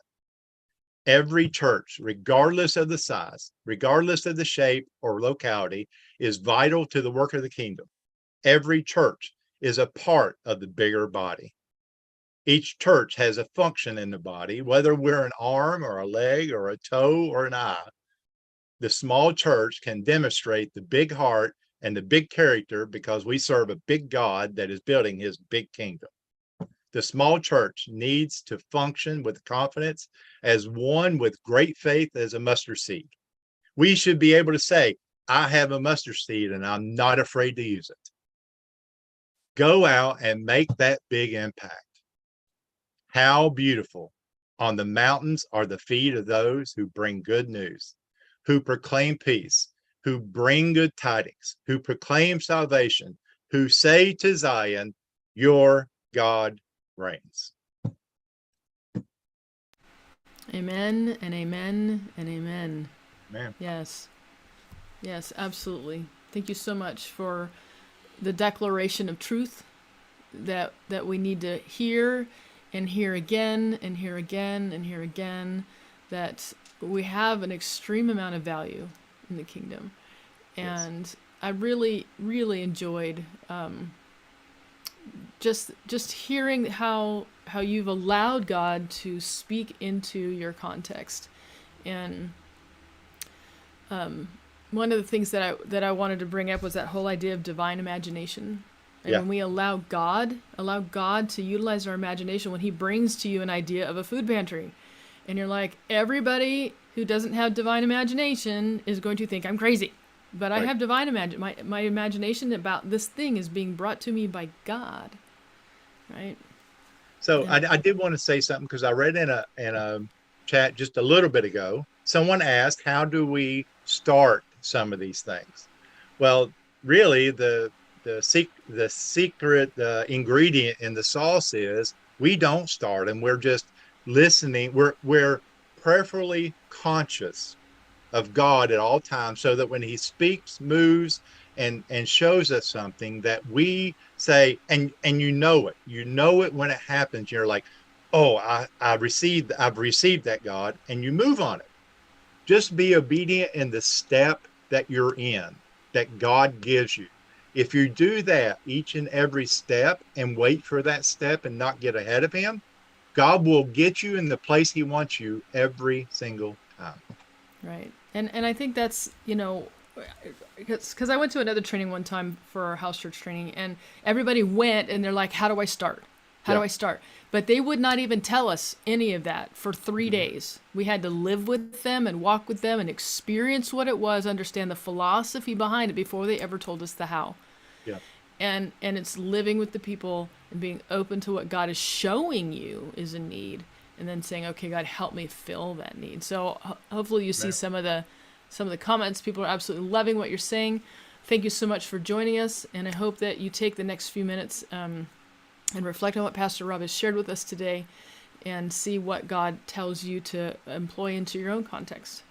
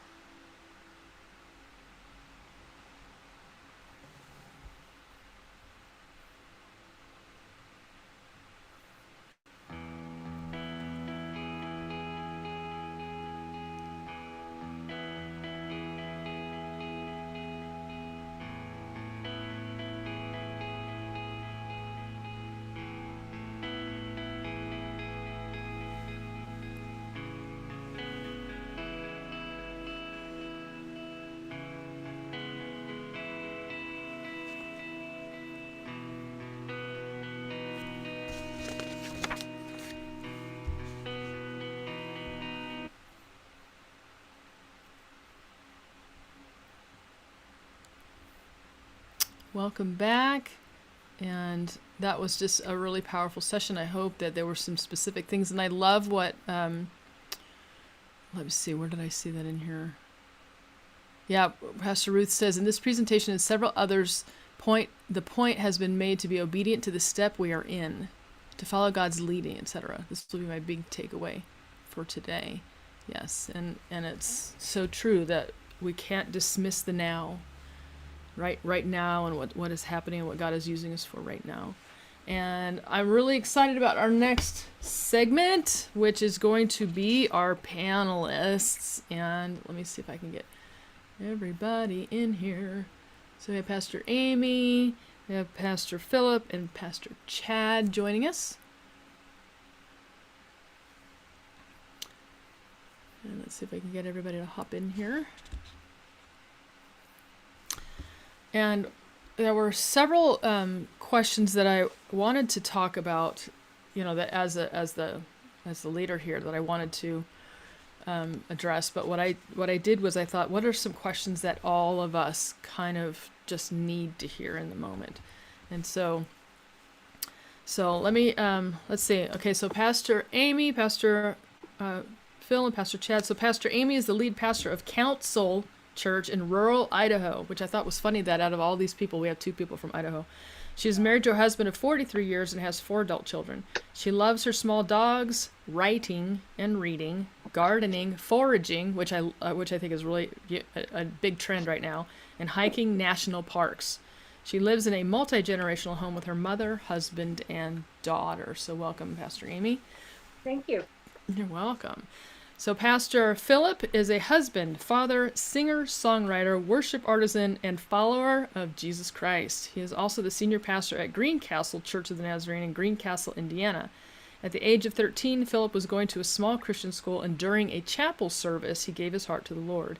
He has been educated in audio recording and is an ordained minister. He is married to his wife, Ashley, and has 2 children, Lily and Liam. Welcome to the panel, Pastor Philip. Thanks for having me here today. You're welcome. And Pastor Chad. Pastor Chad came to pastor a small and fractured church in Sandpoint, Idaho, 25 years ago, and has watched God do miraculous work as the church has transformed and grown into a powerful intergenerational community. Pastor Chad serves in various leadership roles in the broader church, including the executive committee of the Board of Trustees at Northwest Nazarene University. He loves to spend time boating, biking, skiing, and golfing, especially if he gets to do it with any of his 3 kids. Chad loves the church and encouraging fellow pastors. Welcome, Pastor Chad. Thank you. Good to be here. Hey. So before we get started, why don't we go around and just tell us how many people are going to your church? Well, I can start that. Of course, it's a lot less since the pandemic. We've kind of experienced a stall, but we've got about 30 people that regularly attend and participate. Thank you. Well, I just celebrated 25 years here, and so I get to look back over of a time. And when I started in 1997, we had a faithful 29 that were here, and last year our average was a little more than 270. That's awesome. That's awesome. All right, and Pastor Philip. Well, currently we are running anywhere between mid-40s and mid-50s, so 45, 55. Yeah. And the church that I currently attend runs right around 25, I believe. And Pastor Chris will probably clarify that for me if I'm wrong. So as you can see, we have a broad spectrum, but the average size church in the United States is under 6. I think it's 64. And I had some really horrible stats that I'm gonna read. Wasn't originally gonna read these, but I think it's important for everybody to hear, and just know that this is the context of today. So Lifeway research in 2015 said that 54% find the role of pastor frequently overwhelming. So that was 2015. So you can imagine through COVID the difference that would be. 80% expect conflict in their church. 21% say their church has unrealistic expectations of them. 48% often feel the demands of ministry are more than they can handle. In November of 21, a Barna survey said 38% of pastors have considered leaving the ministry. More than 4,000 churches closed in America in 2020. Over that same time, over 20,000 pastors left the ministry, and 50% of current pastors say they would leave the ministry if they had another way of making a living. Barna research found that 38% of pastors want to quit compared to 29% in January of 2021. So that was in November. Stress and isolation and political division factor in a pastor's desire to quit. And I won't read, but that's the last statistic. But I think it's important for people to hear that. You know, we have a lot of pressure, a lot of stuff going on, and the reality that the division that's going on in our culture also impacts the church. And my hope in saying all of that is to not personalize it. That this is not you're a bad pastor, so therefore you have a small church. There's a lot going on, and small churches are normal. They're the average, right? And so what I did was I designed some questions, and I did send the questions to them ahead of time so that we get an opportunity to kind of think through them. And so the first question is, what has been an unexpected obstacle you have overcome as a pastor of a small church? And I don't really want to pick on you, so if you guys could just... Well, I'll jump in. And that means I won't have to go first on, the harder questions as they go along. So that's strategic on my part. But, part of, as I looked at these questions, part of what I am, and I really appreciate being included in this, and I have found your previous summit as well so helpful, because in some ways I'm looking back as a pastor who was in a small church, and over a long period of time, it didn't just happen. Over a long period of time, the church has grown. But I think a lot of the questions that you have given us aren't just things that are small church specific. They're just pastoring specific. They're just church specific. And so I think there's things that come out of that. But particularly, I think in this first question is one that probably for me was much more small church related, in that, when I came in, I came right out of seminary. I'd been on staff before at large churches. I had grown up in a large church. I had interim pastored in a large church. And so all of a sudden to come through my education and then come to a church of 29 in rural Idaho, northern Idaho, which are just as independent as can be of people, there was a lot of culture shock for me in that. And I think in all your education, you think, oh, this is going to go so well, and they're going to love everything I do, and everything's just going to, I've read books, right? And so I know what to do, kind of a thing. But part of that cultural shock to come in, and you mentioned it, Elaine, when we started, we did come into a pretty fractured group, which is another story, but I think probably not an uncommon story for most of us. But one of the things that I struggled with was, and I made a long list, and you wanted to only talk about one.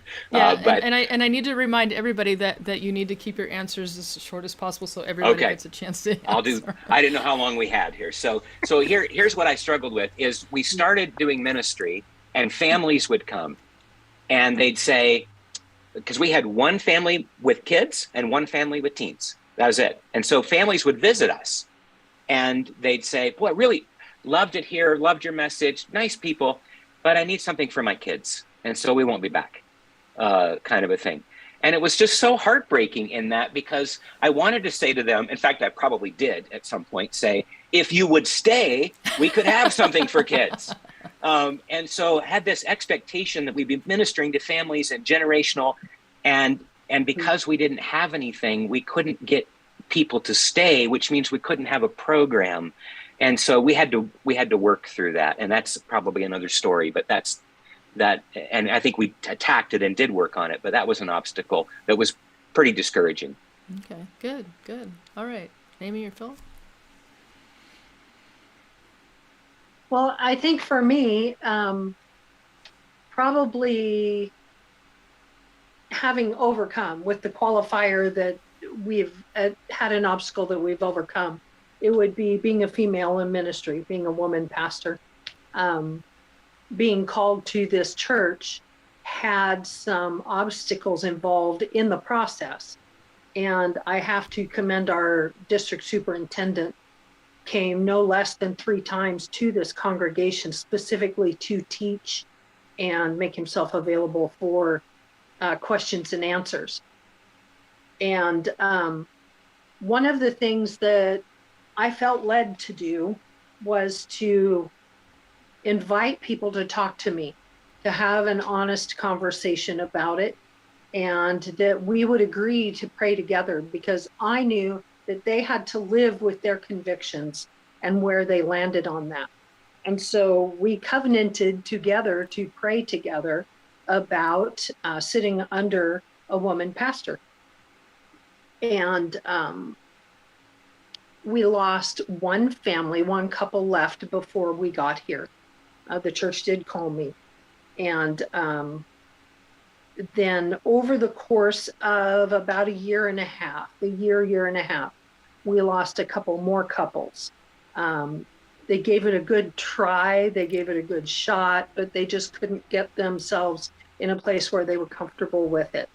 And so we parted on good terms, because I realized that they have their own things that they're working through. They have their own convictions they have to live with, and they have their own culture that they grew up in, that they may have to overcome, or maybe they cannot.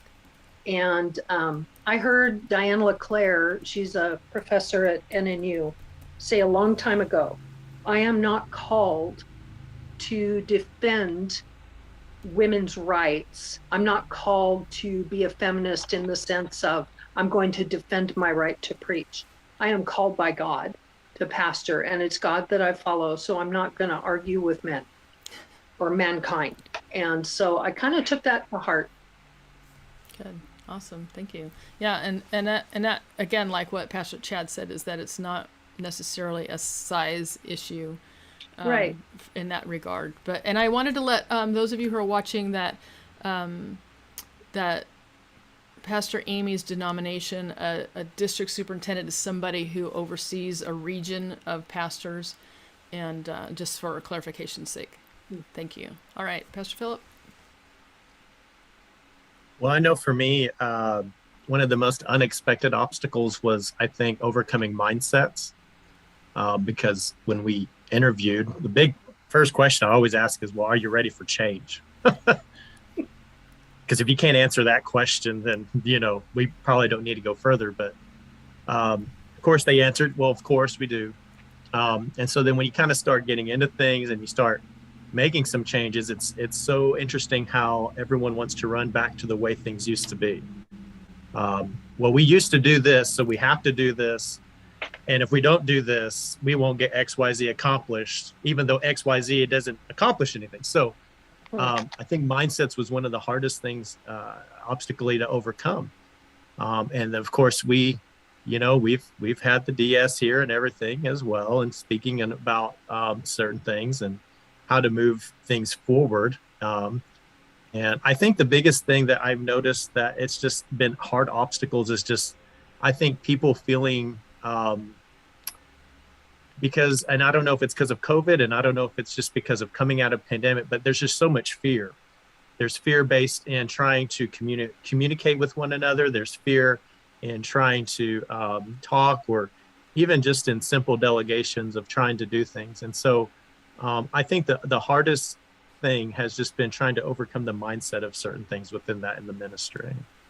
Right. And that's very, very common in so many aspects of church, that being of one mind, right, and being in unity is going to be the one thing that will propel us down the path that God has designed, for sure. All right, thank you. So what is that question number 2? So that question number 1 was, what has been an unexpected obstacle you have overcome as a pastor of a small church? And then question number 2 is, what is your greatest win? Your greatest win as a pastor of a small church? I think for me, being part of a small community that's very conservative, I kind of expected things to stay within the walls of the church. I expected the people of the town to expect us to stay within the walls of the church. And of course, I'm not made that way. So we're out in the community and we're involved in doing things. I'm out and involved. And one of the things that was a win for me was to realize when tragedy happened, I would get a phone call. People that were not a part of the church were calling for me to step into a pastoral role in their life, to do a memorial service for a son who committed suicide, or to be the pastoral figure for someone that had a severe stroke, or things along that line. And they may never darken the door of our church, but they looked to me in that moment to be their pastor. And to me, that spoke volumes. And I just praise God that he can use me in those situations. That's awesome. Thank you. You know, this another one that I had a hard time coming with one answer. So I'm going to give multiple, but I'm going to be quick. I promise. But because I do want to get to the third one. But the first two, open mic with pastors is never a good thing. Yeah, it's not a good thing. So I'm going to be quick. But the first one is, I think one of the greatest wins is to be in a small church and to be here for 25 years. I think, that alone, because I think a lot of times that doesn't happen. The second thing, just because I need to say thank you to the Lord as many times as I can, is when we just celebrated my 25th anniversary, one of the things I said to the church, one of the greatest blessings for me is that all three of my kids, who've all been born here, grown up, gone, all three of my kids love Jesus, but bigger than that, not bigger than that, more odd than that, is all three of my kids love the church because the church modeled community and loved my kids. That's awesome. The third one I wanted to talk about was, I think one of the biggest wins is empowerment. When I first came, I think this is not, I think others deal with this as well. And I think especially in a small church setting where the pastor has been looked to make all of the decisions, that we just don't do anything unless we run it by the pastor. I mean, my first week, somebody came into my office and said, okay, is it okay to pay the garbage bill? Well, yeah. Is it okay to pay the water bill? Well, yeah. Why are you asking me? I mean, I'm new at this. Well, the last pastors have always wanted us to, let them know when they're paying the bills. I said, was the water bill the same as it was last month? Yeah. Is it the same as it was the month before? Yeah. You know what? I trust you. You can do it. And so beginning a culture that goes beyond that even says they could start doing ministry without asking me. Right. They could start doing things without having to run through, because if it all had to run through me, we're never going to do more than what I can do. So I think that culture of empowerment, that now we have groups starting and ministry starting, and I just happen to hear about them, and I don't even know about them sometimes, because it doesn't have to run through my desk before somebody has permission to be the hands and feet of Jesus. Awesome. That's awesome. That's really great. Absolutely.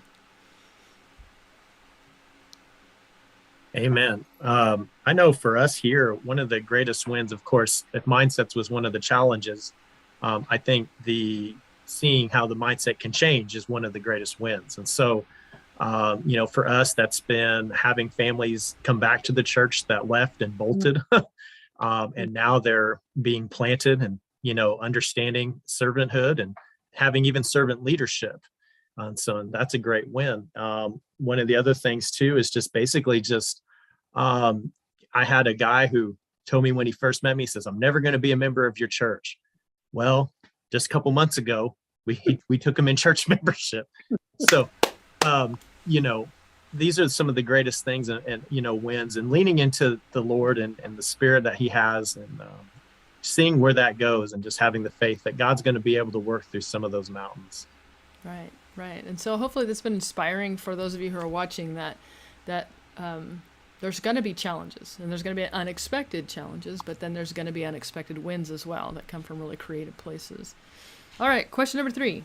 What is an area that you're still seeking help or working on regarding leading a small church? And I know, Pastor Chad, technically your church is small, even though it's bigger than most of the people that are here, right? Yeah. So the question is, what is an area that you're still seeking help or working on regarding leading a church? And I'm sure that's different for everybody, right? And you guys can answer this in the chat as well. Yeah. Well, I think this is one of those questions, again, as I look at it, that I think it probably crosses so many lines, because I think we're all wrestling with things, and some of the things we're wrestling are the same thing. We're just doing it in a different context. I think we're always wrestling with the right now. I think culture has. I mean, I think many of us in rural areas have one kind of culture, and I live in a place that cultures are doing this. I'm sure where you live that's not happening, but and so I think just trying, probably the greatest challenge right now, and there are others, I mean, balancing resources, burnout, all of those things. One of the greatest challenges right now for me is, how do I help people understand that the kingdom is our primary citizenship, and that while we have differing opinions, we can be united around mission, and that we don't have to all think the same or have the same political, local view or federal view, but that we can be reunited around mission. And so just that a lot of spade work being done, and I think successfully, in saying those aren't the things we're going to get caught up in. We're going to keep our eyes on the kingdom. And so right now, for me, that is just kind of a continued, every conversation we have. It's easy. Again, it might be different where you live. It's easy for conversations to just start off going into the news and start off going into politics. And so I find myself constantly pulling back to point people back to the mission of what we're doing. And if I can do that successfully, I can keep a wide variety of people in the political spectrum united in the same building with the same congregation as the same family. So that's probably the biggest challenge these days for me. Yeah, and it's so true. As you can see, everybody's nodding their head, yes. And I remember asking the people one time, I want you to look around the church while you're sitting in the congregation and tell me, how many of these people would you know if it wasn't for God? Because our paths would not cross. But the only thing that unites us is a desire to draw closer to God and that relationship with God.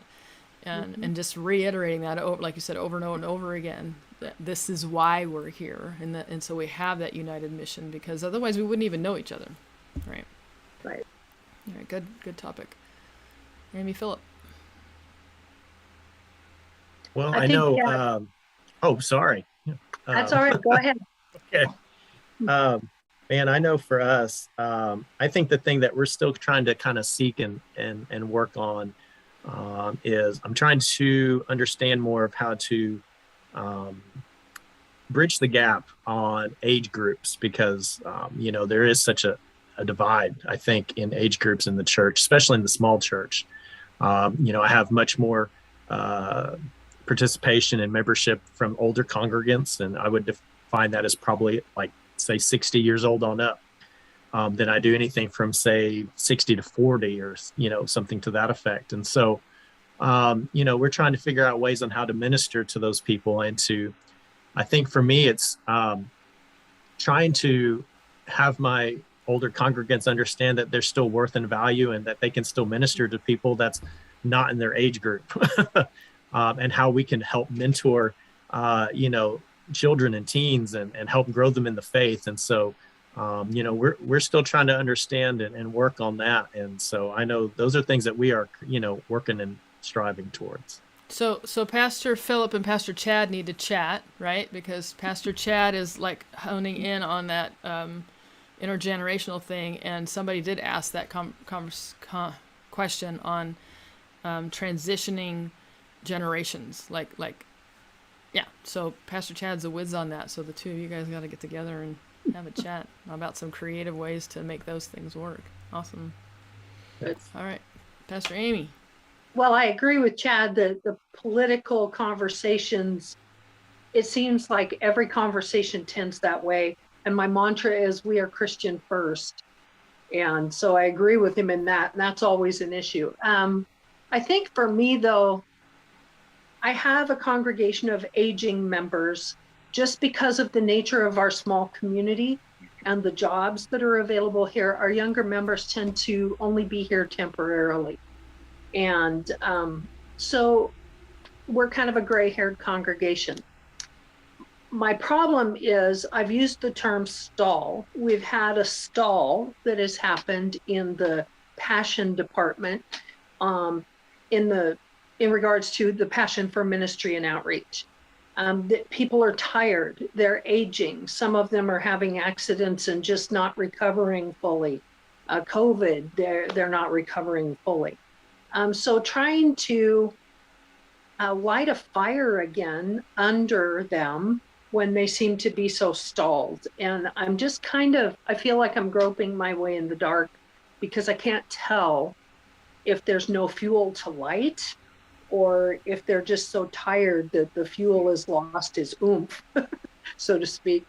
And trying to find ways to connect that for them again. They haven't faded in their faith. It's just the passion department, because we had to pull back so far, so fast, that it seems like somehow they dropped it somewhere and can't find it. So just a short reflection. I was thinking yesterday, for whatever reason, do we walk into a church and look at it and say, I'm going to stay here because there's a lot of wisdom here?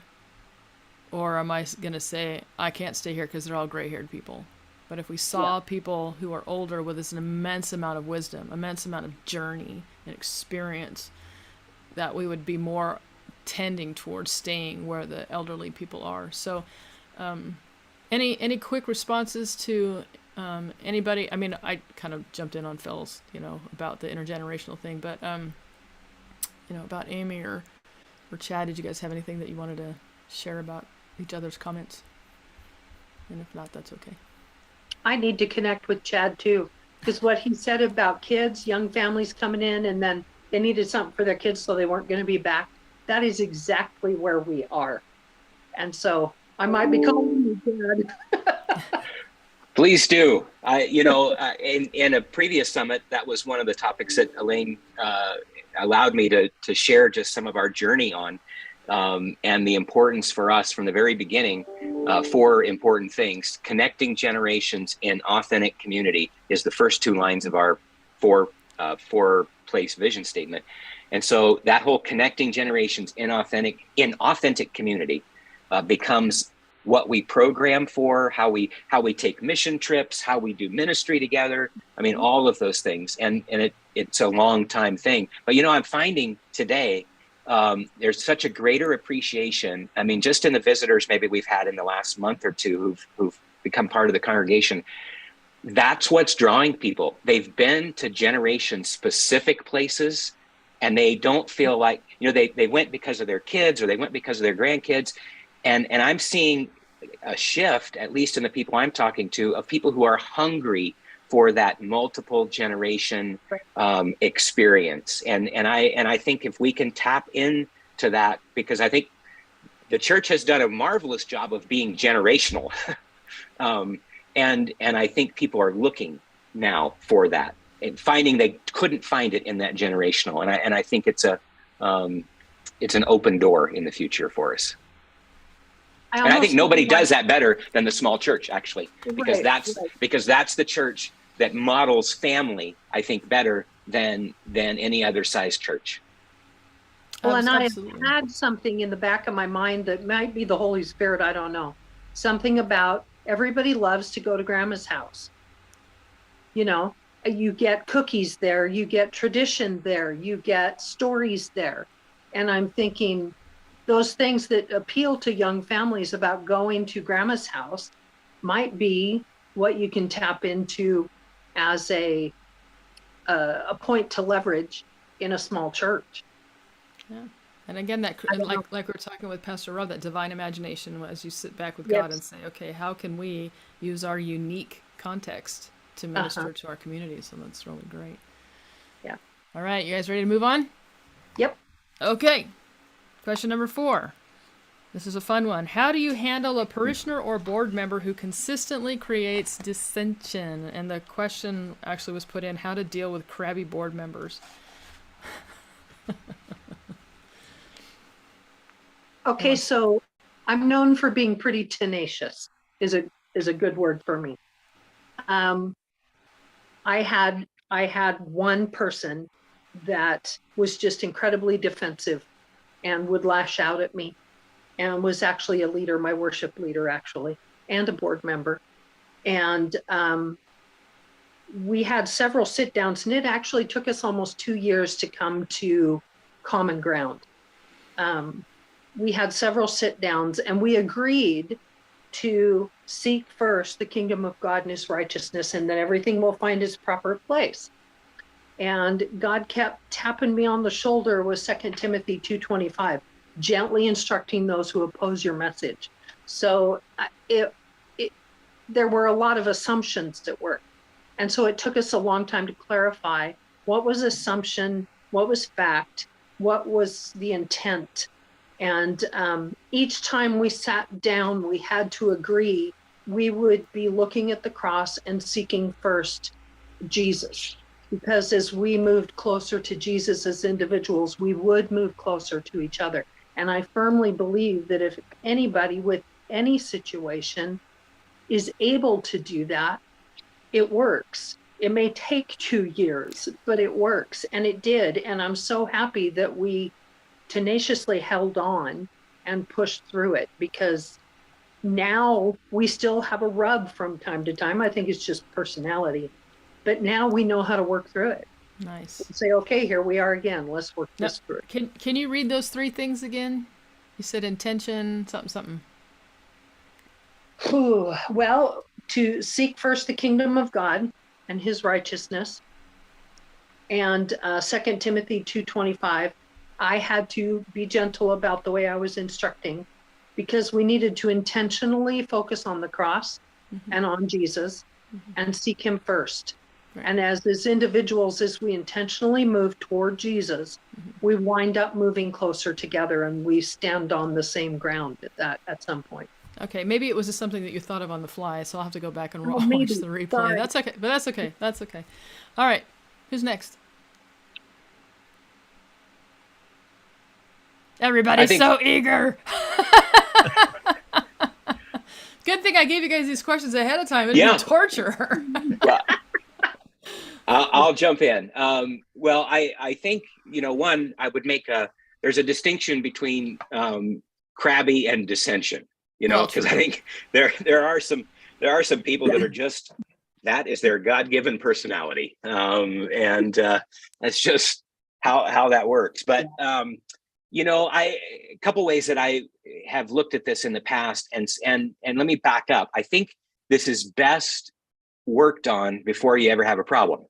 And so first, you're working to set a culture of what is acceptable and what isn't acceptable, and how we work with one another. And so every year when we began a new fiscal year with our leadership, some will be new to that team, and some, have been on, one has been on that team all 25 years. He gets the same speech every time, which is that we're going to make some covenants with each other about how we work together, how we treat each other, and how this board interacts with one another. And so I make a covenant to them, they make a covenant to me, and we talk about that you can have opinions, you can have all of those things, but how we talk with one another, how we do it, is always done in the mind of Christ. It's done in grace and peace. And even in places that we disagree, we can disagree and walk out of here and continuing to be united in the mission of what we're doing. And I celebrate the diversity of opinion, but find ways that we can be united around it. So we start with that culture. And so I talk about it. And I mean, even to the point that I make agreement with them that says, hey, if somebody comes to you and says, man, is Chad off of his rocker? that you're going to pick up, which probably happens more often than not. You're going to pick up the phone and say, hey, let's talk with Chad about that. And the same thing, I'm going to do the same thing to you. So we work hard on that culture, and you only have to call people on it a few times before they realize you really are serious about that. Right. And so they move into that culture. I think that I've had through the years, when I have somebody who is just we're disagreeing and they're vocal about it. There are times in which, I've just gone to them to say, boy, that was an interesting discussion we had. Can we unpack that a little more? Just let me hear if there's something that's more behind it. And sometimes that there is something that's behind it, or there are a lens that they're looking through. There's also been times in which I've had a couple board members through the years, I can think of two, that really were causing dissension in particular ways. And I would get frustrated that I was the only one calling them out on it. And so I would go to some of my other board leaders and say, or they'd say to me, boy, that guy was, and I'd say, well, why don't you speak about it? We've entered this, remember this covenant that we're in about how we treat each other and about how we do things. And so I've had to encourage other board members who share the same opinion to be vocal about it, so that it doesn't set up a dynamic where it's me against the board member, but it's us working together in that. In those two particular cases, we worked through we worked through the dissension thing, but we came down to that they had such a different opinion about the direction we were going. They found that they just didn't fit and moved on to a different church. But we were careful with the relationship in which we did it. But some of it just came down to where we were going and where they would like to go were just not the same. And it wasn't worth continuing. They weren't willing to go the direction we were going. I have a different board member in mind that sometimes his opinion feels dissension, but he is convinced that I love him, and I'm convinced that he loves me. Good. And if we can have that, we can have a differing in opinion and even push around a little bit. But if we're convinced that we're committed to relationship, we can continue to have disagreement without causing dissension. Good. And so I'm curious, do you have like this agreement thing written out so that when they come on the board, you have that this is kind of where we're headed kind of thing? Or is it just the talk that you give to your... I give the same talk every time. Sometimes I put it in writing, but I don't know that I have formalized it. Although I was just looking the other day at, I have one that someone has written that I have not used. And I was looking at maybe using that in the future. And I think, I've been accused of being controlling, but there's something to be said about order, and so the other question I was going to ask before you just said what you said about that one person was, have you ever removed somebody from your congregation because of the dissension factor? I know that locally here we had that happen. Somebody who was a non-believer and was calling people and doing all sorts of stuff and putting stuff on social media, and they had to remove them from the fellowship, which was kind of, nobody wants to do it, but sometimes we have to protect our flock as well. Yeah years ago we had, before social media, thankfully, had a woman who had some disagreements and made them known. And I sent, we sent board members to talk with them, etc. Eventually she would come and she would sit in the sanctuary, and when I would preach, she would face another wall.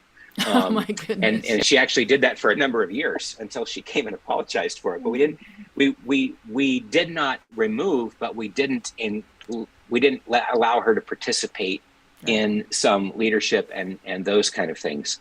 But one board member of those two that I was talking about, who wrote some pretty difficult and I would say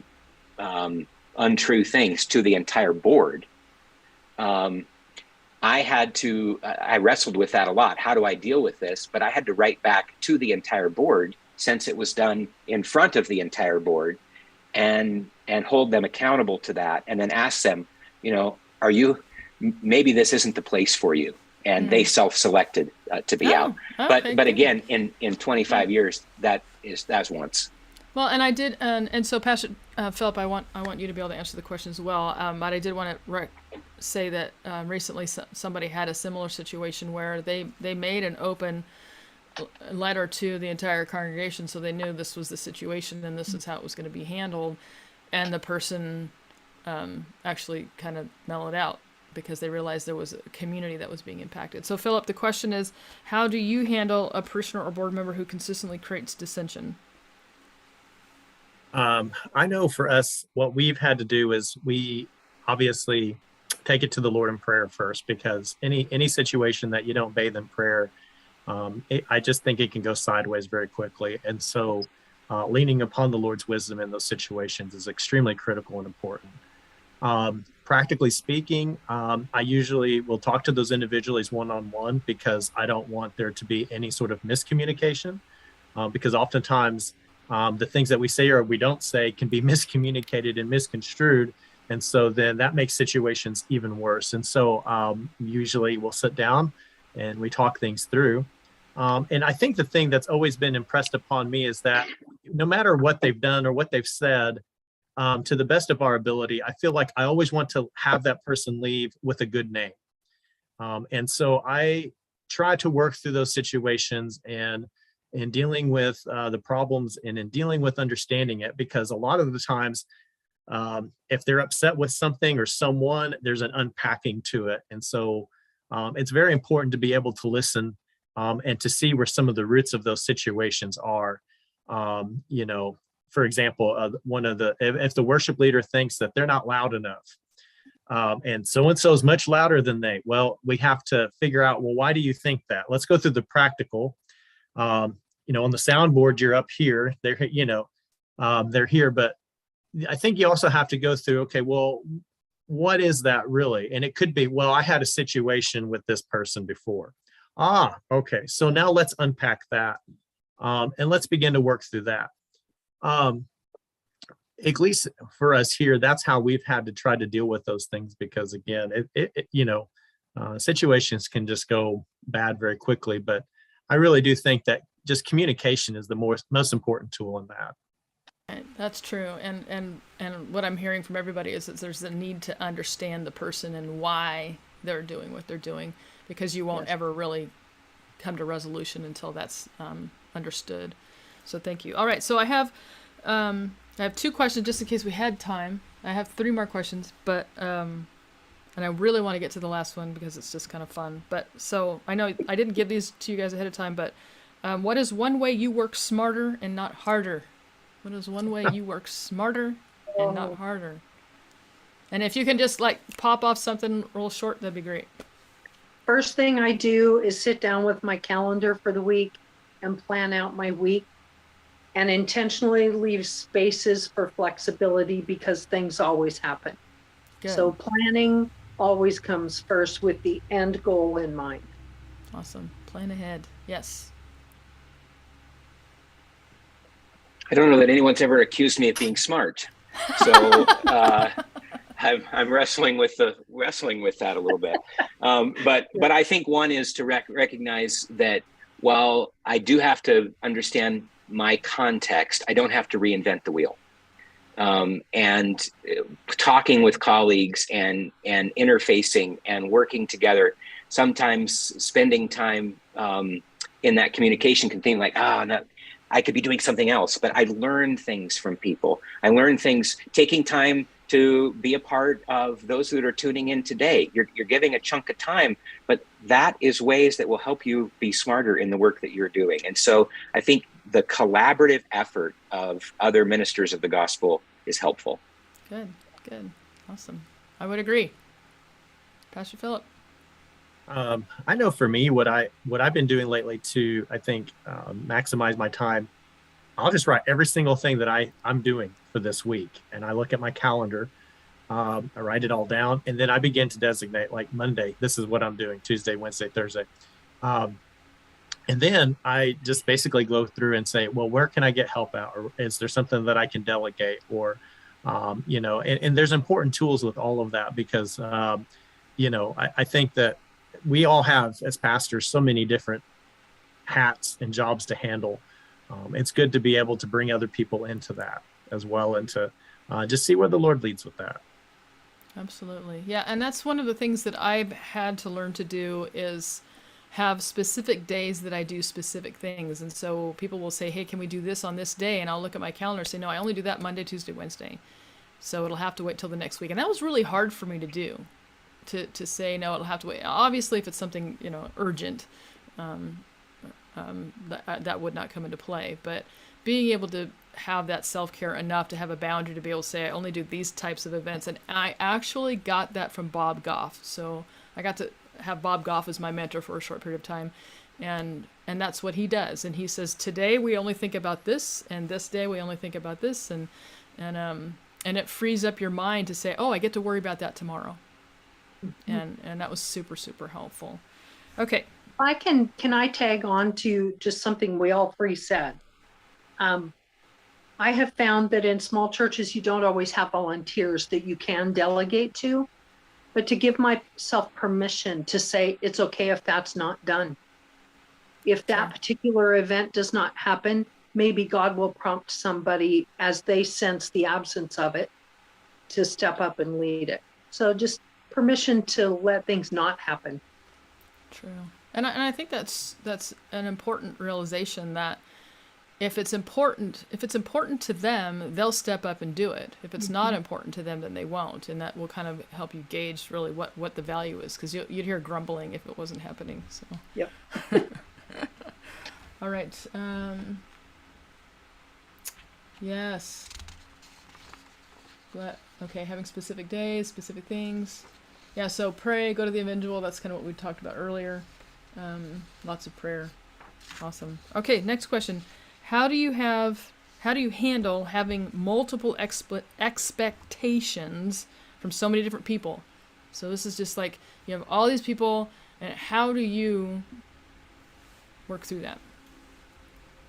And that could be a really long answer, but if it's too complicated, you don't have to answer. I've become comfortable. I think a little with what Amy just said. I've become comfortable not measuring up. I give my best, but I will tell you, I am confident that I respond today different than I did 25 years ago, where I allowed there to be no margin at all. And people who know me already know that I'm not real good at creating margin anyway, but I'm way better at it today than I used to be. And part of that is I had to be okay to say, you know what?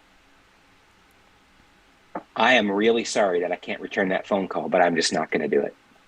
And I've just had to recognize that I'm okay. I don't live by the opinion of others. Not that doesn't mean I don't give my best, but I've had to become okay with it. Good. Amy or Philip, did you have a response to the question? Repeat the question, please. How do you handle having multiple expectations from so many different people? Okay. So our church has a mission statement that anything we do really needs to fall under one of it's kind of a 3-phase mission statement. It needs to fall under one of those things. Then I myself have kind of and I'm in a season where I'm kind of redefining that, but usually a personal mission statement that falls in line with the seek first to understand, and the old saying, what would Jesus do? So falling in with that and trying to package it in a way that I can say, yes, that fits, no, that doesn't, to know what I should decline and what I can agree to step into and be involved with. Nice. Yeah, I have Pastor Joanne actually said this. You can have a strong no when you have a stronger yes. That's something that I teach my master's students all the time. When you know your yes, so that goes back to the whole idea of vision and mission. when you know your yes, you can say no to a lot of other things. And it doesn't mean you don't care. It just Right. means that that's not necessarily where you're headed right now. Awesome. All right, Pastor Philip?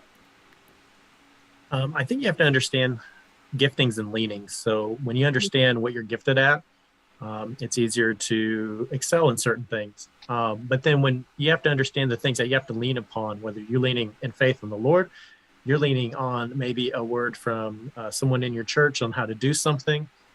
You have to be able to know what expectations are being placed on you, and then whether or not maybe those are good expectations or right expectations. And we're not all Superman, Superwomen. We all just can't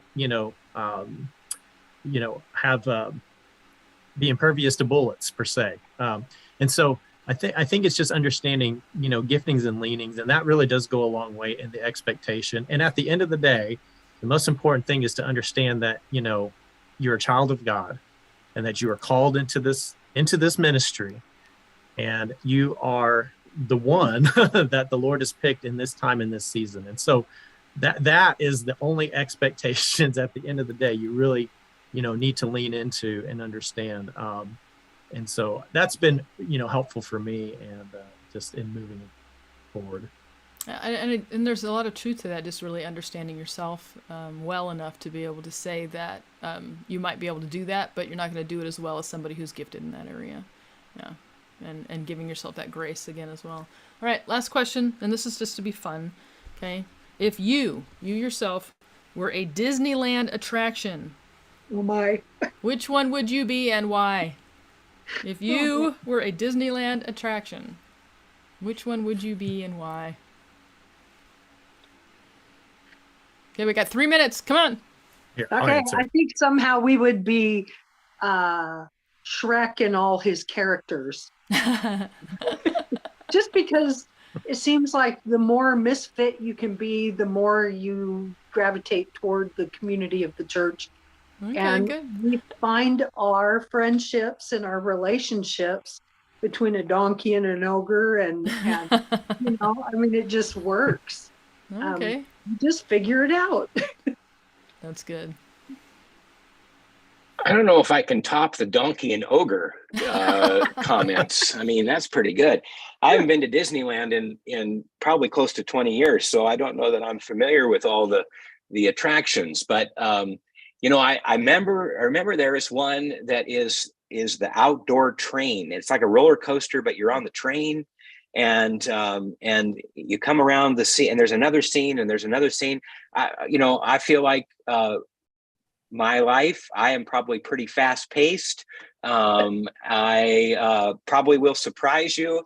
Sometimes the corners will be crazy, but we are on a track that is going somewhere. Awesome. I love it. In this adventure. So that's a great answer. I love it.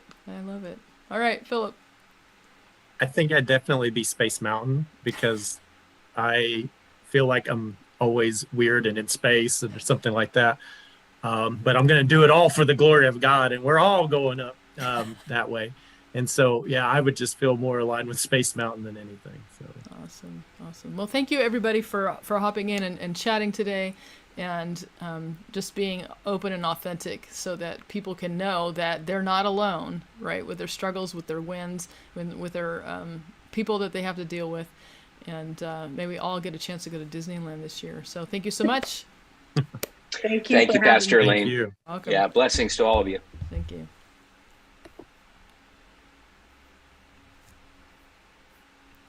So I hope that you heard something that was helpful for you during that. There was a lot of information. So take a few minutes and jot down some ideas that God is prompting you to use in your context.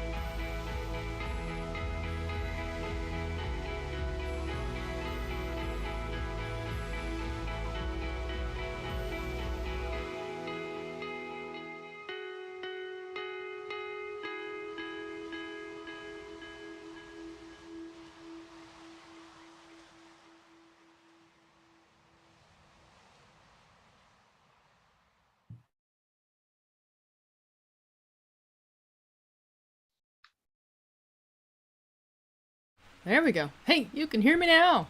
I keep forgetting to unmute myself. So I hope you enjoy. I love the whole panel idea, and just hearing that variety, right, of things that people use to be able to continue in ministry in an effective way. And I'm going to introduce my next guest, and I am really grateful for you coming in here today. This is Pastor Craig, and let me read his bio. Pastor Craig is a pastor from Texas. Chris Craig. Pastor Chris Craig. I should read the whole thing, right? Is a pastor from Texas, and he's been pastoring for 25 years. Also, his father-in-law was his pastor, and Pastor Greg, I think it was you that cut your own salary to hire a worship leader. Was that you that did that, or your? Yeah, okay. He also experienced Christian entrepreneurship trainings, which really helped him be encouraged to go public with his private ventures, which really stretched him outside his comfort zone and into his local community. So there's a thread right today about getting out into the community. And he's also building the School of the Word, which is intended to inspire people to read the Bible for themselves and share it with the world. Share it with the world. So thank you for joining us today, Pastor Chris. Yeah, thank you for inviting me. I'm so honored to be here. Awesome. So one of the things that I've noticed, and I'm sure you have too, is that the majority of pastors seem to be bivocational. If you think about the size of churches across the country, how small they are, not many of those could afford to hire a pastor full-time. And so can you share a little bit about what you do? Because I know that you're bivocational and you have a side gig, right? Yeah. And just kind of share with us a little bit.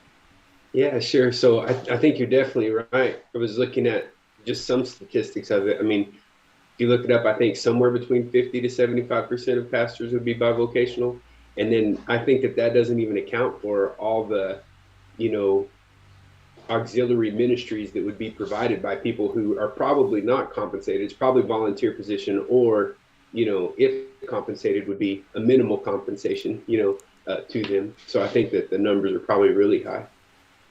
So in addition to, the work that I do as the pastor of the church, like you mentioned, I do receive a very small, basically covers my expenses with regards to the School of the Word. So we do that kind of on the side. But in addition to that, I'm also an insurance agency owner. I own an agency of my own, and we focus on life and health insurance types of products, and then help people with things like retirement planning, debt elimination, things like that as well. Now, when you went into the ministry, did you assume you'd be bivocational? Yeah, I think I did in a way. I felt called to missions, which I thought were foreign missions, and I expected, probably to be at work in my mind, that I would be coming alongside of people and joining them in whatever was going on in their communities. That's kind of how I envisioned it, possibly receiving support from people to do that. But I think that I always saw myself. So predominantly supporting yourself to go out and do mission. Yeah, that's what I would have envisioned. As I actually got introduced to the church and began to pursue that calling, I met my father-in-law, who introduced me to the idea of domestic missions, which I had never really thought of. I had church planning and ministering in our local context, So he told me something that was really good. He said, why do you think that you would become something different just because you got a passport or just because you crossed the border? That, embrace, if you're called to do missions, embrace that call here. And then when the opportunity presents itself, go, right? What did it say? Planning to go, but willing to stay, right? And nice. Planning to go, but willing to stay. Yeah, and so that's how it was. One of the other phrases he used was, unless you have a quality product, don't export. And so, that was one of his big phrases. Yeah. So and I don't understand, because you're still here. Yeah. Yeah.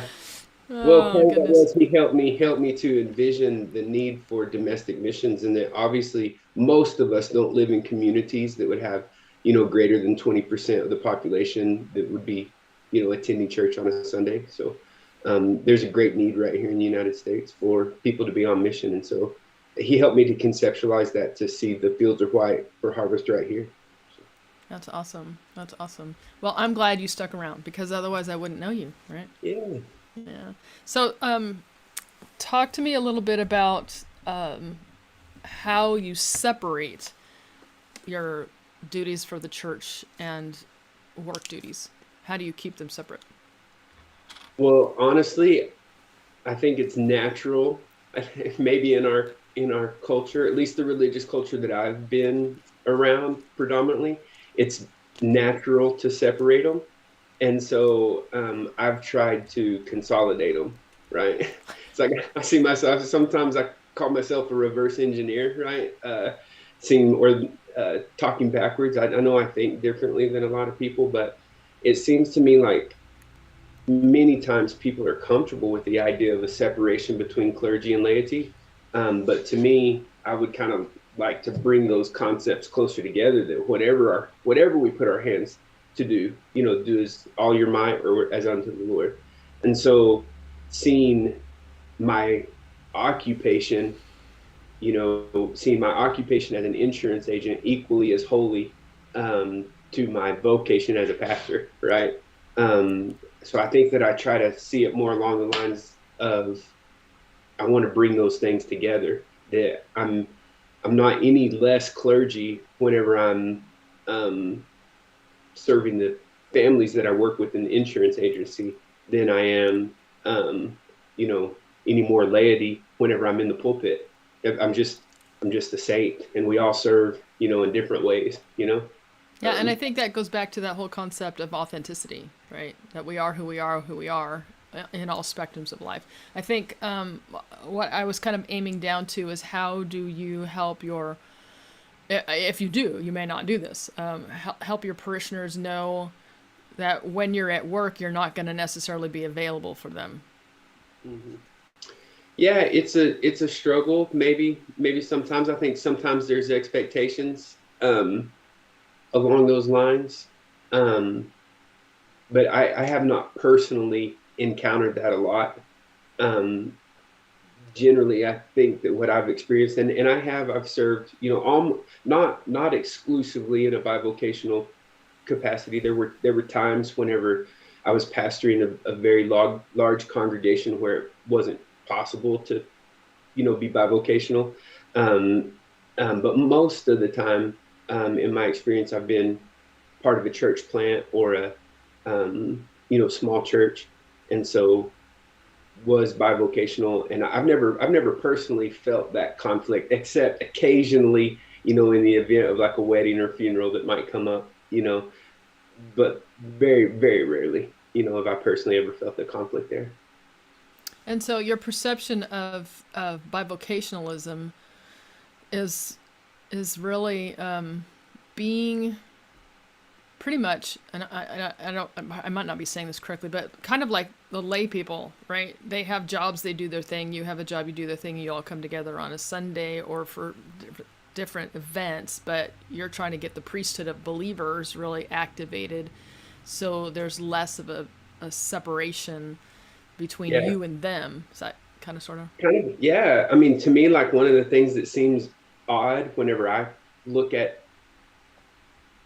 sometimes how we do things, or the expectations that I feel presented to me with the role of pastor, whenever that's coming at me, to me in the scriptures, the idea is, like from Ephesians 4, that it's the clergy, if it was clergy's responsibility for the equipping of the saints for the works of service. So to me, at least in my mind, the implication is that as believers, we're all, even like Philippians says, have this attitude in yourself that was also in Christ. We humbled themselves and took on the form of a servant. Well, that idea of service is the same ideas, and I use this from Acts chapter 6, where the appointment of the deacons, basically the apostles say, it's no longer appropriate for us to serve this way. Now it's important for us to serve that way. So in my mind, everybody serves, but the clergy specifically responsible for equipping the saints to do the works of service, which would be the ministry. And I think a lot of times that's a little mixed, gets a little bit mixed up. So I'm so grateful whenever there are people who have the opportunity to be devoted to a full-time ministry capacity, but in that endeavor, hopefully we would be equipping some bivocational ministry, people who are in the workforce, but also serving in pastoral capacity in a local community as well. So, yeah, because, Paul made nets, right?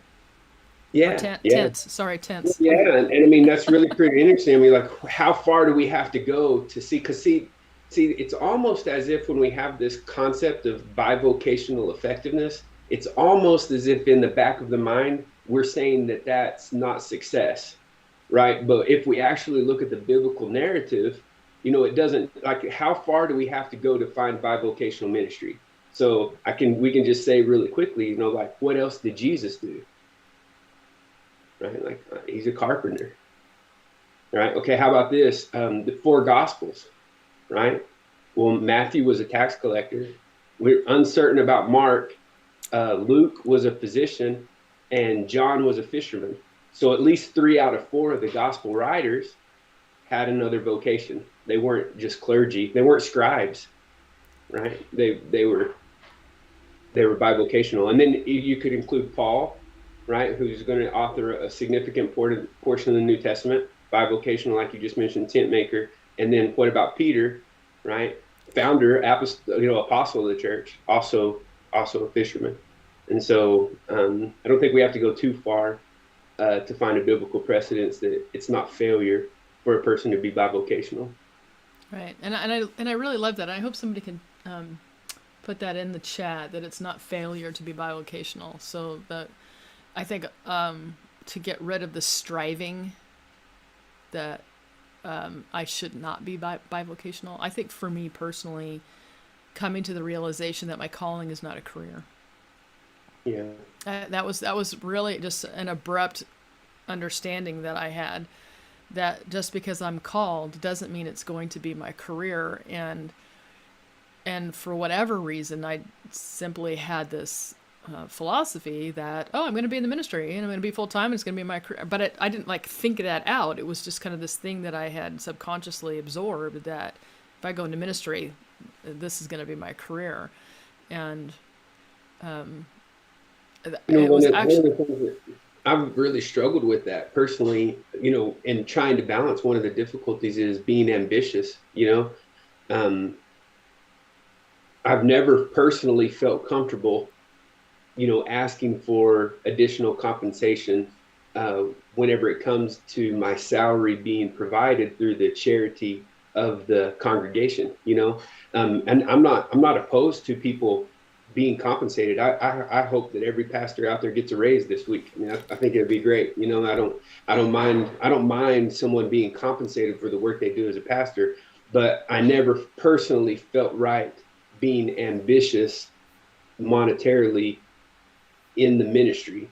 And so for me, being involved in the business that I run, it's a different dynamic there. And, I feel very grateful that the scriptures speak a lot to us. We were just doing I can't give all the numbers for this, but we were just doing a series right now at our church on Proverbs and talking about what is it. The question is, would you allow the scriptures to help you redefine what it means to be blessed? So could we actually go to the scriptures for what is the source of blessing, or you might call it happiness, or, and how does that relate to work or money? In the last 16 chapters of Proverbs, I can't give the whole quote, but I can give this much. There was over 150 references to work or blessing or finances in the last 16 chapters, over 150 references. wow. And so it's not that the scriptures are silent, on this issue, that work and ministry are very, very closely related to one another. So Absolutely. So I had a senior pastor one time. I was the associate at this larger church, and he told us, and I don't want, and I've gotten some backlash on this, but he told us that when we get our paycheck, that was other people's hard-earned money that they tithed to God, so that when we go spend our money, we are actually spending money that people gave to God. And that really impacted me. I mean, it really impacted me that I know, like, all the years that I'm tithing and I'm trying to tithe and how hard it is for people to tithe and when you do the thing, and it made me respect the money that I was getting in a way that I probably would have never thought of before. Yeah. You're saying that just a couple things. I mean, I'm a father, I'm a husband, right? A father. I have 4 children, and life's expensive, and to want good, not extravagance. Maybe this would help if I just go through it. I use Ecclesiastes to help me to redefine what it means to be successful, and I've just kind of narrowed it down to 10 things. A good name, right? To have a good name, to have a good job, some good food, some good drink, a good house, a good spouse, right? Some good kids, some good grandkids, a good relationship, or some good friends, and a good relationship with God. Like nice. 10 things, right? 10 things from me that help define success. What does it mean to be successful? So I'm not talking, when I talk about being ambitious, I'm not necessarily, and I'm not even opposed to this, but I'm not talking about Learjets or something like that. I'm just talking about a good name and a good house and a good job, right? Something to eat, food, clothing, and shelter. That's wonderful. Even so, it's expensive, right? It costs a lot to raise a family right now. And a lot of our churches are small, and, I'm not adequately compensated for the service that we provide whenever it comes to providing a college education for my kids or a vehicle for my children or something like that, Yeah, and it's true. And of all those 10 things that you listed, I would say, and just because my mind is kind of fried after all these speakers, but I think maybe half of them had nothing to do with monetary, right? Yeah. Good friends, good. If you're buying your friends, they're not good friends, right? And good children, and those aren't things that you can, no matter how much money you have, that's not going to be the quality of the relationship. And so, yeah. So talk a little bit about being bivocational and then having a side gig. Yeah. So maybe I can just this little real quick story, but this is kind of, so I think mindset is a big part. Like we conceptualize, we envision, what success means or looks like for us. And so this is just a framework that I personally operate from with regards to these things of bivocational ministry. So I like to think of God as our provider, right? Start out with God as our provider, of course. So then the question then is, how does God provide for people? Okay. How does God provide for people? And so the answer that I like to give is that, well, God made the earth in order to be a blessing and a provision for people, right? So when he did that, as God provided for us, God made trees, but he didn't make chairs, right? So God made man with the ability to dream or to see the chair inside of a tree, and then to co-labor with God in a co-creation, right? Only he's creator, he makes something out of nothing. But we, in his image, can be creative, and we can take what has been made and turn it into something else, right? And that co-laboring with God, right, is the way that he provides for us. So he puts us in the context of an environment, and the environment has the ability to provide for us, but we have to be in fellowship with him to see those opportunities. So I like to say it like this. So then, vision is a precursor to provision, right? Right, vision is. And so vision, this last little statement, vision in my mind, vision, I think John Maxwell defines it this way. A desired, improved future reality. I think that's a vision. Say that again. I think John Maxwell defines vision. John Maxwell defines vision as a desired, improved future reality. Okay.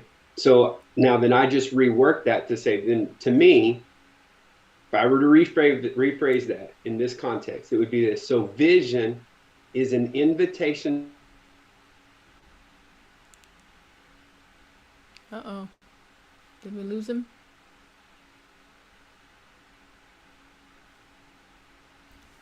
I cannot hear you. I don't know if that's me or you. Can you hear me?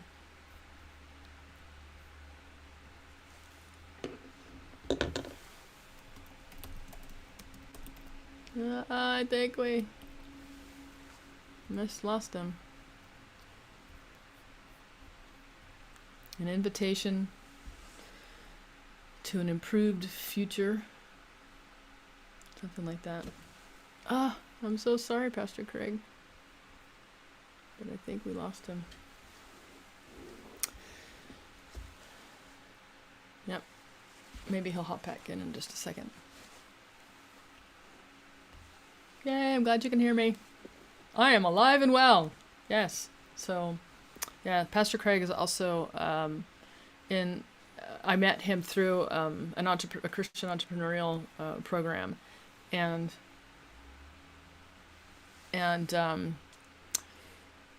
really looking at what are creative ways to spread the gospel, and that was just an intriguing opportunity to use divine imagination to say, all right, I am going to allow God the freedom to show me a new way to spread the gospel.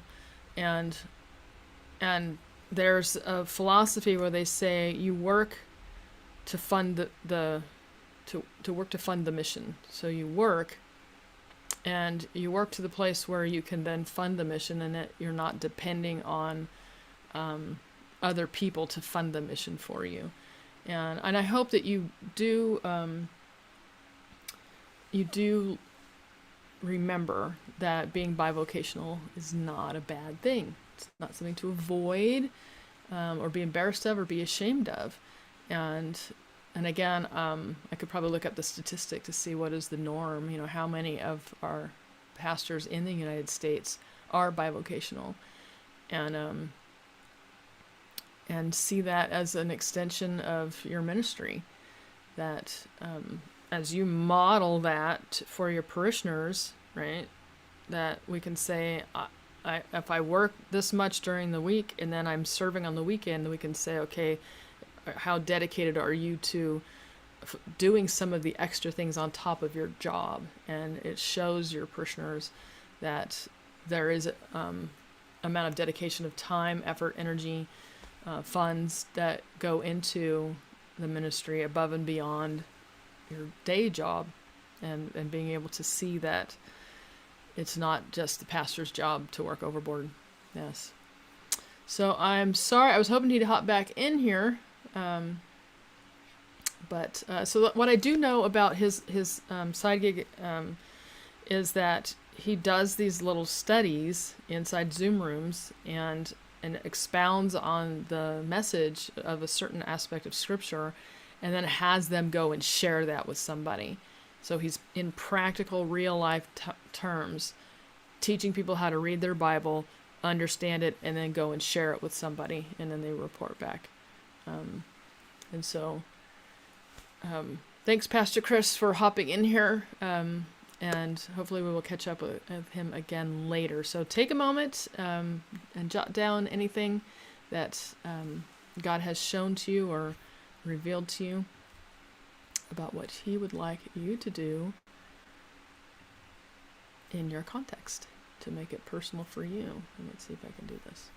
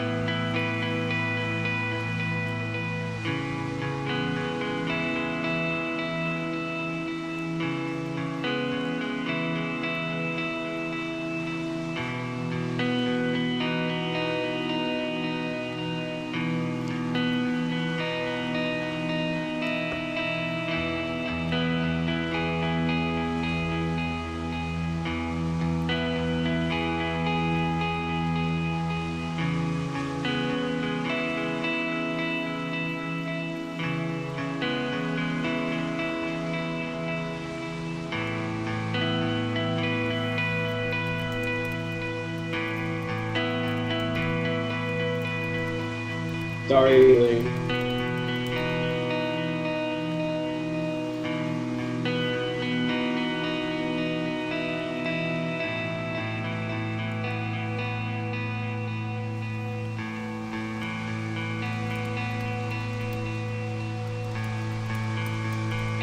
Both my phone and my internet service shut down.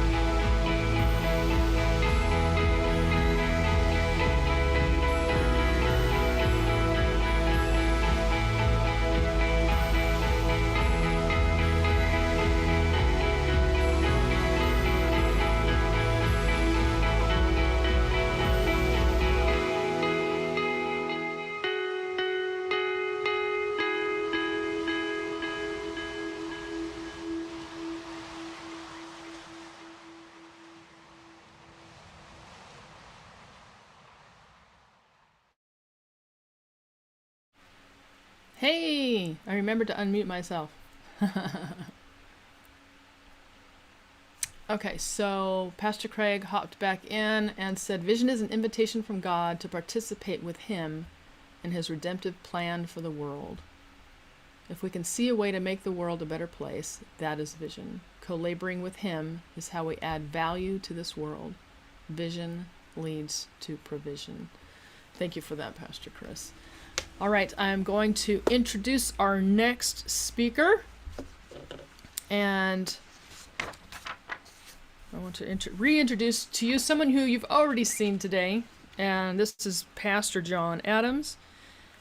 And as he hops in here, I will read his bio. Hey, again. Pastor John C. Adams has served as a senior pastor for 38 years. I think you get the longevity prize for today. Sweet. And 2 turnaround churches. He has also served as a law enforcement chaplain. Okay, these are long ones, and you got to follow me. I remember the first time I read this, I'm like, I can't follow all that. He's a law enforcement chaplain to 4 local agencies, along with serving on the regional SWAT team as a drone pilot, hostage negotiator, and well understands surviving conflict and emotional trauma from working in a highly vested career serving people. Yes, you have done a lot. And so the topic is surviving conflict. And so I'm going to just kind of let you do your thing, but I think there's conflict. There's so many layers of conflict, but then there's also that exposure to trauma, right? And just having all of that pressure, and like the statistics that I read, or I don't know, did you hear those statistics that I read earlier about the pastors that are expecting conflict and that kind of thing? Yeah, I did. Yeah. That was perfect setup. Good. All right, well, carry on. All right, thanks, Pastor Elaine. Such a delight to be here, and you just always do such a phenomenal job putting these things together. And I know it comes out of your heart of service to people. And I really appreciate you putting that on and helping these pastors of smaller churches to have some things that they can really be equipped with. So thank you so much. It's just, you are so organized. I looked at this and thought, how does she ever pull all this off? So thank you so much. I'm happy to play my little role here with you, but hope I can be a blessing. So my topic today is vicarious trauma. I wonder who knows what that is. Not a term that we're probably familiar with every single day, vicarious trauma. So here's what I'm going to do. I mean, I've got 25 minutes. I've got my clock started here, so we're going to do our best. I may need 1 or 2 minutes, Elaine, to finish up, but that's it. I'll for sure be in the buffer zone. We're going to talk about today, number one, what is vicarious trauma? Who it affects, why it affects us, what are the symptoms of vicarious trauma, or trauma in general as well. We won't talk about vicarious trauma. And what are the different kinds of trauma? There are only two. And how to survive and overcome emotional trauma. Now, that sounds like a lot, and it is a lot. I have hours of teaching on this topic, so I have 25 minutes here to get through this, and I've done it a couple of times, so I think we're going to do it, but what you need to do is grab your pen and maybe your phone. You might want to take some screenshots of the slides I'll put up once in a while. But here we go. So let's launch into this and find out exactly what is emotional trauma or vicarious trauma. Well, vicarious trauma, as a technical definition, it's the negative effect of working with traumatized parishioners or clients. You don't just have to be a pastor, somebody who has clients and counsels. So that's what it is. It's a negative effect. It's what happens to us by working with these people. And the situation is people react differently to trauma. Not everybody reacts the same. Not everybody reacts the same to situations they go through or even things they help people through. And it's kind of like this. Most of us probably have kids, children, maybe you don't, but you're probably familiar with this aspect of it. Let's say you've got a couple kids, and as the day wears on, as normally is, they're outside playing, and all of a sudden your mom, you're inside, or maybe even dad, and you're inside, you hear this blood-curdling scream from one of your children that you recognize is their voice. You drop everything, rush out to the backyard, and see your child laying on the ground, clutching their leg, and you instantly get down to your knees and try to pull their hand off, and they won't have any of that. They're screaming, they're crying, and you're trying, and finally you pull their fingers back and look, and underneath is a little cut. Okay, it's bleeding a little bit, but it's not a big deal. All right, that's scenario number one. Scenario number two, you have this other child. Same thing, different day. Outside, kids are playing, although you do not hear a blood-curdling scream, but what happens is you're taken by surprise as the other child walks in, blood dripping down their head, and calmly says, "Mom, I fell off my bike." Now, you're the one that has a fit. But my point is that people react differently to trauma. It's not the trauma that determines how bad it is. It's our perception of the trauma that determines how badly and how deeply it affects us. Now, for vicarious trauma, vicarious is something that we experience through somebody else. So vicarious trauma, it's almost like being there with somebody else when you're talking with somebody, or you walk through with somebody a very difficult time in their life. Vicarious trauma is almost like being there personally with them, or it's actually taking on their pain and injury. That's what vicarious trauma is. It's feeling what somebody else feels. All right, now let's move on here. And who does vicarious trauma affect? Well, it mainly affects first responders and pastors, and they are highly at risk. Counselors, high at risk for this particular effect that happens. And the reason that happens is it's due to the close proximity of either the event or the person. You may walk through with someone through the death of a child. You're very close to it. Or you may counsel someone who tells you about the death of their child that may have happened some years ago. The proximity that we have to the person or the event really determines why we are at high risk. We're there, we're close to it. And the truth of the matter is that most pastors and first responders are exposed to more trauma in a few short years than the average person is throughout their entire life. It's difficult. It can be extremely difficult. Now, why are we affected? Well, again, great question. Why are we affected? And the reason we're affected is because we cannot unsee or unhear what we experience, or in the case of vicarious trauma, what somebody else experiences and explains to us. The reason and the way things affect us like this, vicarious trauma or their trauma affects us, is because we as servants, as shepherds, as counselors, we have a profound empathy with that person's great pain and the consequences of that trauma. So what they're telling us, we empathize with them. We're not just kind of like, well, whatever. We are engaged, and we're engaged close enough that affects us. We are vulnerable as servants, primarily due to our large servant's heart. If you remember, we're not like the Grinch who has a heart 3 sizes too small. Because of our large heart, because we truly care, because we truly love people, our psyches are open to pain and damage because we truly care from our soul. Where do we get this from? Well, I'll tell you where we get this from. We get this from our Father. Isaiah 53, most of us are familiar with this portion of scripture. It's prophetically talking about Jesus. It says he was despised and rejected by mankind, a man of suffering, familiar with pain. Surely he took our pain and bore our suffering, but he was pierced for our transgressions. He was crushed for our iniquities, and the punishment that brought us peace was on him, and by his wounds we are healed. Now, the situation is that you and I are not Jesus.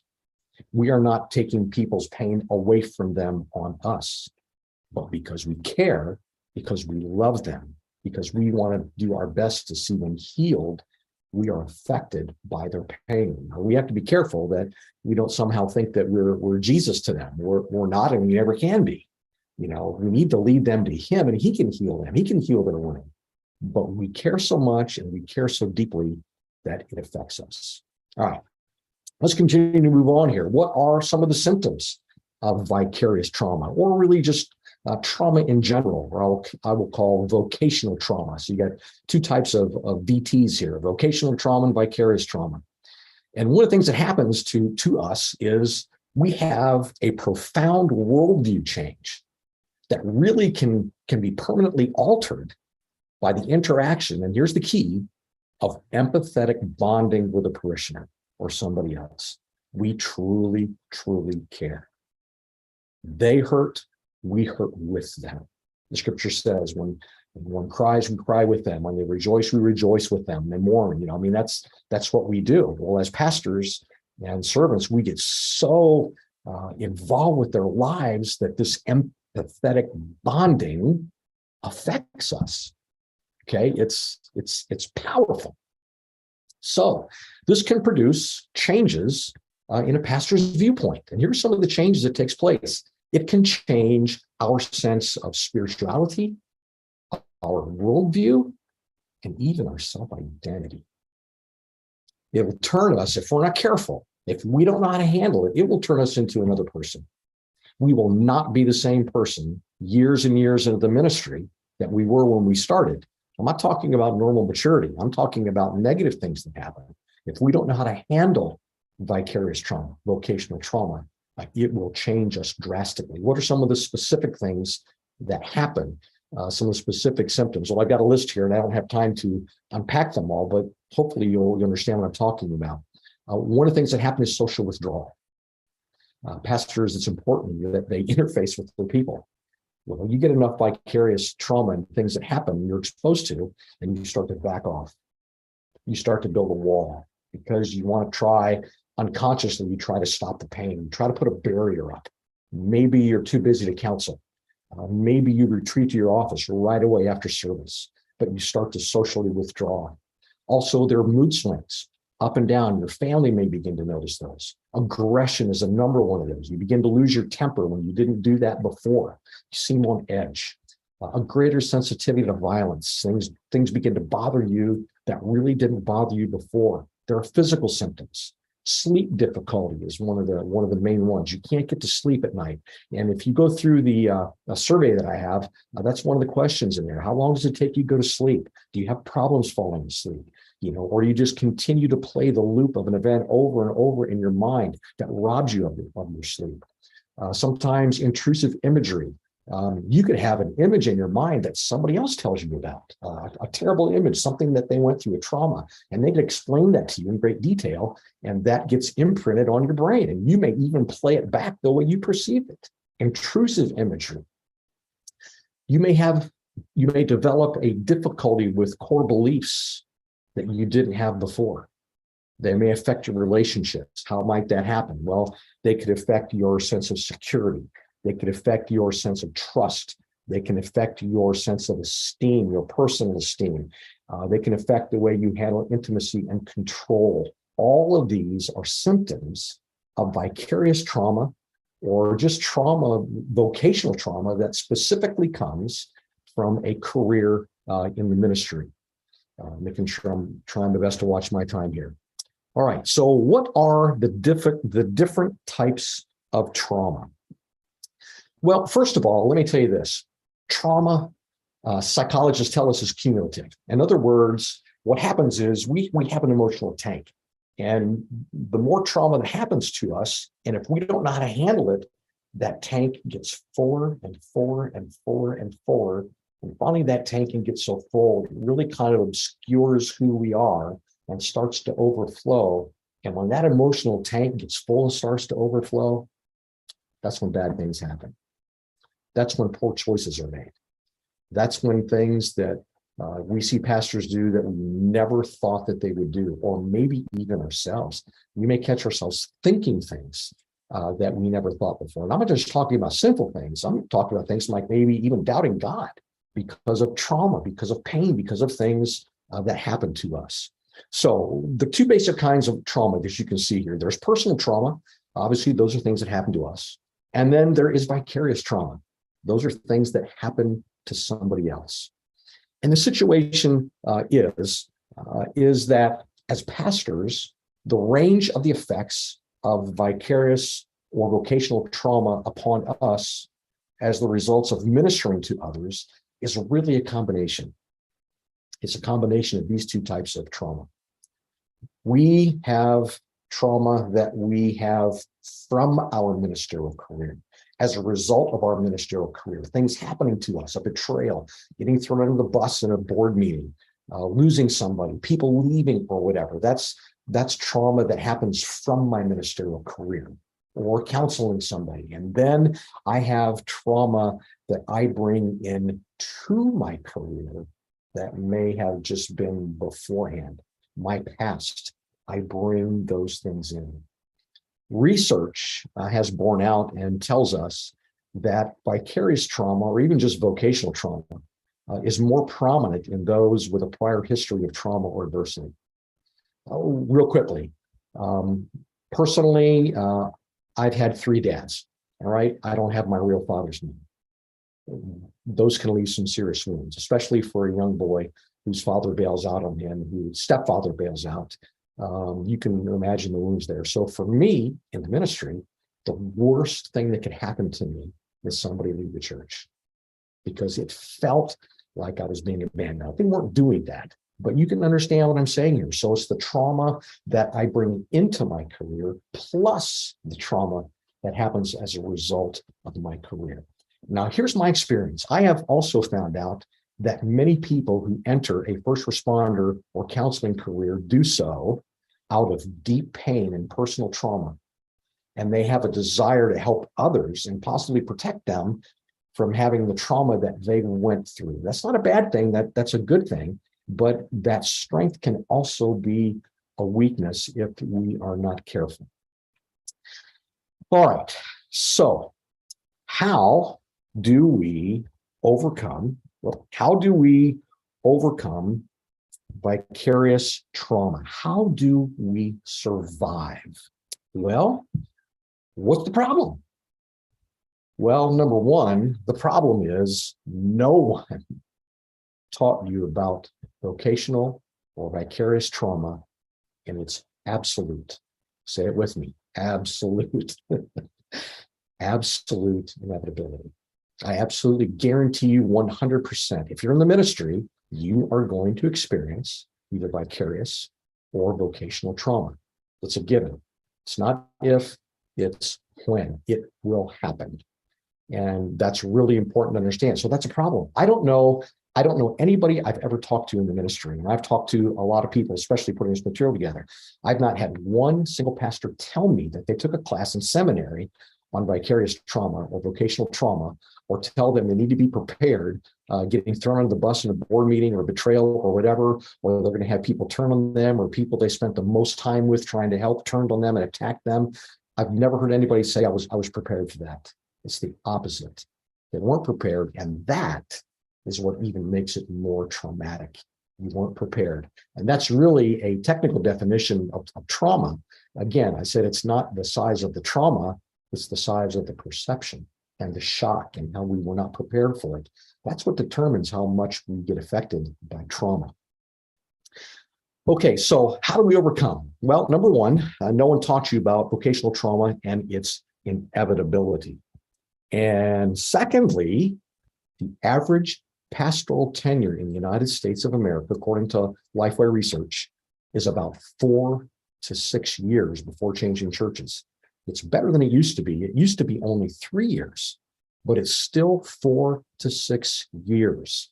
That means a pastor stays 4 to 6 years, most of them, before changing churches. That's the average. So you can have a lot of pastors bailing out long before that takes place. Wow, that's a pretty big deal. Why do they leave? Why only 4 to 6 years? Why does that happen like that? Well, people I've talked to, and after being a law enforcement chaplain for over a decade, about 12 years, I began to see that being a law enforcement officer is a lot like being a pastor, or vice versa, because of the emotional trauma that they see, hear, and go through. And I can tell you, as I've served 4 different law enforcement agencies and served on our SWAT team, I've seen some stuff. I've experienced some stuff. I'm not trying to be one up on anybody. I've certainly not experienced as much as law enforcement officers have, but I've certainly seen far more than my share. And I want to help them, but I have to learn how to handle it as well. So why do pastors bail out? Well, I'll tell you, vocational trauma. They don't know how to handle it. They don't know how to empty their tank. They don't know how to drain it. They don't know how to do that. Why do we hear about pastors going through divorce? Why do we hear about pastors having an affair? Why do we hear about pastors having a pornography addiction? Why do we hear, about drug use or alcohol abuse in pastors? Why do we hear about them crashing and burning and quitting and bailing? Why does that happen? We see somebody, they have a kind of a meteoric rise in their ministry, and we see all these things, and the next thing you know, at least it seems like the next thing you know, we're reading their name in an article in Christianity Today or Charisma Magazine or on a blog or someplace, and we kind of shake our heads and scratch them and go, oh, how does that happen? Well, I think I know how it happens. At least one of the main ways is trauma. They don't know how to deal with it. And because they don't do some things that I'm going to talk about, they wash out. Real quickly, once again here, and Pastor Elaine alluded to some things here. And this is real quickly just a quick graph. I'm not going through all of it either. You can see this, maybe get a screenshot real quick. But if you look at this, this is reasons why pastors have considered bailing out. Number one, the immense stress of the job. Number two, they say, I feel lonely and isolated. Number three, current political divisions. And I'm only going to go to number four. I am unhappy with the effect this role has had on my family. Wow, that's a lot of stuff. So what has to happen? What needs to take place? Well, I'll tell you what needs to take place. And it's a system that I've developed. But here's the thing for all pastors. It's not the fact that Sunday rolls around every week that takes you out of the ministry. I mean, that's just a given. If you can't handle that, you shouldn't be in the ministry. But that's not really the way it is for most people. It's not the fact that Sunday rolls around. It's the vocational trauma, the vicarious trauma that builds up over time and saps the life out of you. Without a plan, listen to me, without a plan, vicarious or vocational trauma will take you out. All you have to do is look around. It happens. I don't want that to happen. So I put together my emotional survival 3D system. I'm going to try to, oh, Lord help us, Elaine. I'll do my best. We'll get through it. I promise. To get through these things, at least I'll get you the framework, all right? At least the skin and bones of the framework. So let's go through this. I've got this system that I put together that I think will be a help. It's what I call my 3D emotional survival system.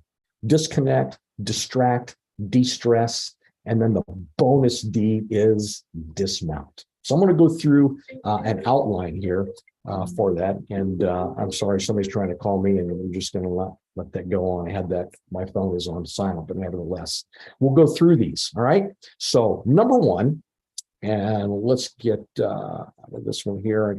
I got these numbered here. So let's get out of that one. Keyword, the first D is disconnect. The keyword is distance. What you and I need to do is we need to disconnect from the power drain of our career. It's like putting your car in neutral. It takes the load off. Disconnection allows our mental engine to idle. So we're not under load all the time. That's really, really important. Listen, here's the thing that we need to understand and is so important to understand. And that is, as pastors, we are not indispensable. We are not irreplaceable. We can't do everything, and we shouldn't think that we're the only ones that can do everything. We can't have a savior syndrome where we're the only ones we're running around trying to save everybody. You'll kill yourself doing that. You'll ruin your ministry. You can't do that. So what do I need to do? How do I disconnect? Well, listen, I'm going to tell you, you need to put your watch on silent, which at least you can hear my watch ring.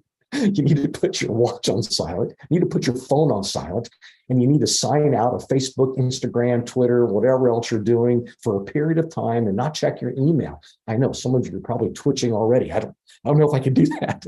Well, you need to do that. That's really important. Well, Pastor, what if there's an emergency? Here's what happens. You have a small list of people that can get through to you no matter what takes place. All right, no matter what happens. If there's an emergency, they can get to you. But listen, you're on call 24/7, 365. And if you don't create distance from time to time, you're going to burn out and think that changing churches is the solution to the problem, and it's not. All right, let's move on here. We want to go to the next one, distract. The key word here is focus, because to truly disconnect, we need life-giving distractions by changing our focus. That's really important. And too many, unfortunately, choose life-diminishing distractions instead of life-giving distractions. What do you mean life-diminishing distractions? Well, I mean, obviously, leaning on alcohol is a life-diminishing distraction, or over-the-counter medications to start with. I'm not saying you should never take medication, but medication should be a bridge, not a lifestyle, especially for those of us that serve God. Again, I'm not saying never do that, but I'm saying that we can receive the strength of the Lord to get through things, but it's easy to choose something else. Those are life-diminishing. Pornography addiction, having an affair, those are life-diminishing things. They may make you feel alive while you're dabbling in them or doing those things, and maybe a distraction from the pressure, but they're life-diminishing, and we cannot afford those. Those are things that rob us of our peace. and potentially ruin our career and ruin our families as well. Distraction is choosing something that gives back, choosing something that gives us life. And that's really, really important. It may be a hobby or some type of physical activity. In fact, psychologists tell us that 30 minutes of aerobic exercise 5 times a week, 5 days a week, only 30 minutes, 5 days a week is like a wonder drug when it comes to emptying our emotional tank. Psychologists will tell us that it's a wonder drug when it comes to diminishing the effects of depression, vicarious trauma. The effects of vicarious trauma mimic clinical depression. Most times it's not a clinical depression, but it's a mental depression that comes to it that we deal with and don't know how to get rid of. All right, so let's go to the next one here. And the next one is de-stress. The key word here is time. If we disconnect with a life-giving distraction, we will be able to de-stress. And this is where the rejuvenation takes place. De-stressing recharges our emotional battery, and we have to have that battery recharged. And without de-stressing, just like a battery, folks, we can become so drained and depleted that guess what? Just like a battery, you can't be charged anymore. You ever had to throw away an iCAD battery or a lithium battery because they can't take a charge anymore? Well, that's what can happen to us. We get discharged so much that we can't be recharged anymore. And then we change churches thinking that the answer is being in another church. But listen, de-stressing is where the magic happens. It's where your smile returns. It's where your laughter comes back. It's uplifting to you. Okay. Now, again, this has been a whirlwind here to talk about these 3 Ds. You know, we've talked about disconnection. We've talked about distraction. We've talked about de-stressing. And if properly implemented, if you properly implement this 3D system like I've done in my career, you'll be able to get to the 4th D, which is the most exciting. And the key word to the 4th D is dismount. I believe that we can dismount our ministerial career with honor, integrity, and celebration. And God being my helper, I was able to do that. I had a 3-year plan. I told our church 3 years ago, here's my retirement date. I had a young man in that I hired as a youth pastor, was able to train him. He wanted to be pastor. Eventually, as we worked through this, the church invited him to be the pastor. He accepted. And then just 3 months ago, we had a passing the baton ceremony where I actually passed the baton to him and dismounted my ministerial career. You'll be able to retire on your terms. And that's really what we want to be able to do. Now, if you're in a denomination, it might look a little bit different, but I'm not. So it was a little bit different for me to be able to do that. But here's the point. I'm almost finished. Try this without a plan, and it's not going to go well. You know what it's like? It's like trying to dismount a horse with the wrong foot first. That doesn't look pretty. That's going to be a face plant. So that's not going to work well. You need a plan to pass the baton. Because now listen to this. This is my final statement on this, and then we'll talk about the freebies that we have for you. Every single pastor is an interim pastor. The worst thing we can do, and I know accidents take place, but is to die with a baton in our hand. Listen, it's a relay race. You have to pass the baton to win the race. If you don't pass the baton, you don't win the race. So we have to pass the baton, and that's what we need to do. To help you do that, I've got a couple freebies, and I'm going to just quickly show you here what I have, just a screenshot of them. And then Pastor Elaine is going to give you the link for those as we have those. So 2 of the links, things that we have. The first thing I'm going to show you here is this is Emotional Survival for Pastors, the Emotional At-Risk Survey that I talked to you about. That's free for you. Download that, get that, and please promise me that you'll go through it at least. And I can almost predict to you how your results are going to be. If you've been in ministry about a year, you won't be at high risk. If you've been in ministry for a while, you may very well be at high risk. Next thing I want to make available to you is Pastor John's 10 Undeniable Rules of Life. And that started something I started teaching in the jail. As it got around, people said, you need to expand on that and help people. So that's what I've done. So I want to give those to you. But the most important thing is I want you to not be intimidated by your ministry. I know Pastor Elaine has a boot camp. You ought to sign up for that boot camp. It will help you. It will strengthen you. You'll be around other pastors. Sign up for the Facebook group. You need to be with a group of people, but these things will help you. I trust that I've been a help to you today. And I pray that, number one, you don't quit and you don't give up. Because if you do before your time, you ruin your effectiveness, because longevity is what really almost guarantees us a legacy, a good legacy. Not all the time, but if we hang in there. All right, Pastor Elaine, thank you again so much. And I'm going to bail out here and let you take it from here. Thank you so much for the invitation.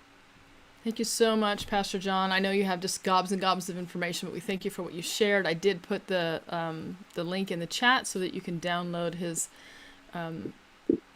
content. And I want to give you guys a moment to reflect on what he said, and then I'll be right back.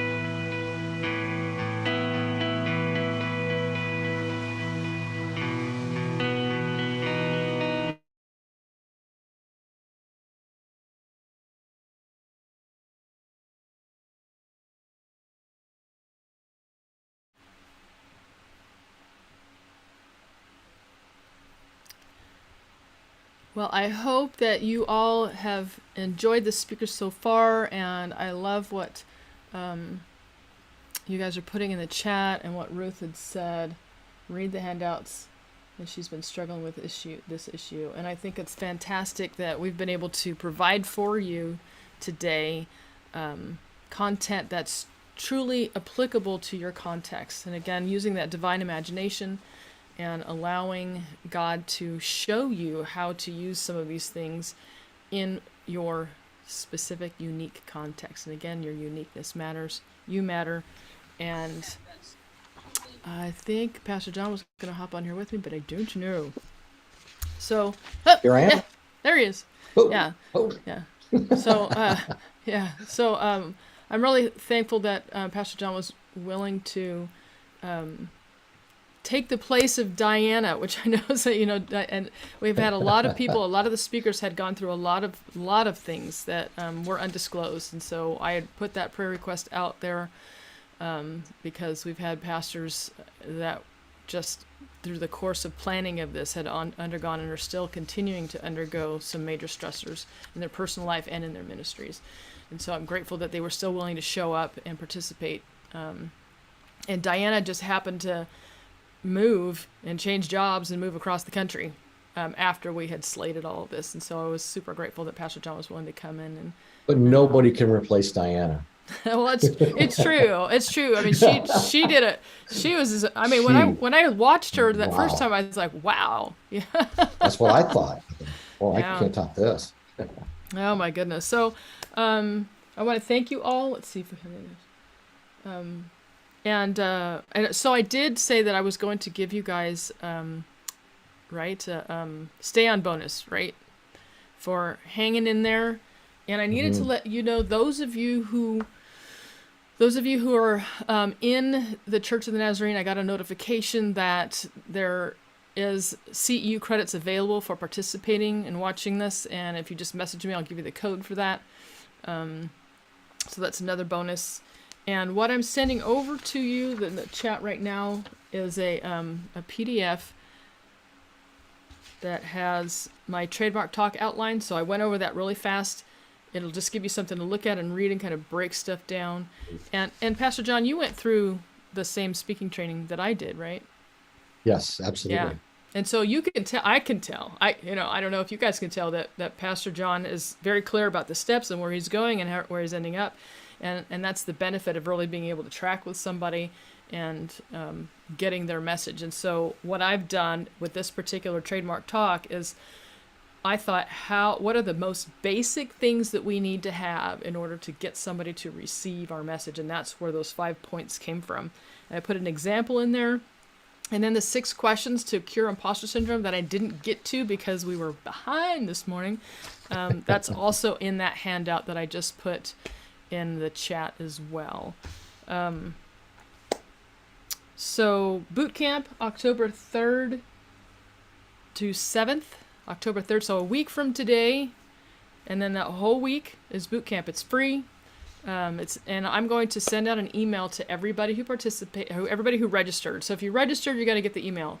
The best thing that you can do is put me in your contacts, Pastor Elaine, identityabuse@gmail.com. That way it won't go into your spam or your junk. If you don't have me in a contact, because I send out so many of these, they'll oftentimes end up in your spam or junk, or just some of them are being deleted completely, which I thought was really odd. But I will try to get the links for all the people who shared something today and put that in an email, an invitation to the boot camp, an invitation to the masterclass, because we've had people join the masterclass already today, which has been fantastic. We look forward to meeting you. And so, Pastor John, did you have anything else that you wanted to share with our people before we let them go? I'll just leave this based on my topic. You have to change hats in the ministry. You cannot make your identity pastor. It's not who you are, it's what you do. Right. And you have to have hats that you change. If you change hats, you'll survive. If you don't, you won't. It's the same thing with cops. The problem with cops is they have all these things they say, I used to do. I used to fish. I used to do that. Terrible. Anybody would say, I used to fish, right? But they say, I used to. That won't happen, hopefully, ever. Yeah, that's the I used to syndrome. So don't get into that trap of I used to. Keep changing hats. Go ahead. Oh, I was just going to say that there's some truth in the fact that I would ask people, what did God call you to do? What did he call you to do? He didn't call you to a position. Right? He called you to an action. He called you to, what did he call you to do? And Excellent. If your eyes are focused on a position, then it sucks the joy out of you too. Right? Oh, yes. Absolutely. Yes. Yeah. And Bob Goff, one of the other things that Bob Goff told me was that if you had a bucket list and you've ever scratched things off because you're too old to do them, he said, put them back on. He says you're never too old to do the things that God gave you an interest in. So God created you. He gave you interest. He gave you exciting things that bring you passion and joy. He said, why would you ever take them off of your bucket list? He said, put them back on there and allow them to continue to bring whimsy into your life and joy. Yes. So you don't have that. Yeah. Well, I didn't start doing triathlons until I turned 55. And I just completed probably my 35th triathlon at 68 just 2 months ago. That was half Ironman. It was so cool to watch. I don't suggest anybody do that. You got to be crazy to do that. So guilty is charged. But there are things that you can do that don't have to be like that. I'm just very adventurous and I like those things. But I will guarantee you those things are the reason that I'm on this side of my pastoral career with joy. I don't regret it. It's not that I wanted to get away from it. No, I just crossed the finish line. And now I'm doing this, whatever this is. Yeah, and I really like that whole idea of that God created the earth for us to enjoy. And people go, oh, I need to find my purpose. And I'm like, what if your purpose is to be alive and enjoy the planet and thank God? Yeah. I mean, what if that's Amen. not, what if that's your purpose? There's a lot of more things that we could do, but it's like our joy comes from inviting people to know the God that created the planet for us to enjoy. Right. And I read one time real quickly that, and I forget where I read it, but it was in a Jewish book. And they said the rabbis say that God is going to ask us 4 questions. And this is purely speculative when we get to heaven. And the first question they say that God's going to ask is, why didn't you enjoy what I gave you more? Again, there's nothing biblical about that, but it's just interesting that they would think about that. But and this isn't biblical either, but hey, why not go there? We always talk about, on my vacation, I'm going back to nature. Why do we go back to nature? Because that's where God, I mean, the Garden of Eden, right?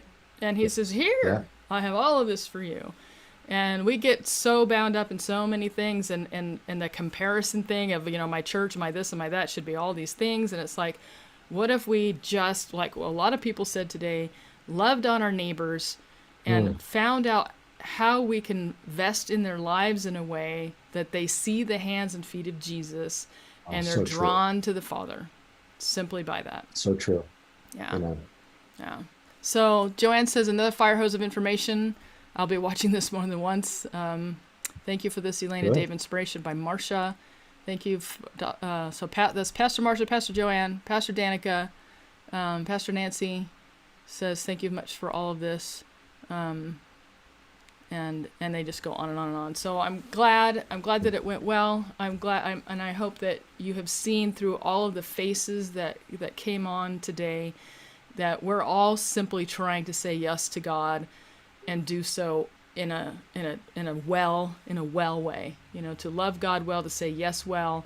And it's going to be completely different from context to context, and to allow God to have that option to do something in your context, because of what would that one person said, I think it was Pastor Robert, who said to value the uniqueness of your context. Yeah. That's good. All right. So your ministry matters, your call matters, you matter, and you make God smile. Yes. Your yes, obedience to God makes him smile. And as long as you're living that out, you're making God smile. And I hope and pray that this will continue to inspire you in the days to come and allow you to see how God is using you. And I know that not a lot of people get to see that, right? And so I often pray, God, help them see the fruits of their labor. Amen. God bless you guys.